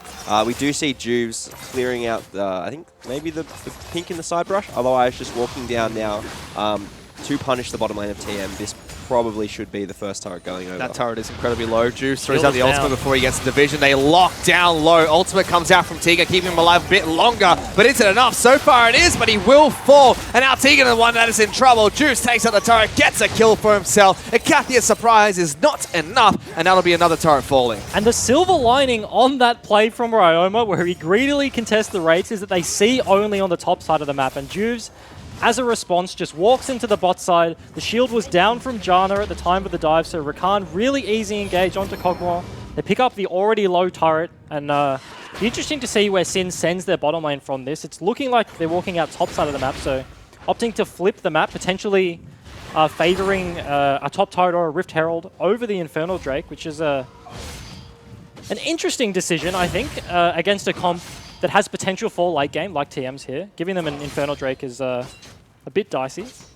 Yeah, you know, and Infernal's actually pretty good on them as well. Obviously, the mid laner and the AD carry. I can't think of that. Oh, yeah, Sindra and Xayah. I was just looking at that champion like, what is that champion called? Yeah. Infernal Drake is pretty good with Syndra's outplay button. When you hit the R and you just do 8% extra damage, you're like, oh yeah, that's cool. Yeah. Nice. Dokla as well can make use of his double offensive items, but not as effectively. FBI, well, he is so far ahead. Essence Reaper already complete. 5,200 gold to the 3,300 for the low. And he's going to go for top lane outer as well. This will be a 2-for-1 turret trade if TM can get any damage in the bot lane outer. But the problem for TM is because of T-Gun's build, and he's opting straight for the Ardent Center. He's got an Amp Tome and the Forbidden Idol. Oh, they do actually TP for it. He doesn't have a Sidestone to get top, bot side jungle control, so 2v1, I don't think they actually would have got this turret, because they wouldn't have had the vision without only walking in very deep in there, as they're just taking that top inner. Yeah, very aggressive from Sin. They're looking to try and take top lane inner, and they should be able to get this one. Both Xayah and Rakan get a massive attack speed boost to work on these turrets. Only is down in the bottom lane. And Dokla is trying to defend against everyone from TM, but they're going to lose a 2-for-1 turret trade here. That makes it 3-for-1 total in turrets picked up. Yeah, and it isn't even a question of Rift Herald and Infernal Dragon at this point. It's a question of how many turrets is Sin going to take. FBI looking to push that final wave into the turret just before he backs off here. And, you know, Sin are now looking at the Rift Herald, I think. Yeah, and TM were afraid of them pushing the inhib there, because they all recalled from the bot side of the map. They could have potentially just picked up an Infernal Drake. I realized that Sin weren't going to actually try and push an inhib. Potentially pick that one up, but they don't. They reset side of the map. T-Gun walks with low to top side of the map, and now that they're off the inhib turret, he's just walking towards the mid lane. They're looking for something, but Rome are respecting weak side of the map and floating to his teammates on the top side. Let's see if TM do go for this Infernal Dragon. What has been placed down? So that will be spotted out by Sin. Rift Herald is going to fall. T-Gun will spot that out now. That's picked up nice and easy. Tornado. Steal that. Unlucky. Yeah, unlucky. Gets it. Real close, but just slightly unlucky on that one. So yeah, and FBI took that. Yeah, so you guys put it on Zaijin. You pick up the Rift Heralds. FBI's picking this one up.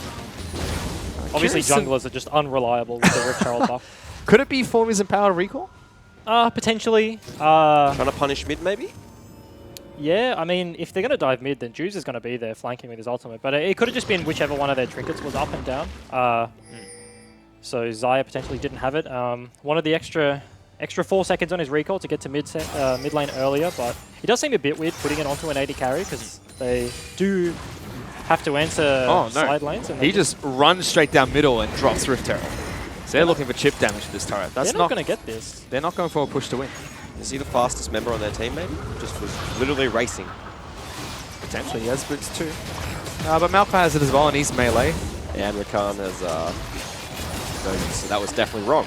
That was a poor choice, I think, out of Sin. Just dropping it immediately. They do get a big chunk, but if they played that slowly, they are winning the game. They can win the side lane split push here. Roma push out this big wave. Doppler to push out the bot side of the wave and then rotate towards the mid lane and then drop the Rift Herald. Potentially immediately get the first turret. Potentially get the second one, but... I mean, maybe trying to enforce an unforced error from TM, but yeah, curious play from Sin. They don't lose anything from it, but they don't get the maximum value out of it. They lost the opportunity. Low risk, low reward. And T-Gun does actually finish his Ardent Sensor. That's a weird build, just see in a competitive game of League of Legends. But Ardent Sensor and a bit of cheese. Bit of cheese? Yeah. I reckon the Nomad's Medallion does look like a bit of cheese. It looks like cheese. Out of all the items, so... They do finally pick this up as... No, doesn't go for the 600 IQ outplay of pressing R. Nose Shock has the barrier. Wouldn't actually kill him there, so... Holds his ultimate here, but Sin are just looking like they're pressuring the boss side of the map here. Tommy Roma split pushing by himself in the top lane. Doesn't see Gragas. He's going to get ganked here by Only. Roma does get the stun. There goes the outplay, but so many shields on Shock. Brings him back for the ultimate, and it will be Only that gets the kill. Yeah, and he does use all of his real shields to stay alive from Prioma, including his friend's shield from Praedyth. But Sin have the answers in the other two waves, and they can shove down mid and shove down bottom lane. So even with the kill, TM's still not getting much out of it. Yeah, but at this stage, they're not looking to get anything out of it. They're just looking to stall as much as possible. They're definitely behind in this matchup. They need to scale up. Cogbor needs to be hitting. He's not even at his first item yet. He does only have 7 stacks left on the Cull, so potentially his next recall will pick up the Bork, go into something like the Runans or the Gwinsus after that. I think he needs to be getting to at least 2 items before TM are going to be looking to win any fights whatsoever. So. And that Cogbor is so far behind, or low.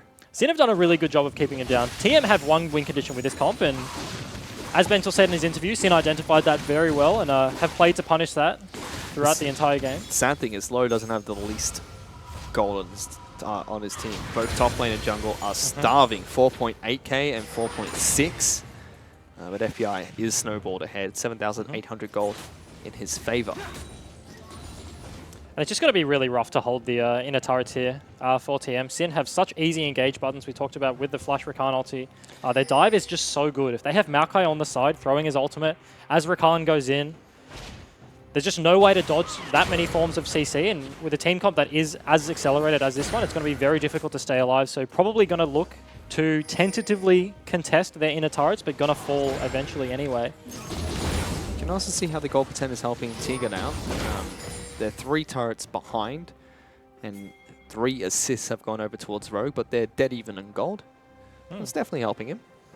But it hasn't costed him too much in lane. You'd have to say he's only died once. Yeah, I feel like in this matchup, it doesn't actually affect how you play the 2v2. Janna's not going to be looking to contest the bush from the likes of Rakan in this Rakan Xayah lane anyway, so it's not like he needs the combat stats to fight in lane, because that's not what he's opting in for. So individually, it is a good choice, and it doesn't actually cost him anything. So keeping him in the game here, definitely. It's the only reason he's finished his Ardent Sensor already. He's 100% opting into these fights, Ejim. He's got 1% crit. He's ready. Yeah, that seems like a counterintuitive selection with your GP10. I don't want to fight you lane. Having a little bit of crit chance. I played a League of Legends game where Soraka crit me twice at level 1 before minions spawned. I was not happy. Level 2? I died at level 1. Juves, however, getting caught out, forced to flash away from Only. Good stun from Roma to keep them back. And low bases, picks up his Bork and actually does a lot of damage to Juves there. Was just completely shredding him with the Janna shield there. Yeah, not a moment too late, really. You know, they're having the top lane pushed in. They have to catch that. Losing all of their inners just about. This Dragon's coming up in 1 minute's time, and I guess if Low can't step up to the plate now, it's going to be very, very hard for them to mount any sort of comeback. And is that what they have to really wait for here? Just wait for Low to come online, stall out the game? Because they have 4,000 gold behind. It's a big lead for Sin. Yeah, you can't draft a composition around the Cogbor and then not play for it. So I think we see a bit of trading back and forth here that Praedyth is getting the upper hand of, but FBI is caught out top potentially.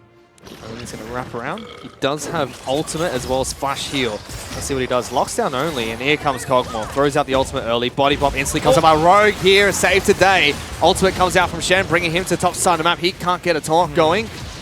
Teleport will get cancelled by Dokla. and only plays that as best as he could. He held on to the body slam knowing that FBI was going to blow it on the ulti so he doesn't get CC'd, but he goes in afterwards. The Shen ulti comes in, but they just can't pick up the kill there. Rogue saves FBI there, runs in with the taunt, with the knock-up, and then gets them out to safety. So big cooldown blown for TM. Having that Shen ulti as a safety net, as they're like trying to contest their jungle and trying to hold their turrets is vitally important. The Baron is spawning in 1 minute, and it won't be up for that. So if Sin look to make a play immediately on the Baron spawn, then potentially TM won't have the tools to deal with it. Yeah, TM really don't have the tools to deal with it, even with the Shen ultimate at this point, I'd say. Interesting to see that I think Predator's actually winning the 1v1, maybe pre-Jarvan base. I'm not exactly sure, but it looks like it was not going that poorly for him. Shen does well into Jarvan already, but Black Cleaver might change things. Yeah. Does have the Bramble, and Jarvan doesn't have too much sustain, so... TM have done a good job of stopping the blip. Still 4,500 gold behind, but it's not getting completely out of control. Yeah. Breaking the base is the hard point for Sin, and that's where Baron comes into it, right? Like, diving an inner turret, when you have complete control of both of the enemy team's jungle is really easy with the likes of the Maokai and the Rakan. Maokai flank, ulti, Rakan engage, you dive the turret, they blow summoners to get away, and you pick up the turret and reset. And rinse, repeat. But diving an inhibitor is definitely a different story. It's much more compact and harder to pull that one off, so probably going to look for the Baron players. Ram is just whacking a turret on Syndra. Yeah, get a Lich Bane. Split push Syndra is not a strategy I've seen be too effective. But tell that to Sin. He's doing a lot of damage there. They are diving mid. Yeah, they're trying to collapse onto Only. He's a very tanky Gragas. Shockwave only brings Juice back. Rogue, though, knocked further into turret range. Almost dies for that. Yeah, split push Syndra has just taken a top lane inhibitor turret, while the rest of Sin are moving towards mid lane inner. And the mid lane engage was just a bit of a divergence for... Tegan. Tegan, what are you doing? Don't step up to that. Lowe's trying to pick up a kill. Will flash forward, gets one. Good trade. Actually a good trade. T-Gun does not blow the heal. Not used to having that summoner there. Potentially could have stayed alive, but nice trade kill from Lowe to pick up the shutdown gold. I say shutdown gold. Ryan is sitting on 1 and 3, so it wasn't a shutdown at all. But picks up a little bit of gold for himself. Taunt onto FBI here. He's going to lock down the Predator, but returns the favor, gets a kill. Only almost engaged on by Rogue. Thunderlords from the sky, and TikTok Shock gets one. And this is sloppy play from Sin, and this is what Benson was talking about when he said the one moment where like you misplay and then Cog picks up a bunch of gold, potentially flips the game on its head. If they can't cleanly take this Baron and then look to break the base, and look to actually start getting inhibs and closing this game out, they will be in for a bit of trouble. Lowe will have a fair amount of gold to base with, looking towards his second item. And as their comp suggests, they have the Ori shield, the Janna shield, all this disengage to keep him alive. If TM can actually get to that point, they are in good stead in this game. Yeah, I kind of want to see how they do navigate towards that, because they've just been given the opportunity to get some relatively safe vision control around Baron. They get the ward in mid, they get a few control wards down around too. So it should be a little bit harder now for Sin as well to clear that out. So they cheat and they engage by the TP mid. Flush away, there's the teleport mid. Doklo's going to be able to lock down Tegan if he wants. Does so big. Shen's shield comes out. Keeps him alive. The shield will keep him up as well. FBI throws out the feathers to pick up that kill. Big ultimate for early. Big taunt from Praetor. And TM are trying their hardest. Shot down comes out from the Shen. They will lose their support, but they get 2 kills back in their favor. And that is absolutely huge for TM. They were engaging onto the Janna. Burnt the flash, and then they Jarvan ulti onto the Janna, and the Cogmore is just free hitting the entire fight.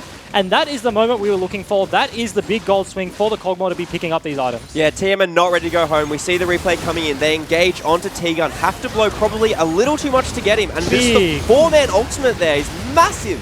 Juve's ultimate comes in late too. There's too little too late at that point, Juves. You've already lost the team fight. Yeah, huge Ori ultimate from Shock into the flash taunt from Praetor. Great synergy out of those two there, as Lowe hasn't even reset yet. As we saw that replay, just shoved it down mid, picked himself up another bunch of CS and farm, and show me the money. He's gonna recall 2.6k. Woohoo! But he's still 3,000. He's still 3k behind. FBI. But he is a Cogmore. He is a Cogmore, so I do think gold in his pocket is more valuable than in the pocket of Xayah. It's a different currency. Yeah. It's worth more. It's like the US dollar versus our dollar. Absolutely. Cogmore comes from NA. Yeah. Cogrency. FBI is using the dollary dues. I'm not making Cogrency a thing. Cogrency? Is that like Cogrency? Is it like the next new Bitcoin? Oh, maybe. Yeah, we should invest. Start mining. Somebody save me from Drag Spawn. As also, the big thing for TM when they win a fight like that is the ability to reset the map. As you see, they are looking for an engage on the mid lane here, but don't pull the trigger. Oh, they do pull the trigger. Juice. Strange, but they get good damage on him. Low.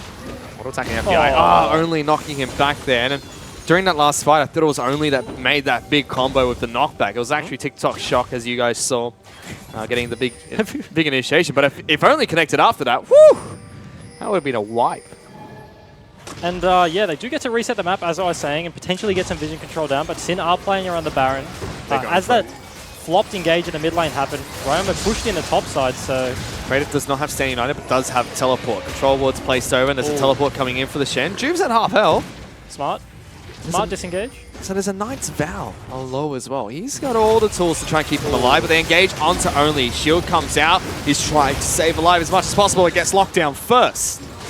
Oh, Low, he's going to get taken out here. They can't protect the Kog'Maw well enough. Tegan is going to die as well. No flash for this Janna. Or does he? Walks away, but... Oh, too fast. Too only quick. just had no business being there. They burnt the Shen TP into the pit, and Sin smartly disengaged. They were kind of hoping that Praetor cancel that TP, but smartly he doesn't. He goes through with it, taunts over the wall. Primus killed Tegan somewhere across the map. Yeah, I mean, that's not very hard to do at this stage. The Syndra's sitting on a lot of damage, and Tegan doesn't have a lot of health, but... Yeah, as I was saying, only just had no business being there. They'd already disengaged the Baron. It had started resetting. As Shock's going to look to steal it with his ulti. See if he can. TikTok Shock. They have no vision of him. Oh, it's a game of chicken right now. Juice. Oh! Doesn't. Oh! TikTok Shock. He doesn't put Brad. Gets the Baron buff. He is single-handedly going to bring this team back to the 1-1 score, and if it's the last thing he does. First, the 4-man ultimate. Next, he takes the Baron. What can't this guy do? Juice is not looking happy about that one, and this lets them stall the game. TM, the flashes have come up on the Kog'Maw very soon. He burned the cleanse in the last fight, but they will be able to stall with this Baron for at least another couple of minutes. Now that was a 600 IQ play. Uses the Shockwave, plays a game of chicken, and then pops the dissonance to pick it up. My God, Shock's having a great game. Yeah, they just didn't have any wards over the wall, so they... Normally in that situation, when you're playing that game of chicken with someone that isn't a jungler, you send one of your members like the Jarvan over the wall, like the Maokai even, or the Syndra to just walk at the wall to contest him, to try and bait him away out of range to be able to steal that and then burst it in that time. But they didn't have vision, they couldn't do that, and they lose the Baron for it. And that's 2 Infernals. Yeah. So, you know, maybe RNG a little bit in their favor at the moment. Next one to spawn's an Infernal as well. Ooh. Yikes. If they get 3, this Kog'Maw is actually coming online. Once he gets into his 3rd item, I think that, like, TM's comp is absolutely online. And they have everything that they need to be able to deal with this. Oh, they're trying their hardest here. Only 4,000 gold behind. And it's 26 minutes in, it's starting to become irrelevant. Yeah, much less relevant now. You know, they're all hitting... looking towards the 3rd item at this point across most of their members. And this is sort of the point when they do actually start to get outscaled. So Kog'Maw should be pulling ahead of the Xayah. And you'd say that you know, probably at 3 items, maybe Orianna has a bit more teamfight presence than the Syndra too. You have to remember, Knight's Vow picked up with Redemption Art and Sensor for Tegan. And Locket is coming soon for this Gragas. I'm surprised he actually opted in for the Redemption and not for something like the Crucible. They do have the cleanse on low, so potentially didn't want to because of that reason, but there's just so many forms of CC on the lineup of Sin, so I reckon you get pretty good value out of a Crucible and a cleanse. It's a heal as well. No, not anymore. Only's going to get locked down here. And you wanted to say something? Well, it was just more like the interchange. So like, I'll cleanse this fight, I'll cleanse this fight, you Crucible next fight, I'll buy QSS for the 3rd fight. I didn't know Mikhail's didn't heal anymore. I think if you get a 6... Big engage from Rogue. But look at all the shields thrown towards Shock. Doesn't matter, he still dies before he can even get a Shockwave off. Tegan's forced to flash, but Low is spraying in pain. Trying to get 1 kill here, but FBI is able to flash out of that. They take down Orianna. They get onto the Orianna, but she's not the crux of the comp. The Orianna is just there to facilitate the Kog'Maw. They didn't get the engage onto Janna as well, so he got another round of shields off in the back end of that fight, and Kog'Maw lives to do so much damage. Look at bottom lane, that's pushing in for TM as well. And that whole time, Sin had committed 5 members to the top lane, and Praetor was just shoving in, so... Oh, it was so close for Shock as well. He almost got his Shockwave off before dying. His Shockwave. Nice. See the start of the hula hoop sort of spinning around and then just fizzle out as he dies. That's really sad. Yeah. When the hula hoop doesn't actually do anything, when it's like, a microsecond away from actually Unless doing you're on damage. the other team, then Yeah. you breathe the biggest sigh of relief because you're like, oh, okay, I'm alive. It's still." there's one other thing in League of Legends like that. It's when you're a support, you're tanking the turret that your AD carry's hitting, and you're on 1 HP, and the turret auto is traveling, and the turret dies. Then you flash? No. Because I don't have flash, because I'm going to die anyway. But then I get saved because the turret dies, and it doesn't do any damage. Oof. But great hold from TM as we look back to this game. And the gold lead shrinks even more. Now down to 3,000, and it's becoming less and less relevant. Interestingly, though, they still don't have complete control of their topside jungle. There's a few cheeky wards in there that T-Gun hasn't swept out. Would you say that with this double Infernal, that TM are dead even with Sin now? Mats boy, let's go.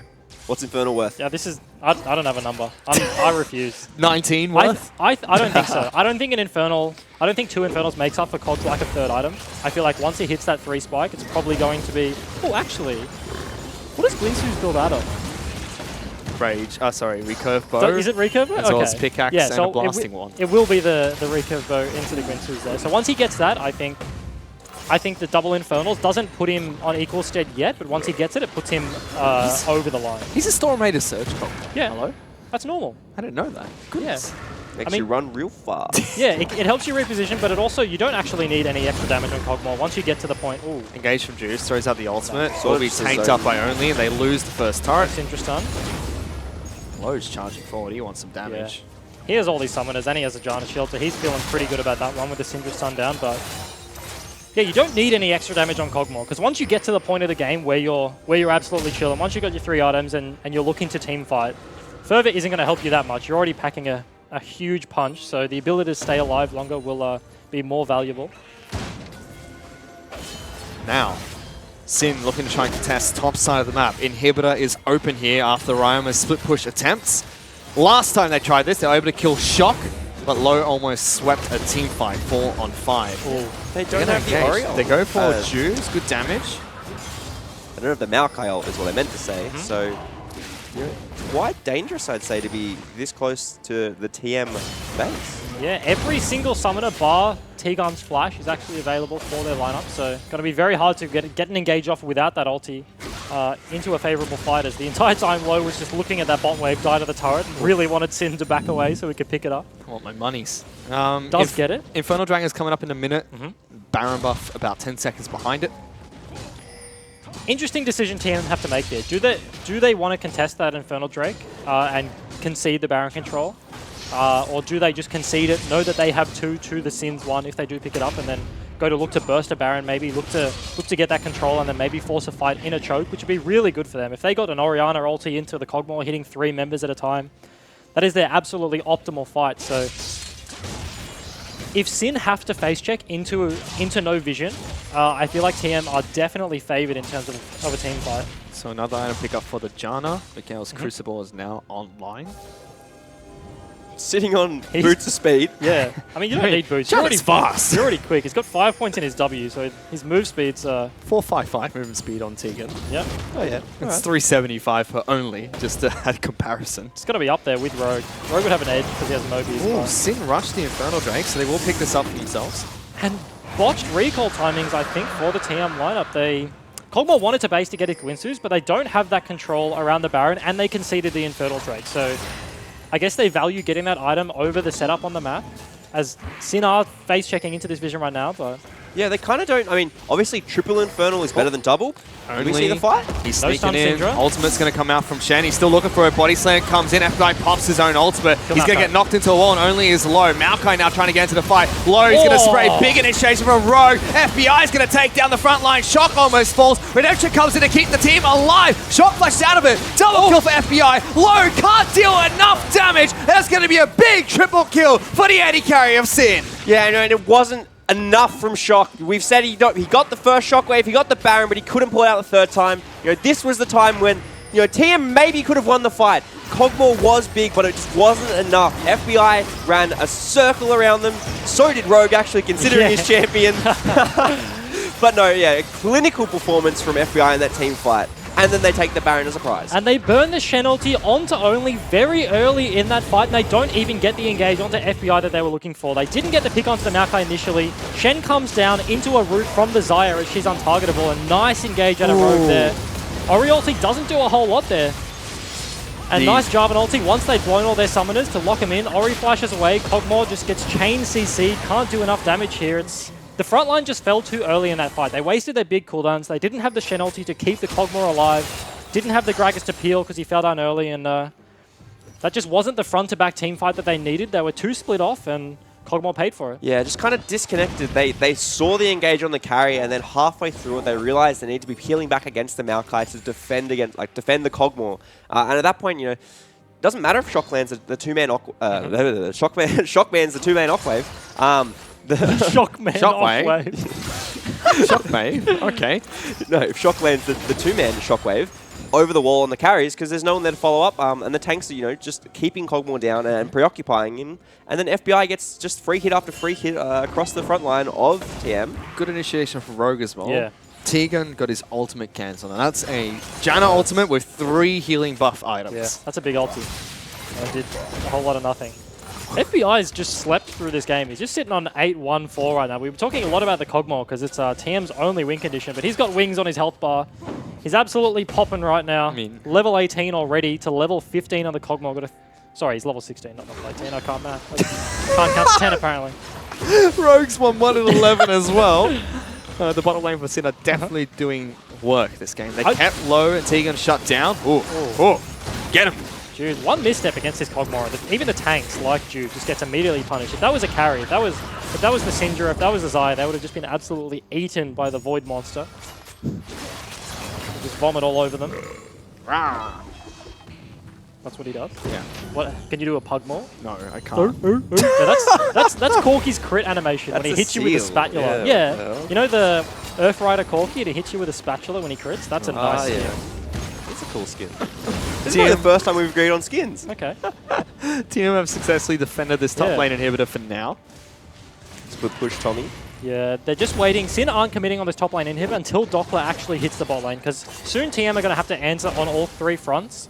They're strong around the Kog'Maw, but if you split this 5-man Deathball comp up, then they're not actually that strong, right? Like, this comp is more than the sum of its parts, so if you split the parts up, they don't do much. So that's what they're looking to do right now. They do get a big chunk in the top end hit because Doppler crashed the bot wave, and they have to pull the trigger. It's a 1-3-1 coming out from Sin, and they already take down top lane inhibitor. Yeah. Team have to pull a trigger on a wave. Oh, is it actually ulting towards mid lane? Yeah, Shock gets standing over from Praetor. That turret was very low. Only he's going to get locked down. He takes so much damage. Shockwave is huge. FBI throws the ultimate the wrong way. He's dead. Or is he? Shutdown comes out from early. Low, though, gets obliterated by Ryoma. Big outplay. Oh, and TM just don't... Oh, as they're looking for another engage, TM's bot lane just don't look practiced enough on this cleanse heal combination. T-Gun still has it, despite standing next to Low. When he was getting Syndra ultied, and Low tried to heal himself and burnt the cleanse on the Syndra ulti. Here comes Speed Racer. Did absolutely nothing. He's zooming in, going to whack the turret. Yeah, it just doesn't look refined enough, I think. Are they getting punished for it here? It's going to be... They do trade the 80 carries, but you know, power's still in Sin's hand at the moment. You know, they start knocking on the door of the inhibitor here.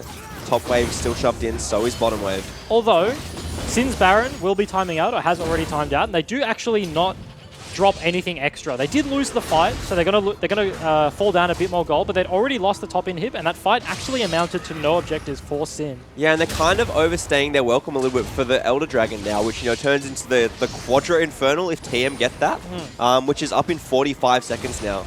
So I would like to see TM walk away from their top lane at the moment and start beelining for the Elder. Teleport is available for Praetor, and Dokler can't match. His is down. In fact, Standing United might be up in time as well for that fight. Let's see what they do. The components of a Frozen Mallet have been started here by Low. That's really big, actually. The TP advantage for TM, and the bot wave is absolutely monstrous, as Shock is recalling, which is slightly unlucky here. I think he's looking to pick up his death cap, but... So Sin will be able to answer that bot wave for free because TM don't have the members on the map, but they do have the control around the Dragon. They have set the wards up as he just crit for 1,037. I don't like that. He doesn't get a death cap either, just a blasting one to add. No, he didn't buy it. Did he change his boots? He had a blasting one. He had the same boots. So Maybe just like wanted a potion? An elixir, potentially. Yeah. Let's see. This is the game-breaking fight here. Whoever...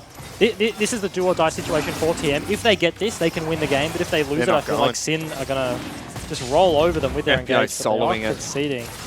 Yeah, FBI just solid a Fertile Dragon. That's easy pickup for Sin. Anticlimactic. Yeah, definitely. And it's all off, I think, the recall from Shock. They don't have the cleanse on Kog'Maw. Potentially they aren't willing to fight without these summoners. They don't want the cleanse on Kog'Maw, don't have the barrier on Orianna. They want to be able to keep their carries alive, but if Sin get the choice. If Sin, yeah, I feel like that's true as well. If Sin get any sort of engage off, they're now doing so much more damage. They do have the Infernal, so that's a lot of extra damage packed on top of what they already had. Let's see what Sin can do here. They're looking for the initiation. Dokla taking a lot of damage from low, but he's fine. Initiation comes out. Jews will get locked down. Praetor taking a lot of damage. Good root from FBI and Redemption used early by Tegan. And Sin didn't actually commit very hard for that damage there, and they just absolutely chunked them out. Had to burn the Redemption to heal back up there. So they give up the inhibitor. And now it's only bottom lane inhibitor left standing for Sin to take.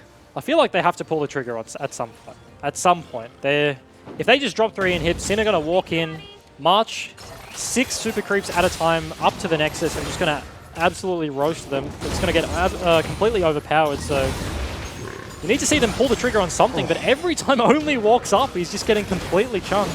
Rose now leading the charge in the front lines. Gets a couple of autos to his FBI, but Rogue initiates. Ultimate comes out from Tegan, trying to keep the Kog'Maw alive, but it's not enough. He gets absolutely pumped. FBI will get that first kill. Dokla's already flanking the back lines. Shockwave comes out. It's good, but only on the front line. Rogue picks up one for the team. Dokla slides in. Double knockup. Shocker Tegan in trouble. Last 2 members standing. Praetor will get back to the fountain, but it's 4 kills picked up by Sin. They're marching towards the Nexus. Yeah, and they're looking for this last one in the fountain. You know, the last stand of TM was not enough.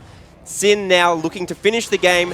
Those 6 super creeps that Bryce was so eloquently talking about, I think, oh, never mind. They're the next wave. Anyway, they're looking to claim these turrets, and Sin are looking to pick up their 2-0. This will be a 2-0 for Sin. Praetor can't do too much to fight against this, and it's another loss for TM week after week. They tried their hardest, but they can't succeed. Sin, 2-0 TM.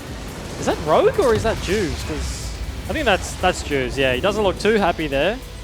Bit of a botched game from him. Did lose the Smite battle to the Orianna ulti and W combo, so smile, mate, you won. You just lots to work on, but yeah, that's two victories in a row. He beat us, and now he's beat TM, but yeah, TM looked like they had a lot more life in that game. Just at the end there, Low stepping too far forward. There was too much CC chain onto him. Didn't have the cleanse available. He finished that game with his death timer ticking down, and the cleanse was actually came online when he was dead. So hello? Is Jubes okay? He's not happy. Yeah, maybe not feeling the best or something at the moment. I guess we'll check in with him probably a little bit later, maybe. Oh, he looks fine. He's back. He's back. Right, everything's okay. Just got tired. He was having a quick break. But yeah, the overstep from Low at the end of the game there, and they just get punished. They'd already dropped the 2 inhibs, and that was their last chance to fight, and they didn't actually get the victory there. Sin just, as soon as the Kog'Maw dies, that comp just falls apart. They had no damage. The Orianna landed on multiple members, but just didn't do anything. They had no follow-up damage after that one, so rough for TM. It was close though. There was definitely an interesting new draft we haven't seen from them exactly. We've normally saw them play around the top lane, more around the jungle. This was a third option. It didn't work out today, but there was some signs of life that I thought showed a little bit of promise, and it was unlucky that they couldn't sort of pull it a little bit further to hold on to that game. Yeah, they tried something different, but didn't work out against Sin. They've been rising so far in the OPL since their stint at Rift Rivals, and they're looking to go through another gauntlet run. TM now have to really consider their chances in relegation and have to start preparing for that tournament. I don't think they can actually get into the gauntlet anymore after that loss. For now, though, let's send it back to the analyst desk. Thanks very much, guys. Sin was too strong for TM, but TM really put on a show that game and almost at times looked like they could have made it even or maybe even tied up the series. I actually quite like Tainted draft, what they've done. It kind of plays to their strength. Apart from, obviously, putting Gragas onto Only, like changing it up rather than last game. They found out that the Kayn wasn't really working for them, so they've just opted in for the late game scaling team fighting composition. I don't mind it, but obviously it's one of those compositions that you kind of have to give up your lane pressure and accept that you're going to have a rough early stage of the game, and then you're going to look to scale into the late game. But they really did struggle in the early game, especially that bot lane. I agree in the sense that they're willing to try something new, and they've given low Cogmore, like that's fine, but I disagree in the fact that they're losing a lot of lane pressure and there wasn't many options for them to gank, because it's hard to gank a Janna lane. I didn't like the draft, how they went Cogmore Janna last 4th and 5th pick. I don't think it paid off, and it's not an answer to Zyra Khan, I think. So, considering they lost lane fairly hard last game, I'm honestly surprised that they survived for that long. They had some really good team fights that really shunned. I think Shock had a pretty decent performance today. All right, well, standing by right now with Fish is Rogue from the Victorious Sin. So let's throw it over to them now for the interview. Hey guys, I'm standing here with Rogue, the support from Sin after their 2-0 victory. Congratulations on that one over TM. Thanks, man. How do you feel after that game? Because you guys had a decisive game 1, but it was a bit of back and forth in game 2. I mean, I think the whole series should have looked like the first game, so I don't know, it's not the cleanest game out of us. We have things to improve on, obviously, but you know, it's 2-0, so it's the result. That's all that matters in my eyes, right? So, yeah. Yeah, able to pick up the 2-0, so all 3 points to you guys. But in the bottom lane in game number 2, you as well as FBI were absolutely dominating this Cogmore Janna comp that we've seen rising in popularity internationally. Did you guys have practice against this coming into the game? Me and FBI, we just played so much Zyra Khan. That's like our rush hour. That's like our Bonnie and Clyde. That's like all we do. We're just like, Binsul, pick us, Zyra Khan. So we just spam that every time he's in solo queue. Like for his rank 1 game, he's like, queue up, play Zyra Khan with me. So we've played that matchup a million times. So like we know how to punish people when they make mistakes with that matchup. So yeah, that's just like one of our ways that we exploit, you know, weaker teams. Yeah, it's definitely shown all the way from first blood as well as the late game team fights that you initiated. They looked fantastic. The final question I have for you is, we've talked a lot about Sin's performance after Rift Rivals. You guys have definitely improved a lot. I want to get your thoughts. What do you think was the biggest takeaway after Rift Rivals? I feel like we just had a better atmosphere on the team. Like we had a lot of help from other teams' coaching staff, like those teams.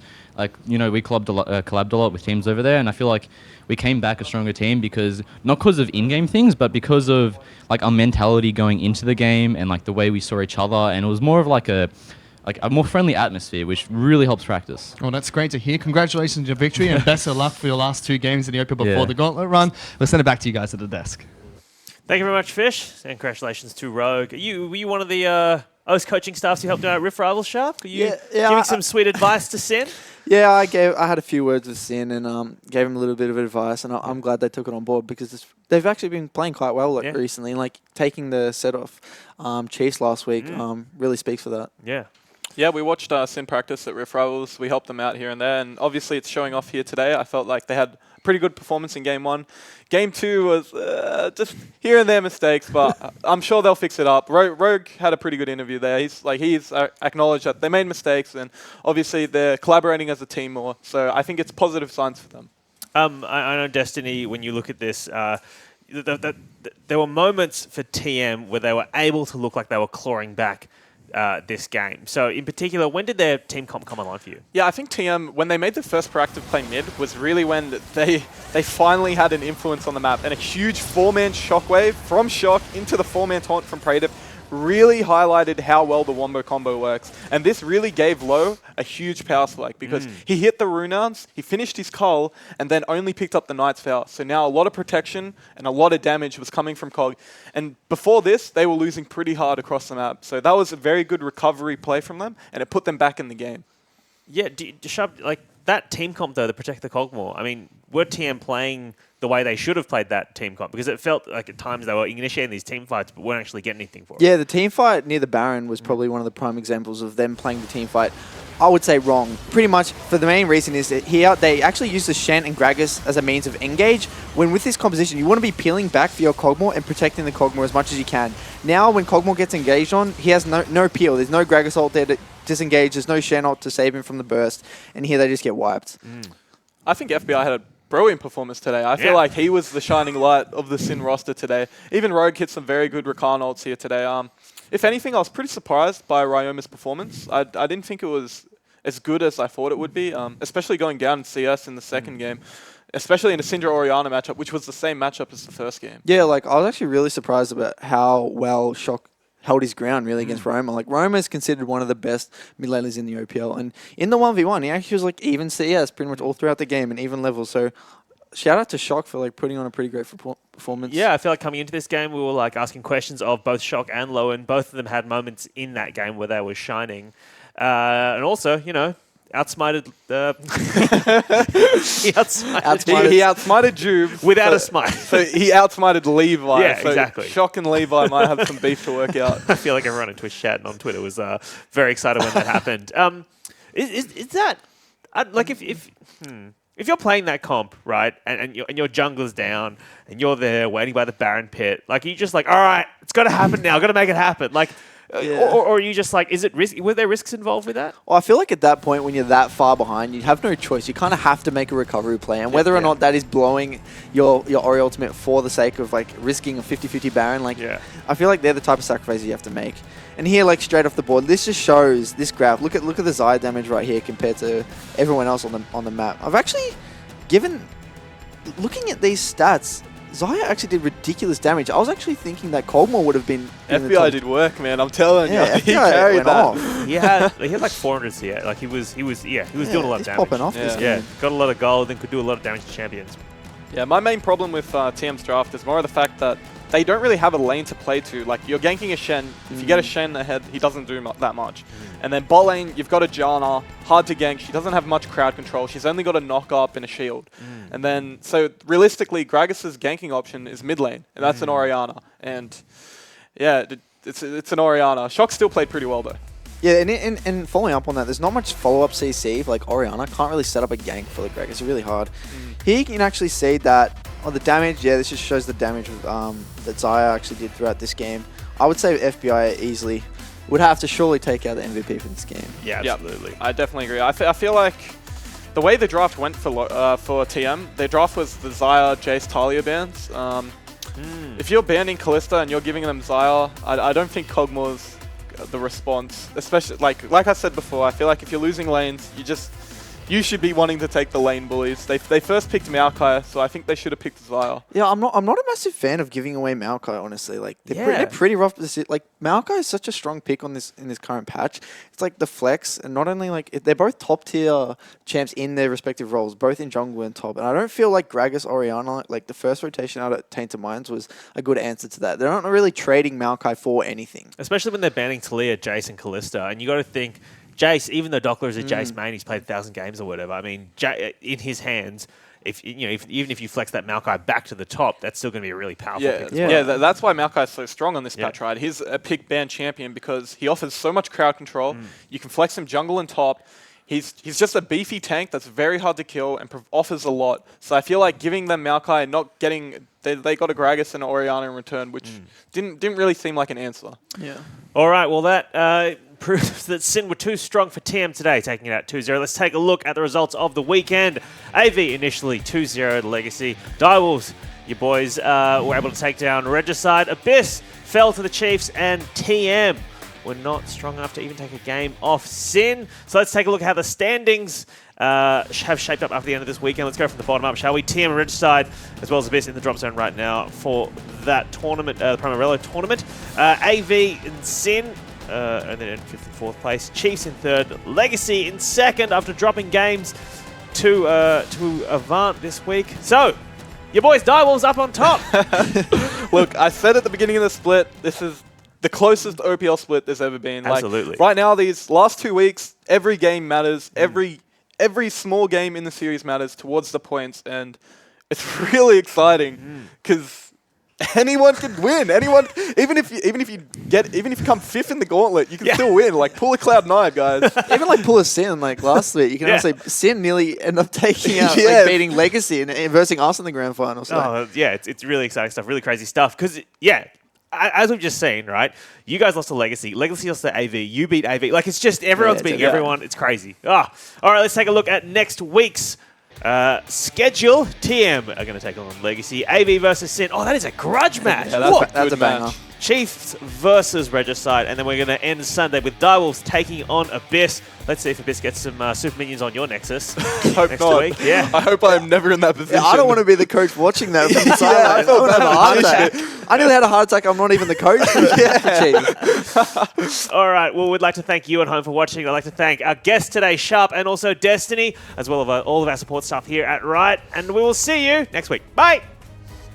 Gets on top of Swiper and Spooks, knocks him back into the turret as well. Swiper the first target, they send Ejim in with the ultimate, great knock-up, lands with the rage, Shockwave forces a flash but connects on Luch. He has to get a heal to stay alive, but they kill Seb in response. Hook from Rosie goes wide, but the Chiefs counter that engage, and Luch is coming through. Spooks very low, that's a smite being used early for health, and it will be Baron picked up by the Kalista. Pabu wants to kill Spooks, will be able to trade his life for it. Raid, however, now forced to run away from 3 members of the Chiefs, and he can't do so. Rosie will get a hook on towards Raze. Is it enough to get Luce, who's picked up a kill on Egypt? Bates' call comes in, knocks in Egypt, but he gets stunned up by Gravity Field. He will fall. Raid jumps into the fight. Good tackle. This could be game. Pabu. He's going to get taken down. Abyss will kill the AD carry. Swiper dashes in, takes so much damage. Hook back. Ray gets a reset. Another kill for Abyss. Going for a big flank. Gets a great initiation. Shockwave comes through as well, but Luch lives. Will he die on the back lines? No. Great shielding coming out. They've already got 1 kill. Raze is hopping around, getting good damage on the front lines, but will be flayed back in the team. Forces his own flash.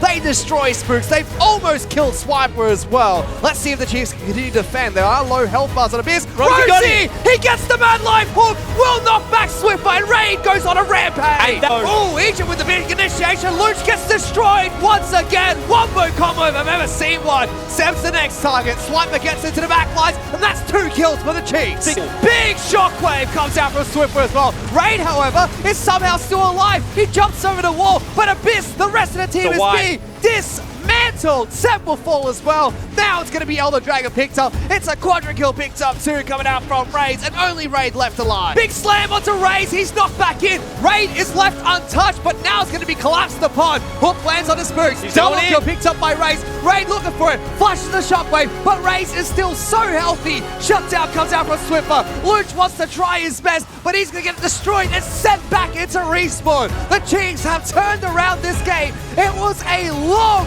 hard-fought battle, but they pick up game 1 against Abyss. Raid is out. Will he flash over him? Does. Pops the ultimate, gets a kill, jumps back out. Harbour, however, on the back lines of this fight, gets Ignite, and will fall to Egypt. Now Swiffer builds a wall and tries to make Abyss pay for it. He's got good damage on Seb, gets the first kill of the fight. Double stun coming out from Rosie, but Luch gets collapsed on. Big Temper Fate will lock down Raze, but Egypt gets chucked out and tries to lock down the rest of the team. Raze still alive, jumped up by Raid, he's gonna die. Big team fight for the Chiefs already, and Pabu's the final casualty to fall. Oh, that's a great hook from Egypt. Jukes to the right and throws it to the left. Double kill picked up by Raid, but they're not done yet. Swiffer has just jumped on top of Raid's head as Pabu flashes and misses his taunt. This might just be game for Chiefs after that blunder. Triple kill picked up by Raid. What is Pabu doing? He's walking a long way around. His support's already dead. Raid's QSS is out of his taunt. Now Pabu's going to get locked down. Raid does not care. He wants Luch. Can't rip the spears out, and Raid goes strong. Shutdown picked up by Kistana, but Swiffer gets a return kill. Swiper is very low, but will get remounted now. Pabu falls. Triple kill picked up by Swiffer. Luch will come out and try and stop this one, but that should be game.